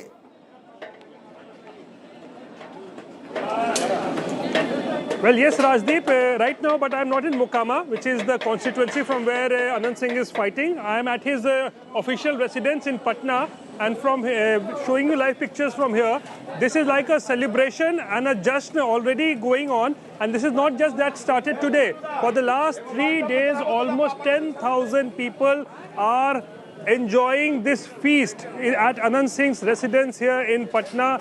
For the last 3 days, we have seen that thousands of people from his constituency are all coming here. And this, in fact, celebration, this feast is going on. And today, when the occasion is big, because Anand Singh is also winning big here in from Mokama constituency, obviously the celebrations have only begun. And this is where the entire delicacies, all these food, puri, halwa, and you can see aloo ki sabzi, matar ki sabzi, everything is being prepared here. And let me give you another glimpse of what are the arrangements that have been made. You can see all these lovely and tasty food items here. Rasgullas, gulab jamuns, everything here in large numbers. And this is where the entire feast is going on, Rajdeep. Just have a look here. Celebrations. And this is the Rohit, similar celebrations were also planned at Suraj Bhan Singh's house. They also had full preparations for the party. So no celebrations happening there, it seems. What happens to all that food? They also got thousands of liters of food and thousands of kilograms of vegetables. But yes, Gaurav, you are absolutely bang on. But I think it's the feast which is going on at Anand Singh's residence here. They are going to have all the fun and all the celebration and all the food maybe that was prepared at Suraj Bhan Singh's residence.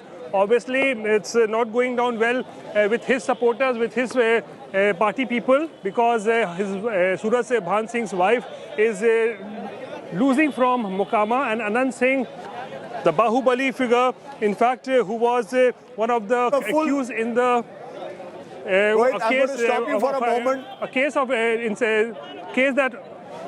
I'm going to stop you for a moment because there you have those celebrations already in terms of food, and that's making me hungry. We have makhana here, we have tilkut. And you have litti. I will share it around the table, starting with my friend Gaurav Sawant in a moment. But another friend joins us. Yogendra Yadav knows politics of Hindi heartland better than most. Yogendra, are you surprised at all with these results? The scale of the victory, it's going to be more than 2/3. Almost a replica of what we saw in 2010 when the JDU BJP alliance won 206 seats. I'm disappointed. I'm not surprised, Rajdeep.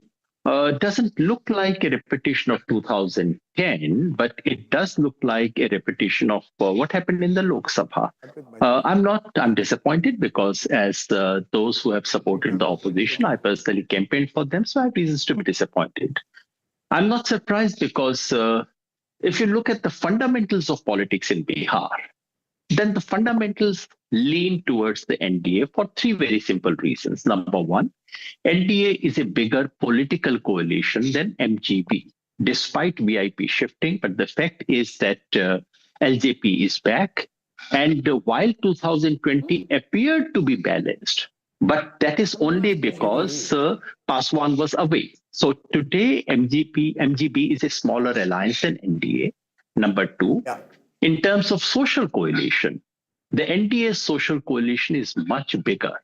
The Mahagathbandhan draws upon 32%, that's Muslims and Yadavs mostly, and has an auxiliary of about 8 to 10%.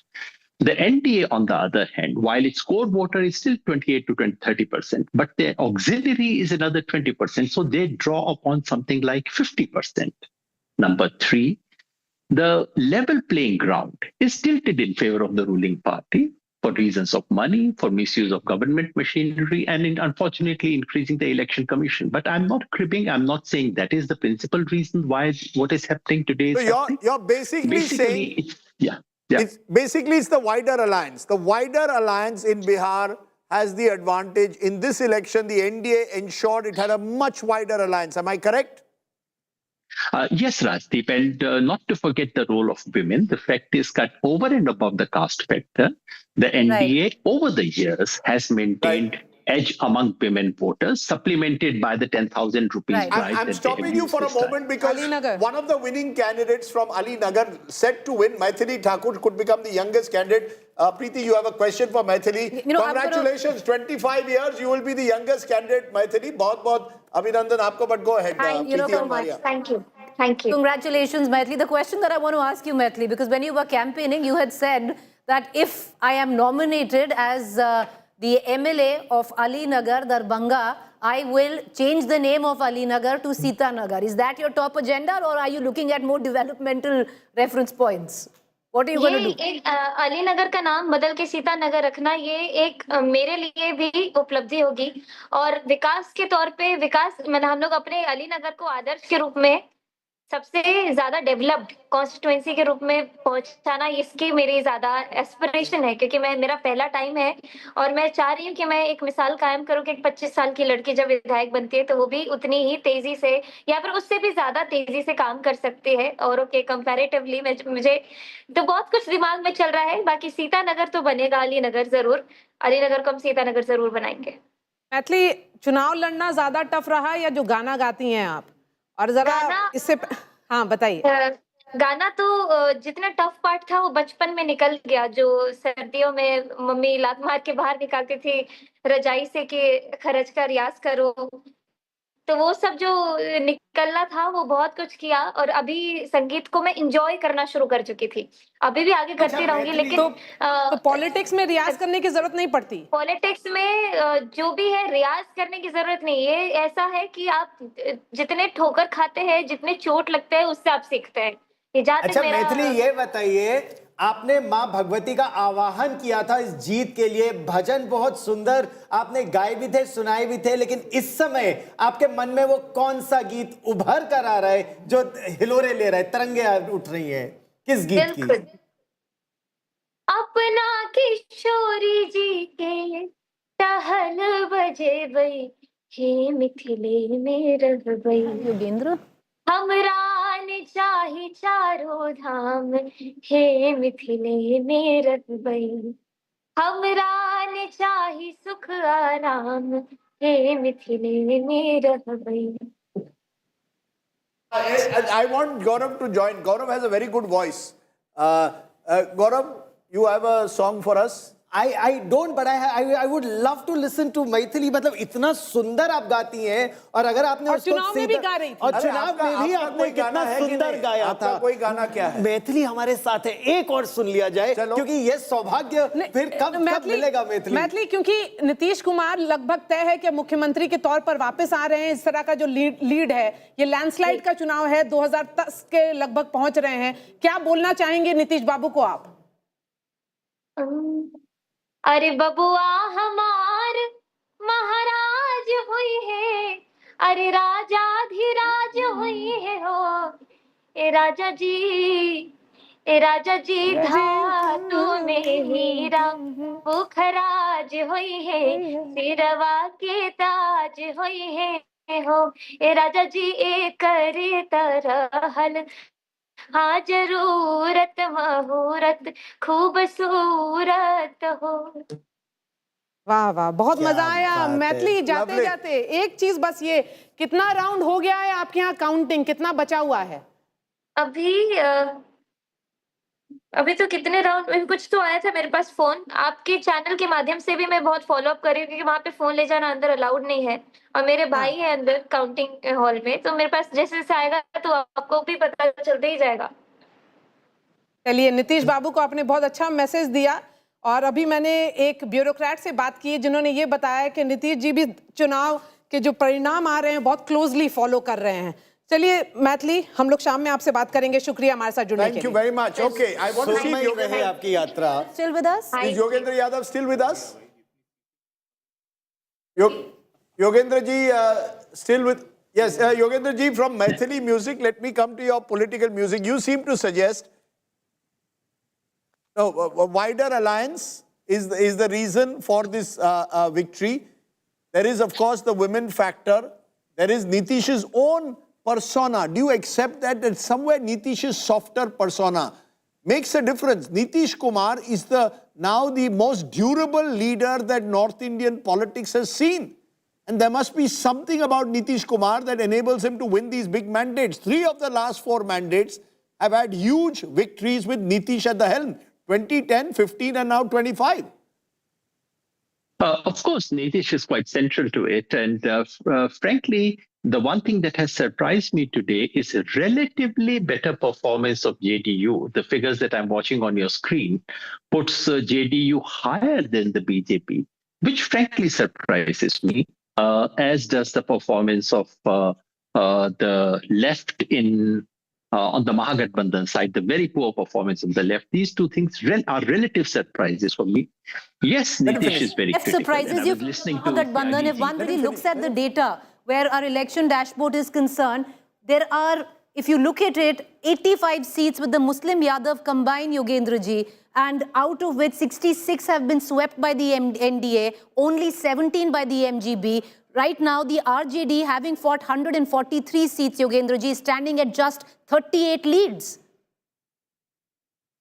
Yes, you see, the point we need to remember is that in 1990, when the Mandal revolution took place in Bihar, which broke the backbone of feudal landlords in Bihar, it was not a Muslim Yadav combined at that point. Lalu Yadav, when he began his politics, was actually a leader of the Garib Gurba. Cutting across caste lines, he actually represented everyone who was disadvantaged. Over the years, it became a coalition principally of Yadavs and Muslims, while the Mahagathbandhan regained it and may possibly have had even higher share among Muslims and Yadavs than they had last time. But this has the counter effect.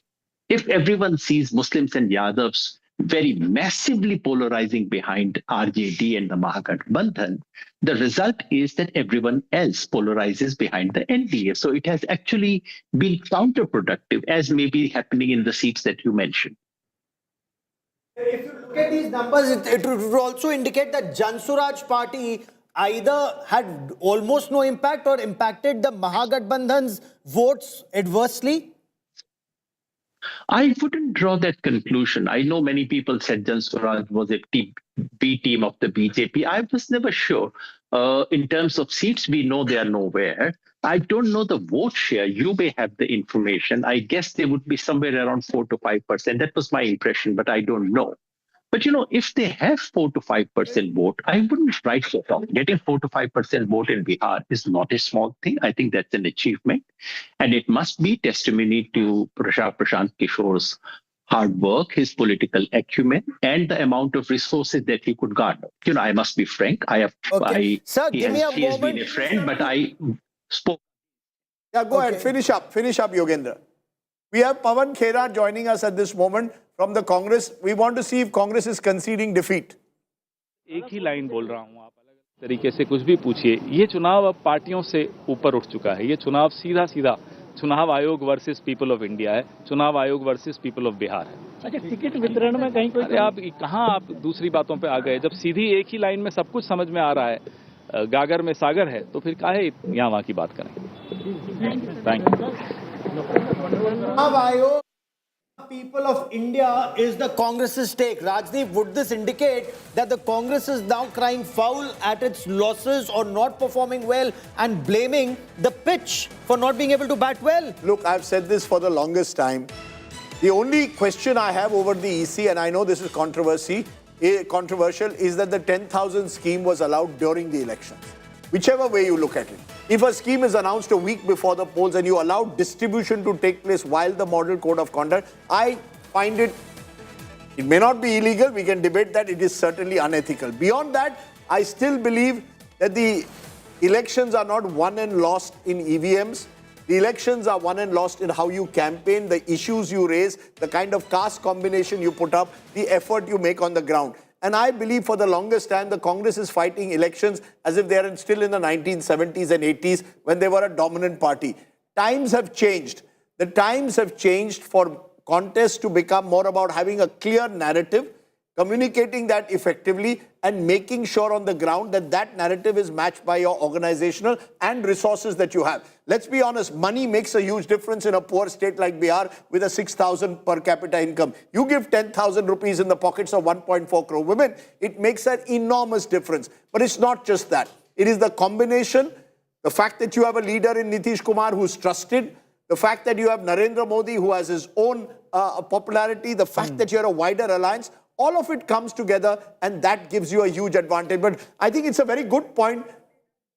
Okay, the latest posters that have come on air across Patliputra, Bihar ka matlab Nitish Kumar. And it's very interesting, in 2020 we barely saw a Nitish Kumar poster in Patna and across Bihar. This time Nitish is center stage, the man who has been the survivor of politics, but also someone who's built a unique equation at the moment. This is similar to 2015 when it was Phir Ek Baar Nitish Kumar, now Bihar ka matlab Nitish Kumar. 10 years down the line, Nitish Kumar is the central figure. No, he's a remarkable politician. Whichever way you look at it, he may be Paltu Ram to many, to his critics. The fact is, he stayed the course in being relevant. He knows which way, who to combine with, and anyone needs Nitish Kumar. In a dish of dal, you always need the basic dish. And that the basic ingredients, Nitish has become that basic ingredient. And while Piyush Mishra is joining us. Yes. Piyush, you want to quickly, you've got a guest with you. You're at the BJP headquarters. What are you picking up around you? Well, Rajdeep, this early trend victory of NDA is now rejoicing workers across the country. I'm present at Patna headquarters of BJP, and here the workers of AIADMK have also come, and I can show you this flag also. On this flag, we can clearly see the leaf symbol of AIADMK, and these workers have come here at Patna headquarters of BJP, and they are saying that the kind of early trend victory which NDA is, gaining in Bihar, similar sort of trends will be seen in the state of Tamil Nadu. Let me try to get in a word from them. Sir, from where have you come? We have come from Coimbatore, Tamil Nadu. But you are in BJP office of Patna. Yeah, the reason is why we have come. Actually, we have to celebrate here for the victory. For the victory. NDA Alliance का victory का celebrate करने के लिए हमने वो तमिल नाडु से यहाँ तक पहुँच गया. How hopeful are you that similar sort of things will happen in Tamil Nadu? Yeah, exactly. Because NDA, both politics are almost similar only. Because there in Tamil Nadu, Karunanidhi का परिवार dominate करता है. यहाँ पे ही एक ही family dominate करते हैं, लालू भाई का फैमिली. इस वजह से हमने सोचा कि एनडीए के अलायंस जीत फिक्स हो गया. जीत फिक्स हो गया? हाँ, फिक्स हो गया. क्योंकि लोग इसको पसंद करते हैं. वो बुरे बोलने के वाले को लोग थोड़ा गर्व करते हैं ना, उन लोगों को थोड़ा रिजेक्ट करेगा. Okay. Sir, what's your name? Developing. Sir, what's your name? Shanmugh Raja. You come from? Coimbatore, Tamil Nadu. Nadu. You have come to Bihar to celebrate NDA victory. What's the reason? Yeah. यही result देखने के लिए हम आया. 2026 में भी हम celebrate करना चाहिए ना. Okay. So how hopeful are you that similar things will happen for NDA in Tamil Nadu also? Tamil Nadu, definitely we will be forming new government under our leader Edapadi K. Palnichami. Edapadi Palnichami will be winning and he will be the Mukhyamantri 2026. Stalin will go out. We saw him campaigning here in the state also. Edapadi Palnichami will not come, but our leader didn't come because he has some other works and party campaign works is going on. So he has guided us to come here, and he also conveyed, he has given his wishes for the forming government for Nitish Kumar, sir. So he has conveyed his wishes. So these interesting pictures from the Bihar BJP office, Rajdeep, where we are now seeing how AIADMK workers have come here, and they are very much hopeful that similar sort of performance of NDA will take place in Tamil Nadu. Remember that the polls, assembly polls in Tamil Nadu will take place next year, and for that the NDA has already started preparing. Okay. It is now what?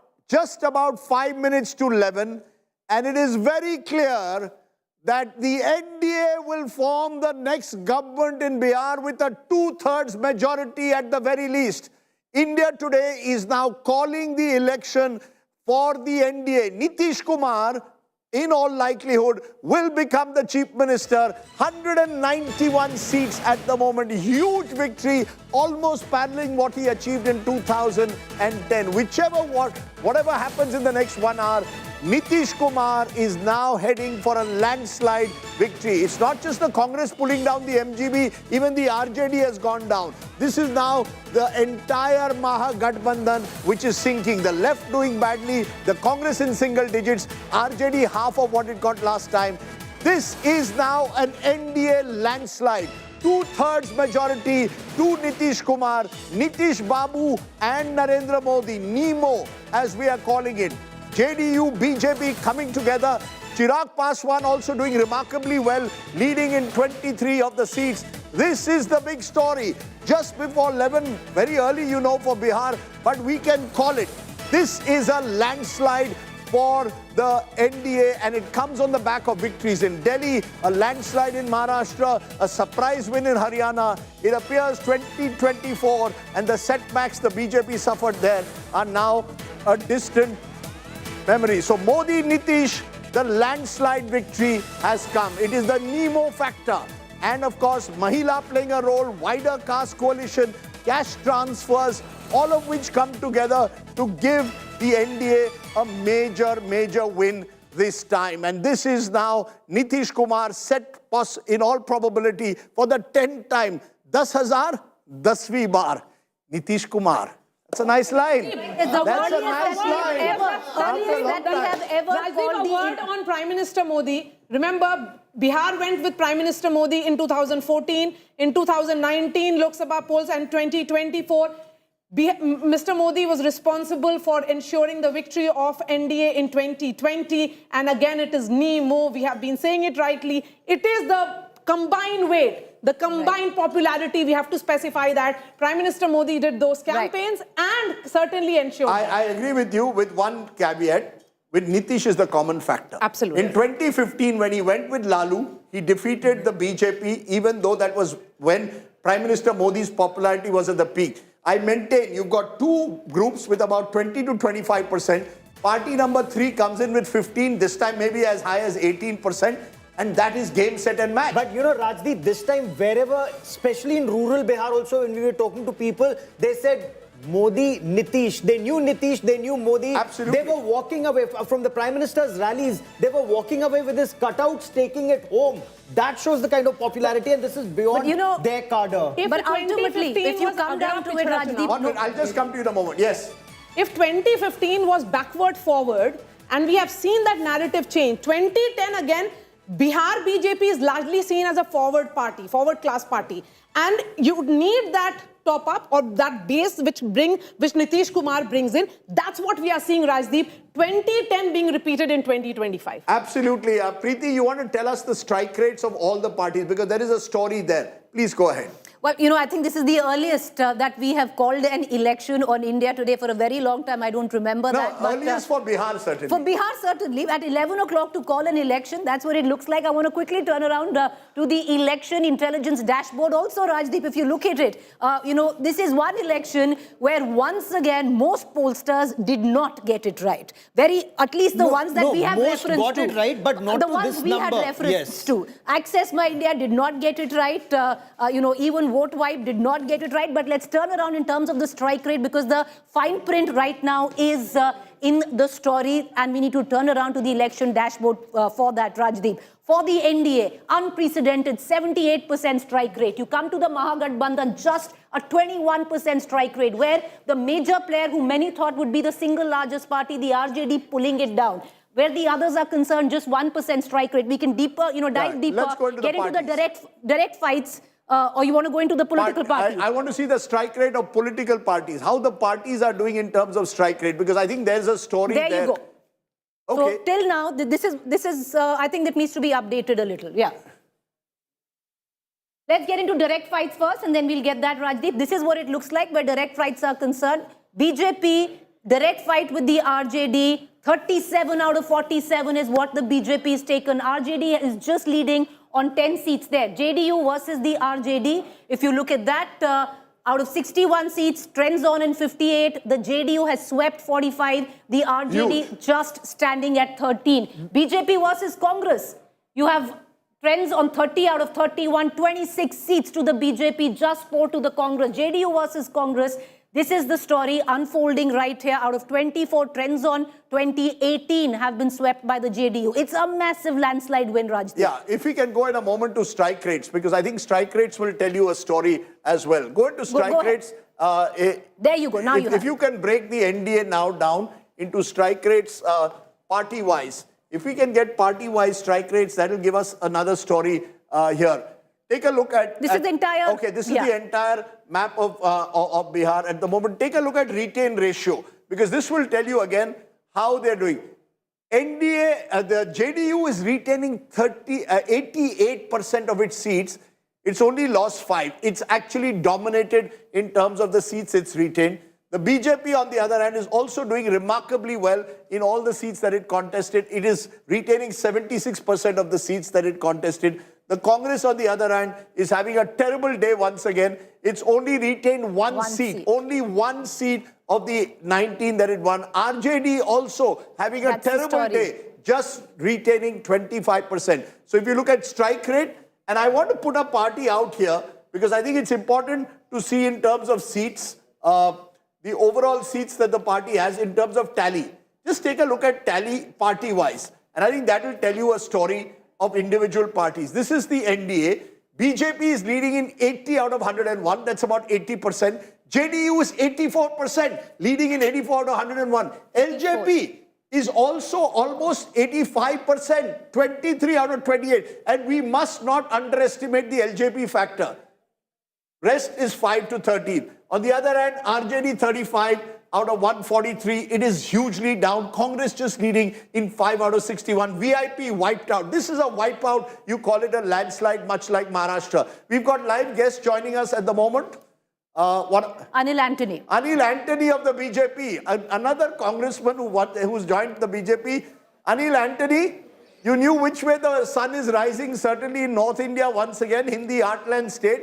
Yet another big victory for the BJP. First reactions. Is this higher than anticipated? 80%, 84% is the strike rate.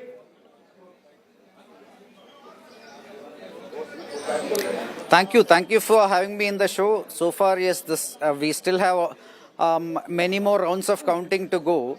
And we are very sure that as the day progresses, our margins will get more consolidated and we may have an even bigger victory. And it is not surprising if you see some of the recent trends in the few months after the Lok Sabha election, whether it was Maharashtra, Haryana, even Delhi, all these states, despite many narrations, the Bharatiya Janata Party during those elections had our best ever victory in history.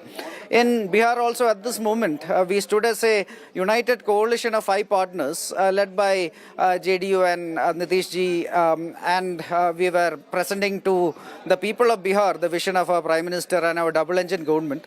The people have completely shown trust in us, and at this moment we are having our best ever victory in Bihar. At this moment you look at our strike rates of different parties, yes, they are all high, they are all very good. We are not comparing different strike rates because we stood as a united front. And this is a victory that the people of Bihar has given us for the work that we have done in the previous governments and also for the vision that we have put forward. Anil, for a moment, Ashok Gehlot, who was one of those in charge of the Congress's campaign, former Rajasthan Chief Minister speaking. बल्कि जो pension थी बुजुर्गों की, विधवाओं की, निसज्जनों की बंद, बांट नहीं सकते आप. और बिहार में सब बढ़ रहे थे, पेंशन बढ़ रही थी, पैसा बढ़ रहा था. 10,000 रुपये बिहार जैसे प्रदेश में महिलाओं को मिल जाए तो आप सोच सकते क्या हो सकता है. एक तो वो फैक्टर भी था और उसी में आता फिर इलेक्शन कमीशन मुख दर्शक बना रहा. उसने क्यों नहीं रोका? 10,000 रुपये बढ़ रहे थे, चुनाव चलते हुए इलेक्शन कमीशन रोकना चाहिए था. उसको रोका ही नहीं उन्होंने, रास्ता में रोक दिया. मोबाइल फोन बढ़ रहे थे, रोक दिया. पेंशन रोक दी, वहाँ कुछ नहीं कर रहे थे.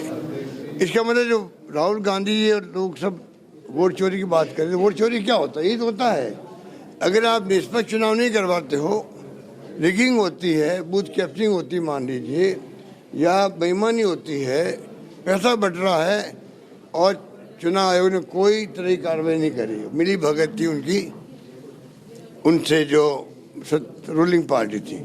और नंबर 3, जो पैसे का धन का तो दुरुपयोग हो रहा आजकल, कोई सोच नहीं सकता, हम सोच नहीं सकते कैसे पैसे बढ़ते हैं दिफा बन बन करके महाराष्ट्र में We have a huge breaking story at the moment. Tejashwi Yadav is trailing from Raghopur.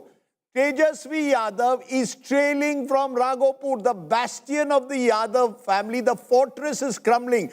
Rabri Devi is 1 year thrice. Lalu 1 year twice. Tejashwi is 1 year twice. And now the bastion that was built in 1990, Raghopur.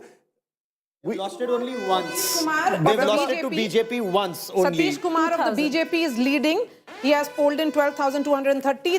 The gap between BJP and Tejashwi is roughly around 2,000 votes. Of course, this is of course still not the full final verdict, but for now, when your leader, your chief ministerial face starts trailing in his home constituency, you know you are in serious trouble. So, Tejas, yes.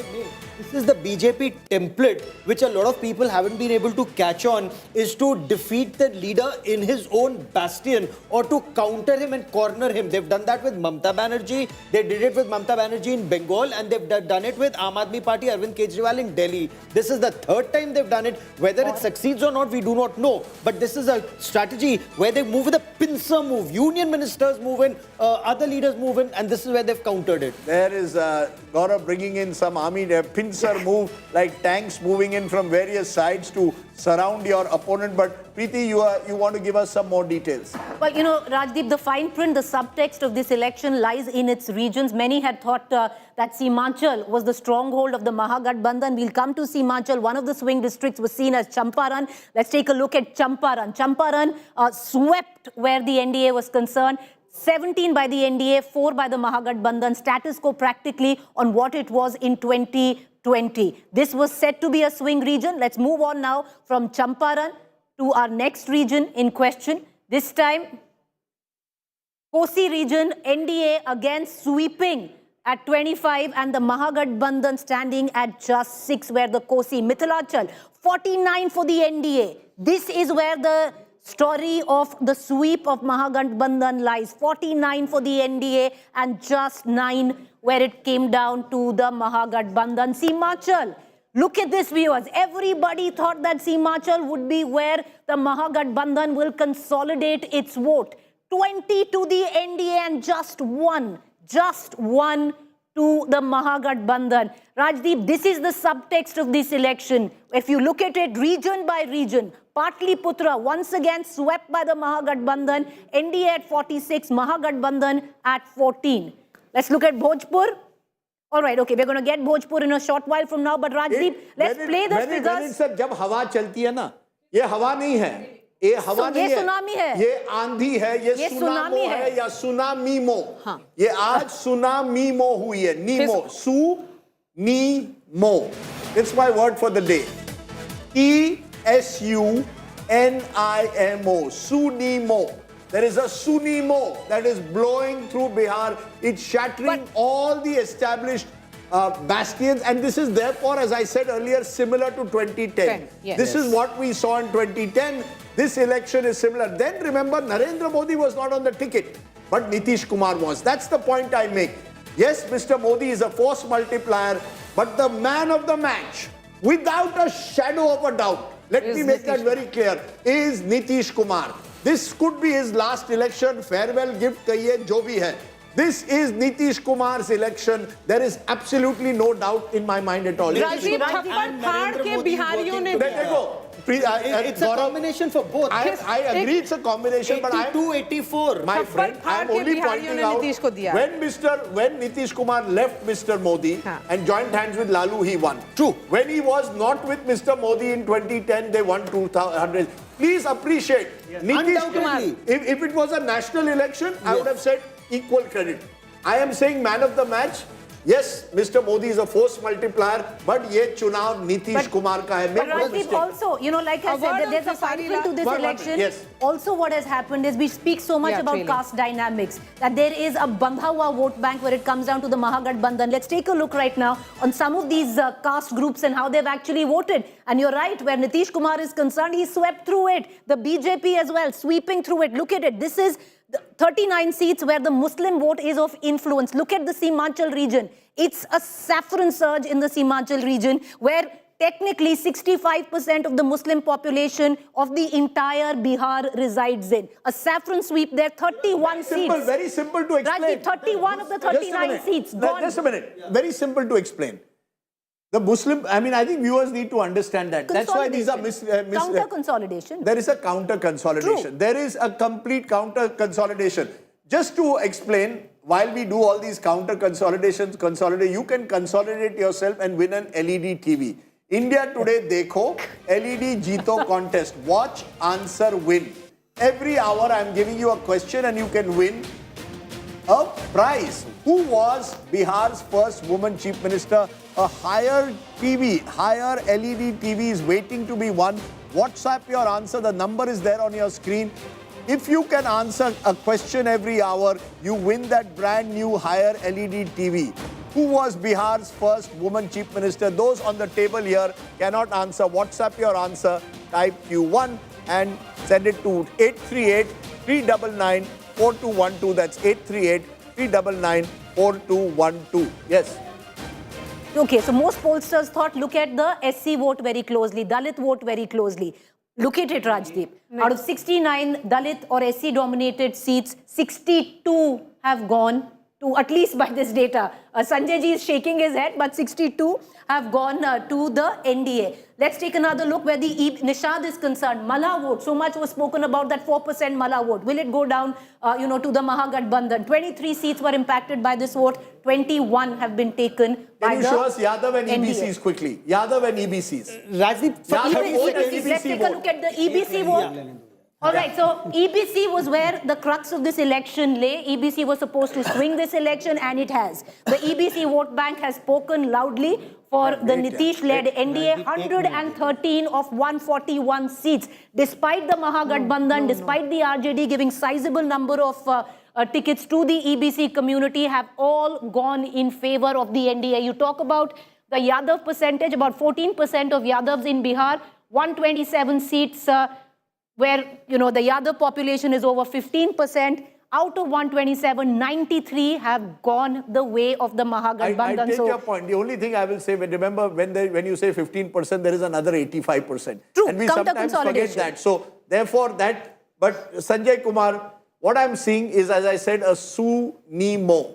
That there is a complete landslide election. In a landslide election, there is only so much you can analyze. Yeah. It seems large groups have switched over. My belief is Mahila in particular has made a huge difference, and the wider caste alliance. When you've got Chirag Paswan on your side, Upendra Kushwaha on your side, you crossing 40-45%, they could even close to 47-48 this time, could make a huge difference. Do you agree? No, Rajdeep, I agree. But if it is this kind of a tsunami, like an election, like one-sided election, you do region-wise analysis, you do whatever analysis, you will not come across differences. But I have a slight difference about, in a sense, difference of opinion about whether this election was on caste lines or not. My own sense is that if you look at, this is an election where, take any caste community, 80% of them have actually gone with one alliance or the other. I think if you look at the Muslims and the Yadavs, more than 80% of them have voted for Mahagathbandhan. But the problem with the Mahagathbandhan was that they failed to attract any voters of any other caste community. And on the other side, if you look at the Dalits, you look at the lower OBC, you look at Kurmis, Koiris and the upper caste, even among them. And within the upper caste, you look at the Brahmins, look at... so what's the factor? Very quickly, if this is a cross-caste, cross-class vote, what is the reason? It's a wave election. It's a wave election. Wave for whom? Wave for the NDA. Who? There must be a reason for a wave election. Nitish Kumar. Are we very clear? Nitish Kumar, no, Rajat Sethi doesn't agree. Nitish Kumar's election. I think it's the only two broad strokes on the election canvas were arithmetic and Mahila. And both have gone to Nitish Both have gone stupendously towards one side. I agree with you. That's a nice way to put it. Arithmetic and Mahila. I want to go to Suesha Sawant, our Mahila at JDU office in Patna. Suesha, the JDU is having a wonderful day, as is the BJP. Only battle now is kaun banega #1 between the two. Both contested 101. One is 83, one is 80. Take it away. Tell us what you're seeing around you at the JDU office. Oh, celebration celebrations galore at the JDU office, Rajdeep, and cadres have been swelling up in huge numbers. In fact, I've been waiting for you to come to me just to show you the scale of the celebrations. You know, the Modi, Nitish cutouts that are being flashed everywhere, the shank that has been reverberating ever since. 4 p.m. is when Nitish Kumar is expected to come to the JDU office, and they continue to say, because I've been speaking, in fact, just a short while ago, I also spoke to Mr. Who's you hear the firecrackers, on the road leading to JDU, the gate that leads to JDU. And if I can quickly show you the pictures here, all of the people here, the cadres running to this road, the road that leads to the JDU office. 4 p.m. is when Nitish Kumar is expected to come here. And yes, they say it is Nitish's face, the Nitish factor that has worked their way through this victory. They continue to maintain that it is an NDA victory, so it would not be fair to really bifurcate So that. Yesha, stay with us NDA for a moment. Let me also cut across to Piyush Mishra. Piyush Mishra is now on this, what was described then as a Namo Rath, now apparently the Nemo Rath, Nitish Kumar, Narendra Modi victory. Piyush, take it away. The celebrations have started in the BJP camp. They're emerging as the single largest as of now. अब कोई बहला फुसला के बिहार की जनता को Well, absolutely, Gaurav. A lot of celebrations are now taking place in Patna. I'm right now present with a BJP Karyakarta who has come with this Namo Rath, and you can see as to how there's a photograph of Narendra Modi right in the backdrop of this man, and he is now on board to Namo Rath. And I would ask my video only Jagga to show you as to how this Rath has been decorated using different colors, and multiple Karyakartas have now come here to the BJP office to celebrate this. Let me try to get in a word from this कार्यकर्ता. क्या नाम हुआ आपका? फूल सिंह. फूल सिंह जी. तो फूल ही फूल तो यहाँ पे सजे हुए पूरे रथ में. देखिए, मेरा नाम फूल है और मैं सालों से इनको महामानव मानता हूँ, भगवान मानता हूँ. और मैं हमेशा लोगों को कहता हूँ, ये जो व्यक्ति है, ये अवतरित हुआ है जन कल्याण के लिए. लोगों का कल्याण कैसा हो, इसके लिए ये व्यक्ति अवतरित हुआ है. और हम जैसे लोग अगर इनकी बात नहीं करेंगे तो कौन करेगा? जी. तो आप रथ पर चढ़कर क्यों आए, क्या कारण? रथ पर तो हम चलते ही रहते हैं. तो मेरा नमो रथ है, मोदी जी का रथ है, ये घोड़ा, हम तो ऐसे ही चलते रहते हैं. तो ये नमो रथ नाम क्यों दिया इसका? मोदी जी का रथ है, हमारे भगवान का रथ है. मैं उनको भगवान मानता हूँ. मैंने मंदिर बना दिया महाराष्ट्र में. तो अब तो अर्ली ट्रेंड्स में सरकार बनती हुई नजर आ रही है. हाँ, हमने महाराष्ट्र के मीरा रोड में इनका मंदिर बना दिया.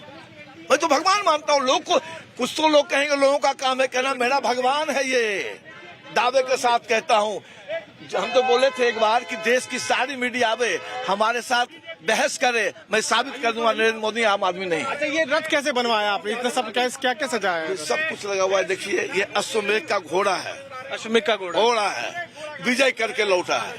पूरे बिहार में घुमा है और विजय करके लौट गया. विजय हो गई है पूरी तरह? हो गई विजय. क्या कारण रहा विजय का? विजय का कारण, लोग इस बात को समझ गए हैं कि अगर हम मोदी जी को मजबूत करेंगे तो हमारा देश मजबूत होगा. लोग इस बात को अब कोई ठग नहीं सकता है भाई साहब. और नीतीश कुमार तो है ही हमारे, वो तो हमारे ही है ना. एनडीए छोड़ के भी चले जाते हैं कई बार.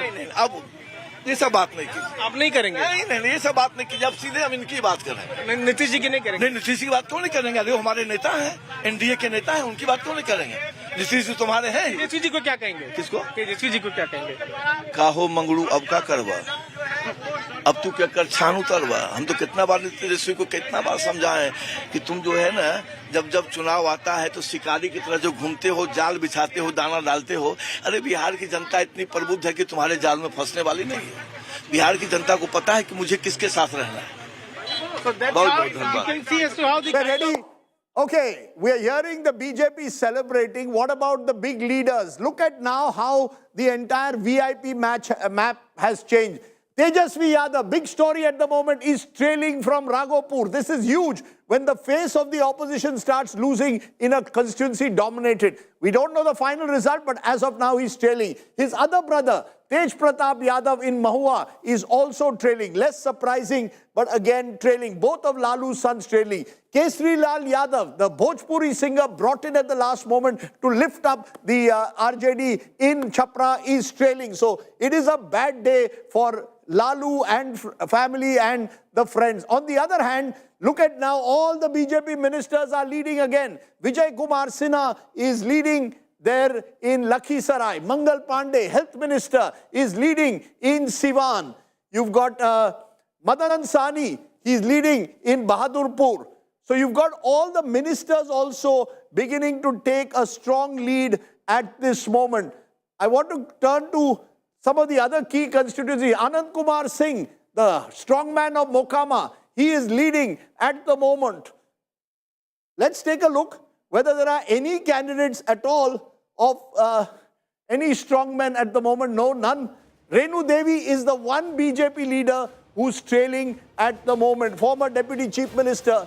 Most of otherwise the BJP strongmen at the moment, as of now, are leading at the moment. So you've got a situation where it's a complete sweep. Samrat Chaudhary leading, Maithili Thakur leading, Vijay Kumar Chaudhary, close aide of Nitish Kumar, is leading at the moment. This is what you see when you see a sweep. One side is taking away, the VIP candidates are winning, the candidates they've changed are winning. And look at the disaster that's taking place in terms of the tally as well as the seat share at the moment. Just take a look at just how the entire map of Bihar has turned orange. This is the color at the moment. You have only very small pockets for the RJD. Interestingly here, you've got others, and this is AIMIM winning in 3 seats at the moment in Simanchal. So Asaduddin Owaisi is not completely wiped out at the moment. Let's try and break that down further for you. BJP 84 leads, JDU 76. LJP having a fantastic day. Chirag Paswan benefited from flying in a chopper with Maria Shakil. She knew which way, who was going up. They flew together. He's like the weather vane, like his father. Quite literally. They go the weather vane of in politics. To be now. fair, Ramvilas Paswan would make the moves at the right just before the election. Chirag did it a couple of years ago this time. Yes. So he's benefited from that. He's turned out to be... He's remained the Hanuman. He's remained the Hanuman. Can he claim deputy This is the story to me. RJD is only leading in 35 out of 143. That is almost only a 25-27% strike rate. This is the worst day that the RJD has had since 2010. And that's why this election is looking more and more like 2010. The Congress... क्या बताएं, जवाहरलाल नेहरू का birthday है, लेकिन Nehru's legacy is not going very far. VIP is turning out to be not so VIP. That's their problem. What can we do about that? But the rest what also, is very interesting. the rest are having a bad day. And this rest, 38, including the left parties. The left parties had the highest strike rate, over almost 70% in 2020. That's how politics changes. CPIML, CPIM, CPI. CPIML had a terrific day in 2020. They're being dismantled in this election. And that makes it very, very interesting to see it. JSP, Jan Suraj. Sorry, Prashant Kishor ji. Kya matlab? Zero.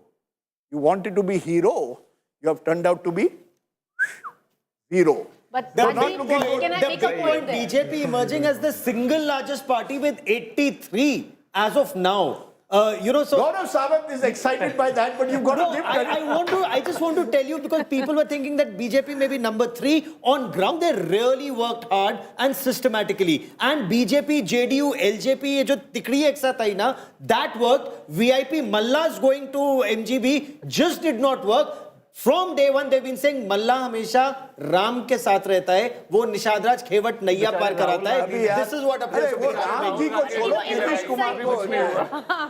Rahul Gandhi ने डुबकी भी लगाई और vote भी नहीं मिला, बताइए. अरे ये बात अब देखिए. Somebody made a statement कि जितनी मछली पकड़ेंगे उससे भी कम वोट आएंगे उनके पास. Well, that is, I don't know whether he caught 7 fish or 8, because at the moment the Congress is stuck at 7. Look, this is a Nemo super show. I think we've got a nice little catch line. Maybe some newspapers should pick up. This is the Nemo election, NIMO. And I hate to say I told you so. You just have to go to my vlog this week. I said this would be game, set and match to Nemo. And it's turned out that way. We can give 65% credit to Nitish, 25% to Narendra Modi, 10 to the rest of the organization. I think that would be a fair way to divide the credit. Yes, Preeti. Rajdeep, I think there's also, it might be a fine print, but look at the RJD figure. It's a moment of reckoning where Tejashwi Yadav is concerned. Your strike rate is less than 25%. You talk of Prashant Kishor getting a big fat 0, but this election is an opportunity for Prashant Kishor to move into that space. Become the main opposition. To become the face of opposition, because for Tejashwi to come out of it. Can you do that, Sajjan and Rajat Sethi? But for Tejashwi to come out of it. Rajat Sethi, the friend of Prashant Kishor. No, see, again, what we are analyzing is irrespective of the hard work that he has put. But the inflation that was there, not at all. How can he still look at the vote shares? RJD is still sitting on a solid 23%. 23% vote share is the Muslim Yadav. And what is the RJD has always had 37%. Will Prashant is less than 1% right now. So forget that. How will you build from 1% to 25%? It doesn't happen overnight. You need to have a consolidated base. Prashant Kishor, what caste base do you have? Okay, Sajjan, go ahead. Prashant Kishor there is no caste based in this. 1 minute. Is nota votes of Jhakki Bihari, you know? Jhakki Biharis who will have their service until 60, they will retire and they want a new career. क्या नाम है उनका? Jhakki Bihari. Jhakki Bihari. Jhakki Bihari. ये कौन होता है यार? Always.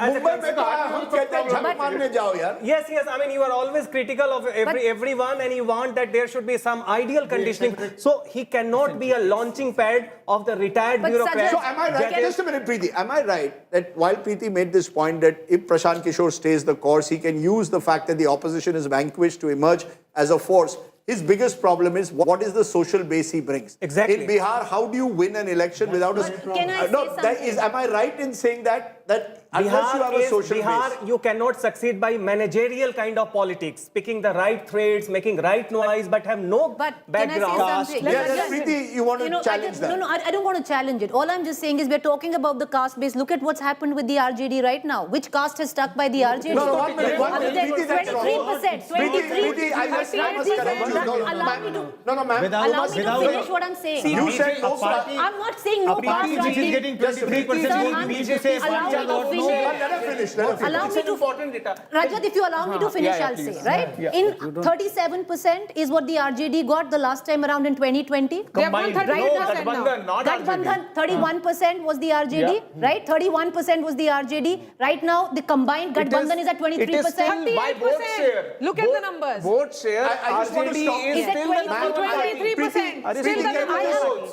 Can we just stop here, please? The viewer doesn't benefit from crosstalk. I'm going to request you all to stop. I just want to let's put the numbers. Numbers have been thrown at us. Preeti, let's look at the numbers, right? Vote share, alliance at the moment. This is vote share. 49%, 38%. Yes. I think we need to be very clear. The fact is that and this is an interesting observation. The Mahagathbandhan last time was 37%.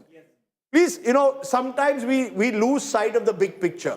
The Mahagathbandhan was 37% last time. It's actually held its own in terms of vote share. Absolutely. That's why I said to suggest that the Yadavs have deserted Tejashwi. Rajdeep, 1 minute, please now. Understand. The Yadavs have deserted or the Muslims, that's not happened. In fact, they've consolidated. What has happened in this election is a counter consolidation. Just a minute, please. Now we must let the viewer, ma'am, this is not you versus me or anyone else, let the viewer benefit.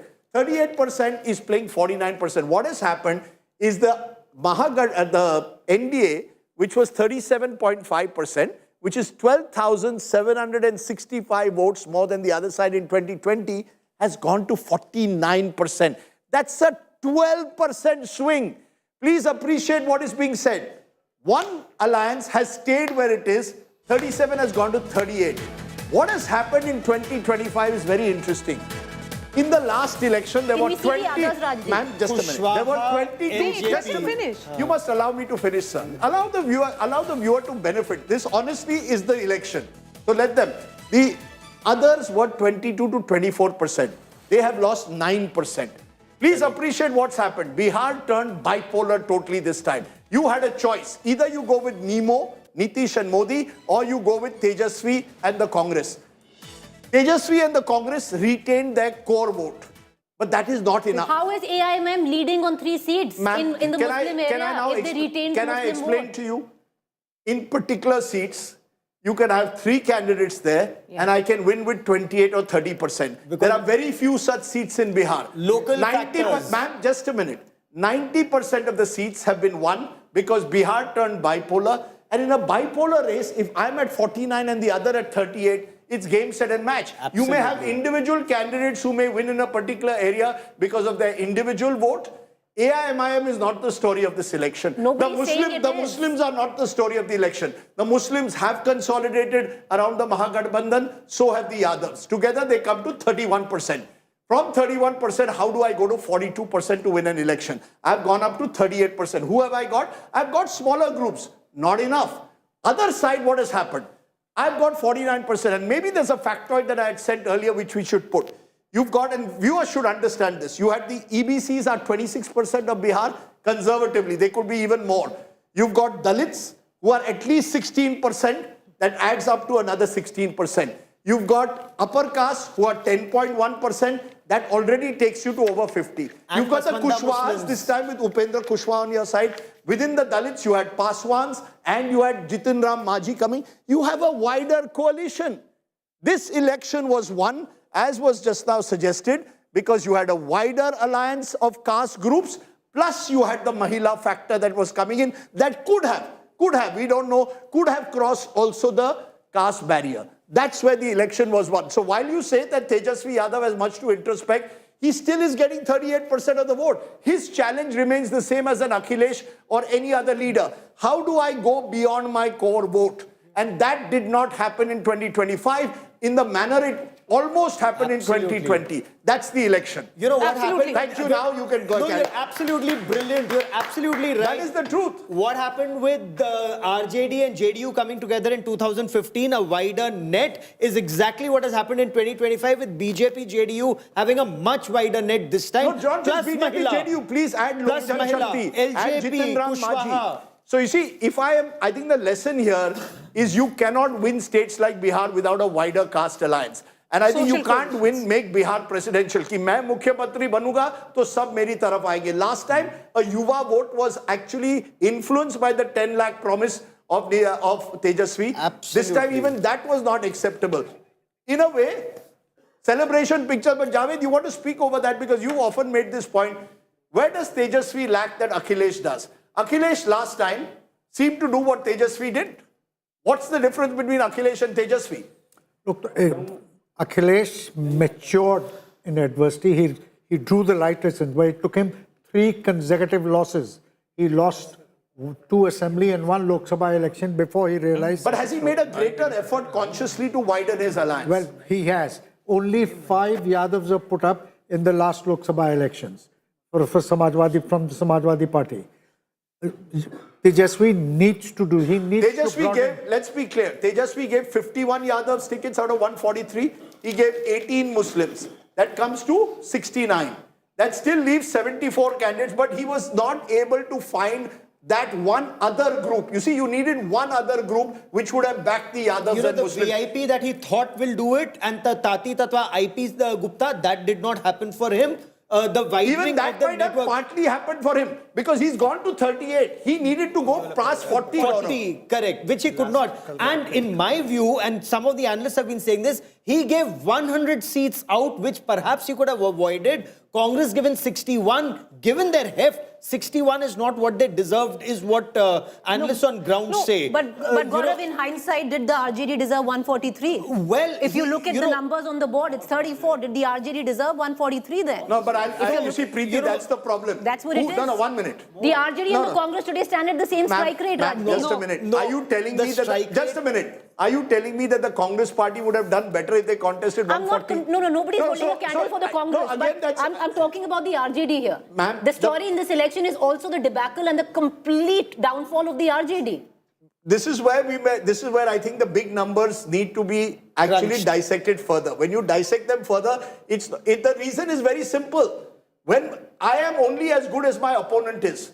If my opponent has pulled together a wider alliance, I can do whatever I want. I can't win. So the RJD has to, the challenge for the RJD is how do I widen myself beyond the Yadavization? I said this again, Lalu Prasad left an asset and a liability for his son. So the asset was his core vote, the liability he can't expand it. So this is what I'm saying. Try and double click that why are they not able to extend their tent and have more caste? The reason is Bihari Yadavs versus the UP Yadavs. Bihari Yadavs are far more aggressive, are far more vocal. Look at the social media feed. Also, look at RJD's spokesperson. They chose a Priyanka Bharti. The Priyanka Bharti kind of spokespersons, what message they were giving on television? They were making caste slurs. towards the fag end of the election. No. See, BJP is not making a casteist position ever. I think that's sometimes. No, it is not playing out in the context of Bihar. There is no communal politics which has happened. Bihar, like always, has emphasized on caste coalitions. Giriraj saying on the day of voting, in Bihar, there has been no communal politics which has happened this time around. Very clearly. But I think let's say if there is one region where you could argue some element of communal polarization has taken place, it's Simanchal, where clearly a heavy Muslim Yadav voting could have resulted in a counter. Again not, Rajdeep. A solid presence of EBCs and Dalits in Simanchal. Sure. Now, whether they voted on caste identity or the Hindus is different. Bihar's history has suggested Hindutva doesn't have the same traction as Mandalization has. As it is in Uttar Mandal is still alive. Yes. But Mandal needs a face like Nitish Kumar. But in Purnia, there were massive Jai Shri Ram slogans, massive bhajans, all of that happening, which we've captured. I saw it. I covered it. I reported it on TV from Purnia. So there was a lot of that happening. Getting in two more guests, Dr. Ajay Alok, the good old doctor of Patna, and Akshat Shonak, spokesperson Jan Suraj. But Ajay Alok, congratulations. You have every reason to celebrate. You were among those who kept saying, "Do tihai bahummat milegi." How do you see this victory? Has it exceeded your expectations also? Rajdeep, I had a word with you almost 10 days back when I said that don't get surprised if we cross 2010 mark. We are yet to reach that mark, but election is still folding. I won't like to comment on the final tally, but election is still folding. And when tsunami folds itself, it takes everything away. So I guess we should wait till 1 o'clock. The results will be pretty clear. What is the big, what made the difference, Ajay? What do you think made the difference? It's simply good governance, development, and credibility. Nothing else. And the impact of Jungle Raj, which was there on every Bihari. Whatever the reason could be, but impact of Jungle Raj was supreme. That was a stamp mark that people never wanted this regime to come back again. And secondly, a ninth fail cannot rule Bihar. A ninth fail dwelling hordes of promises that Sarkari Naukri in every household, doing this, doing that, 30,000 rupees, making absurd things, and then at the end of the election, accusing every institutional body, right from police forces to IS officers to election commission. Yesterday only they said that we will create things like Nepal and Bangladesh. Maria, go ahead. Ajay Alok ji, aaj to aapka din hai. So you should talk about factors that have led to your victory, this landslide. Forget about what has gone wrong and what the blame game was. What do you think has worked? What is Bihar celebrating today? Let's talk about that. This is unprecedented. A chief minister who has been in power for 20 years is returning with a mandate which he got in 2010. This is the story of Bihar election. Maria, आप भी बिहारी हैं, कोई unprecedented नहीं है, कोई unprecedented नहीं है. But do you agree that आप भी बिहारी हैं, आप जानते हैं कि यहाँ पे क्या हो रहा है. Ajay Alok, do you agree, Nitish? No, sir, do you agree that wherever Nitish Kumar goes, you win? 2010, Nitish's sweep, he was at that time with the BJP minus Modi. 2015 sweep with, you can smile. 2015 with Lalu Prasad sweep. 2025 back with Modi sweep. Nitish Kumar, your old leader, is actually the glue that holds this together. Give him credit today. Rajiv, what's wrong with you? Even today you are trying to set up a narrative that with Nitish you win. What happened in Gujarat? What happened in Madhya Pradesh? Bihar. Even with Bihar. I'm talking about Bihar. Sir, I'm talking about Bihar. Bihar mein Nitish zaruri Bihar is... हाँ ठीक है, Bihar is too good, makes it 11. So Nitish and Narendra are 1 plus 1, not 2. 1 plus 1 is 11. ठीक है. And all BJP is also good governance, nothing else. Good governance, development, and welfare of everyone, and people have belief that they are not going to go into the hands of criminals or go into the hands or slip into the hands of corrupt. So this is the belief the BJP has created over the period like you of time. said, with what is now clearly the Nemo effect, but in all probability, this is that proverbial fork in the road where it comes down to Bihar and its leadership, where, stalwarts like Nitish Kumar, who dominated the landscape, are now, this is, I would think the best kind of election for Nitish Kumar, to fight and possibly end, if at all, it is going to be the end. The question I ask you though, Ajay Alok, who for the BJP who takes the charge forward? Are you looking at the like of a Samrat Chaudhary, the Deputy Chief Minister? Because the Yuva factor, the youth leader, a person who agrees with the caste combination where it comes down to Bihar, who takes the Bihar charge forward? See, in all the exit polls, it was being mentioned that youth factor, and especially the youth from 20 to 39 or 18 to 29, the youth factor are going on with Tejashwi. But whatever the trends are coming right now, it doesn't clearly suggest that. As far as the leadership is concerned, Tejashwi is trailing right now on his seat, Ajay Alok, and trailing by a margin of 6,000 votes. No, he's trailing by now a margin of over 5,000 votes. This is the current. The Tejashwi Yadav is trailing by more than 5,000 votes right now. But here the problem is, it's not Tejashwi Yadav. Biharis, in general, the intelligent quotient is very high. Maria herself being a Bihari, she knows this, that the gravity of the people is always judged by what they speak. Achha, were you on Politics is all about perception. Politics is all about perception. No, tell me this, Dr. Alok, you had said Muslims will not be given tickets because they don't vote for us. Does this mandate of, does this indication of 188 point towards a different picture? Are Muslims also voting for you? Muslims, women are voting for us. There's no doubt about it. Muslim men in many areas are voting for us. It's clearly indicative. हम ticket मुसलमानों को इसलिए नहीं देते हैं और नहीं देंगे क्योंकि हमें वोट नहीं देते हैं. Be clear about this. I have said it multiple times. I don't want to be politically incorrect, but this is a politically correct statement given by me, which many will hesitate to give, but this is a fact. I'm not sure whether you would have made the statement when you were in JDU, but that's another matter. Let me be joined at the moment by Sanjay Jha, who joins me. He is a JDU spokesperson. Sanjay Kumar of the JDS joins us. Sanjay Kumar ji, is this a victory of the Nemo factor, as we are calling it? Nitish plus Modi super show is how we are calling it. You bring the two together, magic happens in a state like Bihar. Yeah, of course, Rajdeep. So, the NDA combined force fought very well the entire election, and the election results, which are the trend which is coming in now, clearly shows how people have shown faith in Nitish ji's leadership, and the combination of NDA, the combination of Nitish ji and Modi ji. So that's quite clear. And so people have voted in large numbers. People have shown faith, expressed faith, and in the leadership of Nitish ji. And Nitish ji has been loved by, it shows how much people love him in the state, in the entire state. So yeah, we are quite happy about the result. Is that Bihar की जनता ने नीतीश कुमार को छप्पर फाड़ करके दिल दिखाया है और ये वोट पैसा दिया है. लेकिन संजय जी, सवाल ये भी है, the question will also be that where will the celebrations be today?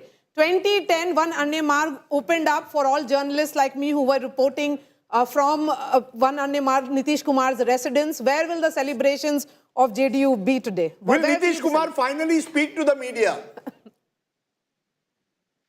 Yeah, of course, you can see the celebration is going on in the party office, and in most of the cases when a party wins or a combination of party wins, the celebration happens in the party office, and you can see, you are already showing how the JDU supporters are celebrating in our office in Patna.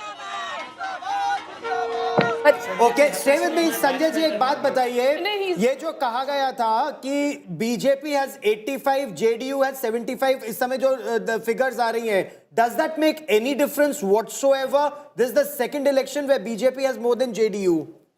10 seats का gap है.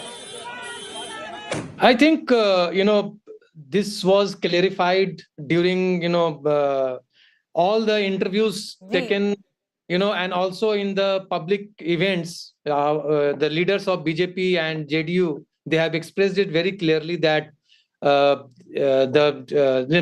Nitish ji is going to be the next chief minister of the party. No, of Sanjay ji, India. posters are out that Tiger abhi zinda hai. What was seen as Nitish's farewell election, will it be now Nitish Kumar's farewell election? So much was said about his health. He's come back roaring into this, election. What now for Nitish Kumar? Kya ye last election tha? Kya ye farewell election tha? Where he's left on a note where he's shown everybody where he stands? या आगे अब बाकी आगे देखेंगे एक और election होगा? नहीं, I think we call it farewell election or not, but yeah, Tiger अभी जिंदा है, that is very much. But Sanjay ji आप ही ने बोला था farewell election मेरे शो में कि ये आखिरी इलेक्शन है और हम जम के लड़ेंगे. लेकिन नीतीश कुमार ने नहीं बोला था. मैं तो इनकी बात कर रही हूँ, संजय जी की बात कर रही हूँ. संजय जी हम दोनों क्लासमेट्स थे, बैचमेट्स थे हार्वर्ड में, और संजय जी ने बहुत बढ़िया किताब लिखी है, कटिहार टू कैनेडी. और जब वो किताब लिख रहे थे तो उसकी जो प्रेरणा थी, वो साथ में हम लोगों ने गलियों में टहल के संघर्ष किया है साथ में. और मुझे मालूम है कितने जेन्युइन लीडर हैं. ये भी एक ऑल्टरनेट चेहरा है. जरूरी नहीं है कि प्रशांत किशोर के पास ही सारे पढ़े लिखे लोग हों. जेडीयू के पास भी उनसे भी ज्यादा बेटर पढ़े हुए लिखे लोग हैं. और आपको पार्टियों के अंदर देखना पड़ेगा. अगर आप सिर्फ मीडिया की तर्ज पे जाएंगे, दूर से चीजों को देखने की कोशिश करेंगे, तो आपको आंसर्स नहीं मिलेंगे. मुझे लगता है कि जो लीडर्स हैं संजय जी जैसे, इन लीडर्स को भी स्पेस मिलेगा. Party mainstream party do you have a second line at all? There's a sense that after Nitish ji, who will that question arise 1 year from now? Today there's no Tiger zinda hai. Maybe Tiger hu, maybe zinda hu. But next election, I may not be in the TV studio. Here we know who will take over. You will be here. Rajdeep will be here. The question is, I have a fair idea. Even Nitish Kumar will be there. No. So is there a second line? Koi hai?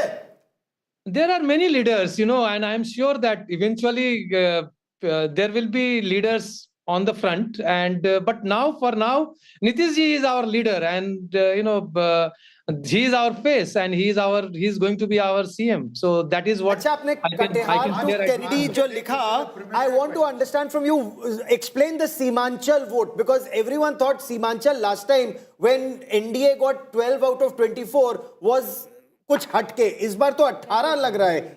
How is the NDA doing so well in Simanchal? I think Simanchal pe, we focused a lot.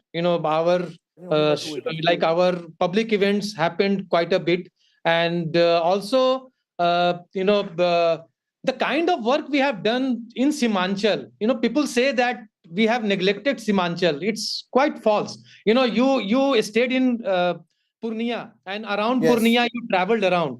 The entire region has developed so much. The roads, the infrastructure, the hotels, the airport, recent Purnia airport.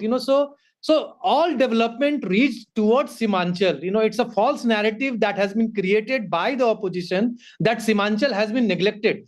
In Nitish ji's government, we never neglected Muslim population. We gave proper attention to Simanchal, and I think people have shown faith in the government. Yes.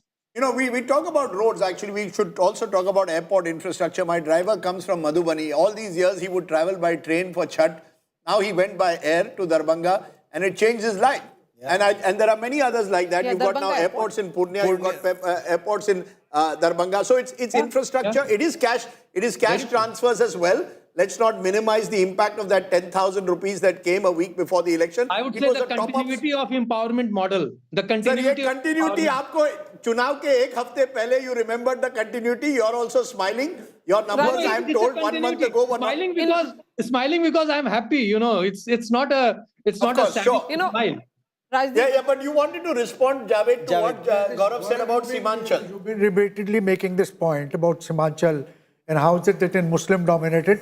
You don't have to be Einstein to find this out. Just forget, wherever there are large number of Muslims, there's a counter-polarization as well. Look at past elections in Western UP. Okay, I'm now going to give... Muslim-dominated areas, the seats go to the BJP because there is a counter-polarization and there are more than one Muslim candidate. And nobody votes as a monolith. Okay, fair enough. Muslims. I'm going to go straight across the table. You have a choice of things that you want, because why should only the politicians celebrate? What would you like? Rajdeep, it's not just your wife who's watching, even my wife is watching, so I'm not having sweets. You're not having sweets. Madam? I'm going to take a tekwa. You're going to take a tekwa. Right there. You want makhana? Anyone wants makhana, tekwa? What is this called? Nimki. Nimki. I'm going to take tilkut. There is nothing better than tilkut. It is so soft, so sweet. I'll take tilkut because I come from Gaya. Acha, you come from Gaya, so I'm from Gaya, so I'll take a bit of tilkut. आप क्या लोगे? मखाना, tilkut क्या लाऊं मैं? You have brought nimki. Nimki. I brought nimki for you. मेरा ससुराल है बिहार तो आपका ससुराल है Bihar. You should be very careful then.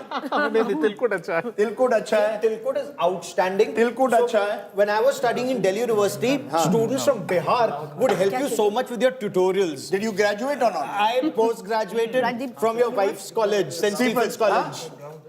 Brown thing. He wants the brown thing. It's called tekwa. Nimki. He wants the nimki. चलिए nimki भी खाइए. What is very clear is as we are having our late breakfast is that this election, Nitish and Modi have eaten the opposition for breakfast. They've had nimki. Lunch and dinner, Rajdeep. They've had breakfast, lunch and dinner. Okay, let's tell you the big story. As we approach noon, the story of Bihar is the absolute landslide of the Nemo combination. This is almost a repeat of 2010, far away from what happened in 2020 and the Kaate ki takkar. As of now, 189, which is up by 67. Mahagathbandhan 50, down 64. So almost more than half of what they won last time. Others 4, and they include 2 seats where the AIMIM is leading. But what you have is a landslide. Just look at that map. This is the kind of story that we've seen here. If you look at individual parties, 84 out of 101, strike rate of 84%, 76% for the JDU. These are fantastic figures. One gets a distinction, the other gets a very high first class. LJP, Chirag Paswan ka Chirag bhi jal raha hai achhi tarah se. He's got 22. Others 7 out of 13. So Majhi and Kushwaha not doing necessarily as well as the others. They're at 50%. Take a look at the Mahagathbandhan. 35 out of 143 makes it about 25% only. So the RJD strike rate is very, very poor. The Congress, even poorer. 5 out of 61, way below what they even got last time. VIP, 1 out of 12, not good news. Rest, which is mainly left, having another bad day in the office this time, 9 out of 12. Prashant Kishor, 0 out of 238. As you look across, it's a wipeout. This is a wipeout election in Bihar. Preeti, you want to go and show us some numbers on that, on the EI? Because I think when you break down these numbers, you can get much more in terms of micro data. We're going to try and look at where exactly has the shift taken place. If, for example, we were to look at just the shift in the retain ratio and how that has changed in Bihar this time. But go ahead, in JDU strongholds, tell us what happened. I'm looking at the RJD strongholds. Out of 10, 4 is what the NDA have taken away from the Mahagathbandhan. So these were where the RJD has won 3 elections consecutively till now. Out of those 10 seats, the RJD has now lost 4 of the 10 to the NDA. The JDU, if you look at the JDU's track record where strongholds were concerned, where it won 3 elections consecutively, out of the 23 seats, the JDU has won all 23. So this is epic performance where it comes down to the JDU. Let's look at the BJP now. The 2 single largest parties coming in from the same alliance there. The BJP, out of 24 seats, the BJP has retained 22. 2 have been taken by the Mahagathbandhan. Let's look at the Congress there. The Congress, out of 2, has been able to retain absolutely nothing, which were their strongholds. Those 2 seats also now gone to the NDA, primarily to the BJP. Both those seats where it had won 3 elections consecutively had come in from Himachal. Right now, coming to a knot. I just want to, Rajdeep, once again, go back. A lot of interest coming in on Tejashwi Yadav's seat there. The chief ministerial candidate, who's not going to be chief minister, but he'll be lucky if he retains his seat, is Raghopur's seat. And there's a margin of about 5,000. Okay, I'm going to stop you at the moment because Suesha at the moment is amongst the celebrations at the JDU office in Patna. Suesha, take it away from us. Tell us what's happening. Nitish Babu, has he come or not? Where is Nitish Babu at the moment? He didn't speak to the media throughout the campaign. Where is the man of the moment? He is expected at 4 p.m. But look at the kind of preparations that are happening while the build-up for the big arrival of Nitish Kumar is to happen. Laddus of all colors, literally, and I told you earlier, Rajdeep, 500 kgs of laddus, 5 lakh rasgullas that have been ordered. Look at the crackers. This big laddi that you see, I'm sure we've not even seen this in Delhi in a while, given the pollution situation. But these big laddis that have been burning all across the road, and this is the road that leads to the JDU office. Look at the kind of traffic, because there are so many cadres who've gathered here. The dhols have been beating every minute because cadres have been dancing here. You heard the bomb. Okay, you heard the bomb. So the firecrackers, like I told you, the holy colors, the laddus, the color, the pomp, the pageantry that you'd be able to witness much more in some time from now. Here you see, kitne laddu hai, kahan se? ये अभी हम लोग का 200 लड्डू आ गया और जितना seat इतना kilo अभी लड्डू आएगा। अच्छा, और ये पटाखे कहाँ? ये पूरे पटाखा पूरे बिहार में फूटेगा। जन समर्थन पूरा बिहार सरकार नीतीश कुमार मोदी जी को गया है। ये पूरे उत्साह के जनता लोग पूरा उत्साहित है। नीतीश कुमार आ रहे हैं वापस। देखिए, नीतीश कुमार कर्तव्य करते हैं, काम करते हैं, उसकी जीत है, ना कि हमारी जीत, पूरी जनता की जीत है। जो काम करेगा वो जीतेगा ही। और क्या-क्या तैयारी है नीतीश जी के आने के और क्या-क्या तैयारी है नीतीश जी के लिए? नीतीश जी आने वाले हैं, क्या-क्या तैयारी है? नीतीश जी आएंगे, पूरा फूल बरसेगा, मिठाई चल रहा है, पटाखा चल रहा है स्वागत में, और यहाँ से हम लोग एनडीए बीजेपी कार्यालय भी जाके सब लोग को मिठाई खिलाएंगे। But you know, this is the one thing they've been emphasizing on, and I've sensed this in both offices, BJP and JDU.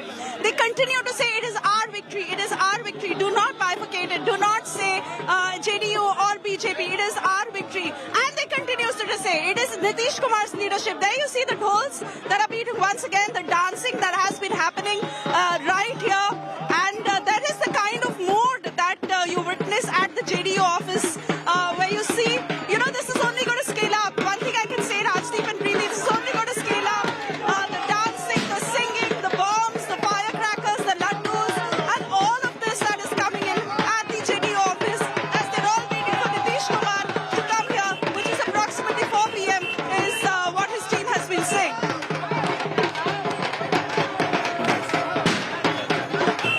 Office, because all the party offices in Patna are next to each other. So Bir Chand Patel Marg is where the RJD office, where there is no action today, perhaps the entire office would be in mourning. And where is Nitish? You know, Maria, one of the questions through this election is where is Nitish Kumar? I tried to convince Sanjay Jha for old time's sake to take me to meet Nitish Kumar. हाँ, जरूर लेकर जाएंगे, लेकिन चुनाव के बाद. Now I'll of course ask him whether चुनाव के बाद. He'll make you meet now. Now perhaps Pratyay Amrit and the other bureaucrat will ensure that meeting happens. When was the last time that Nitish Kumar did a one-on-one interview? I'm just trying to think. I mean, he's also stayed away from the media, been very cautious. Even when he became India Alliance convener, he didn't really do one-on-one interviews. He has not done it. But Rajdeep... But he is, you know, that's part of his charm. You remain enigmatic. He's an enigmatic figure. He was not populist, charismatic like Lalu, and yet has outlived Lalu clearly. And I think that, in a sense, will be... He's had the last laugh. He's more like Naveen Patnaik. He's more like Naveen Patnaik of Odisha until 29, right?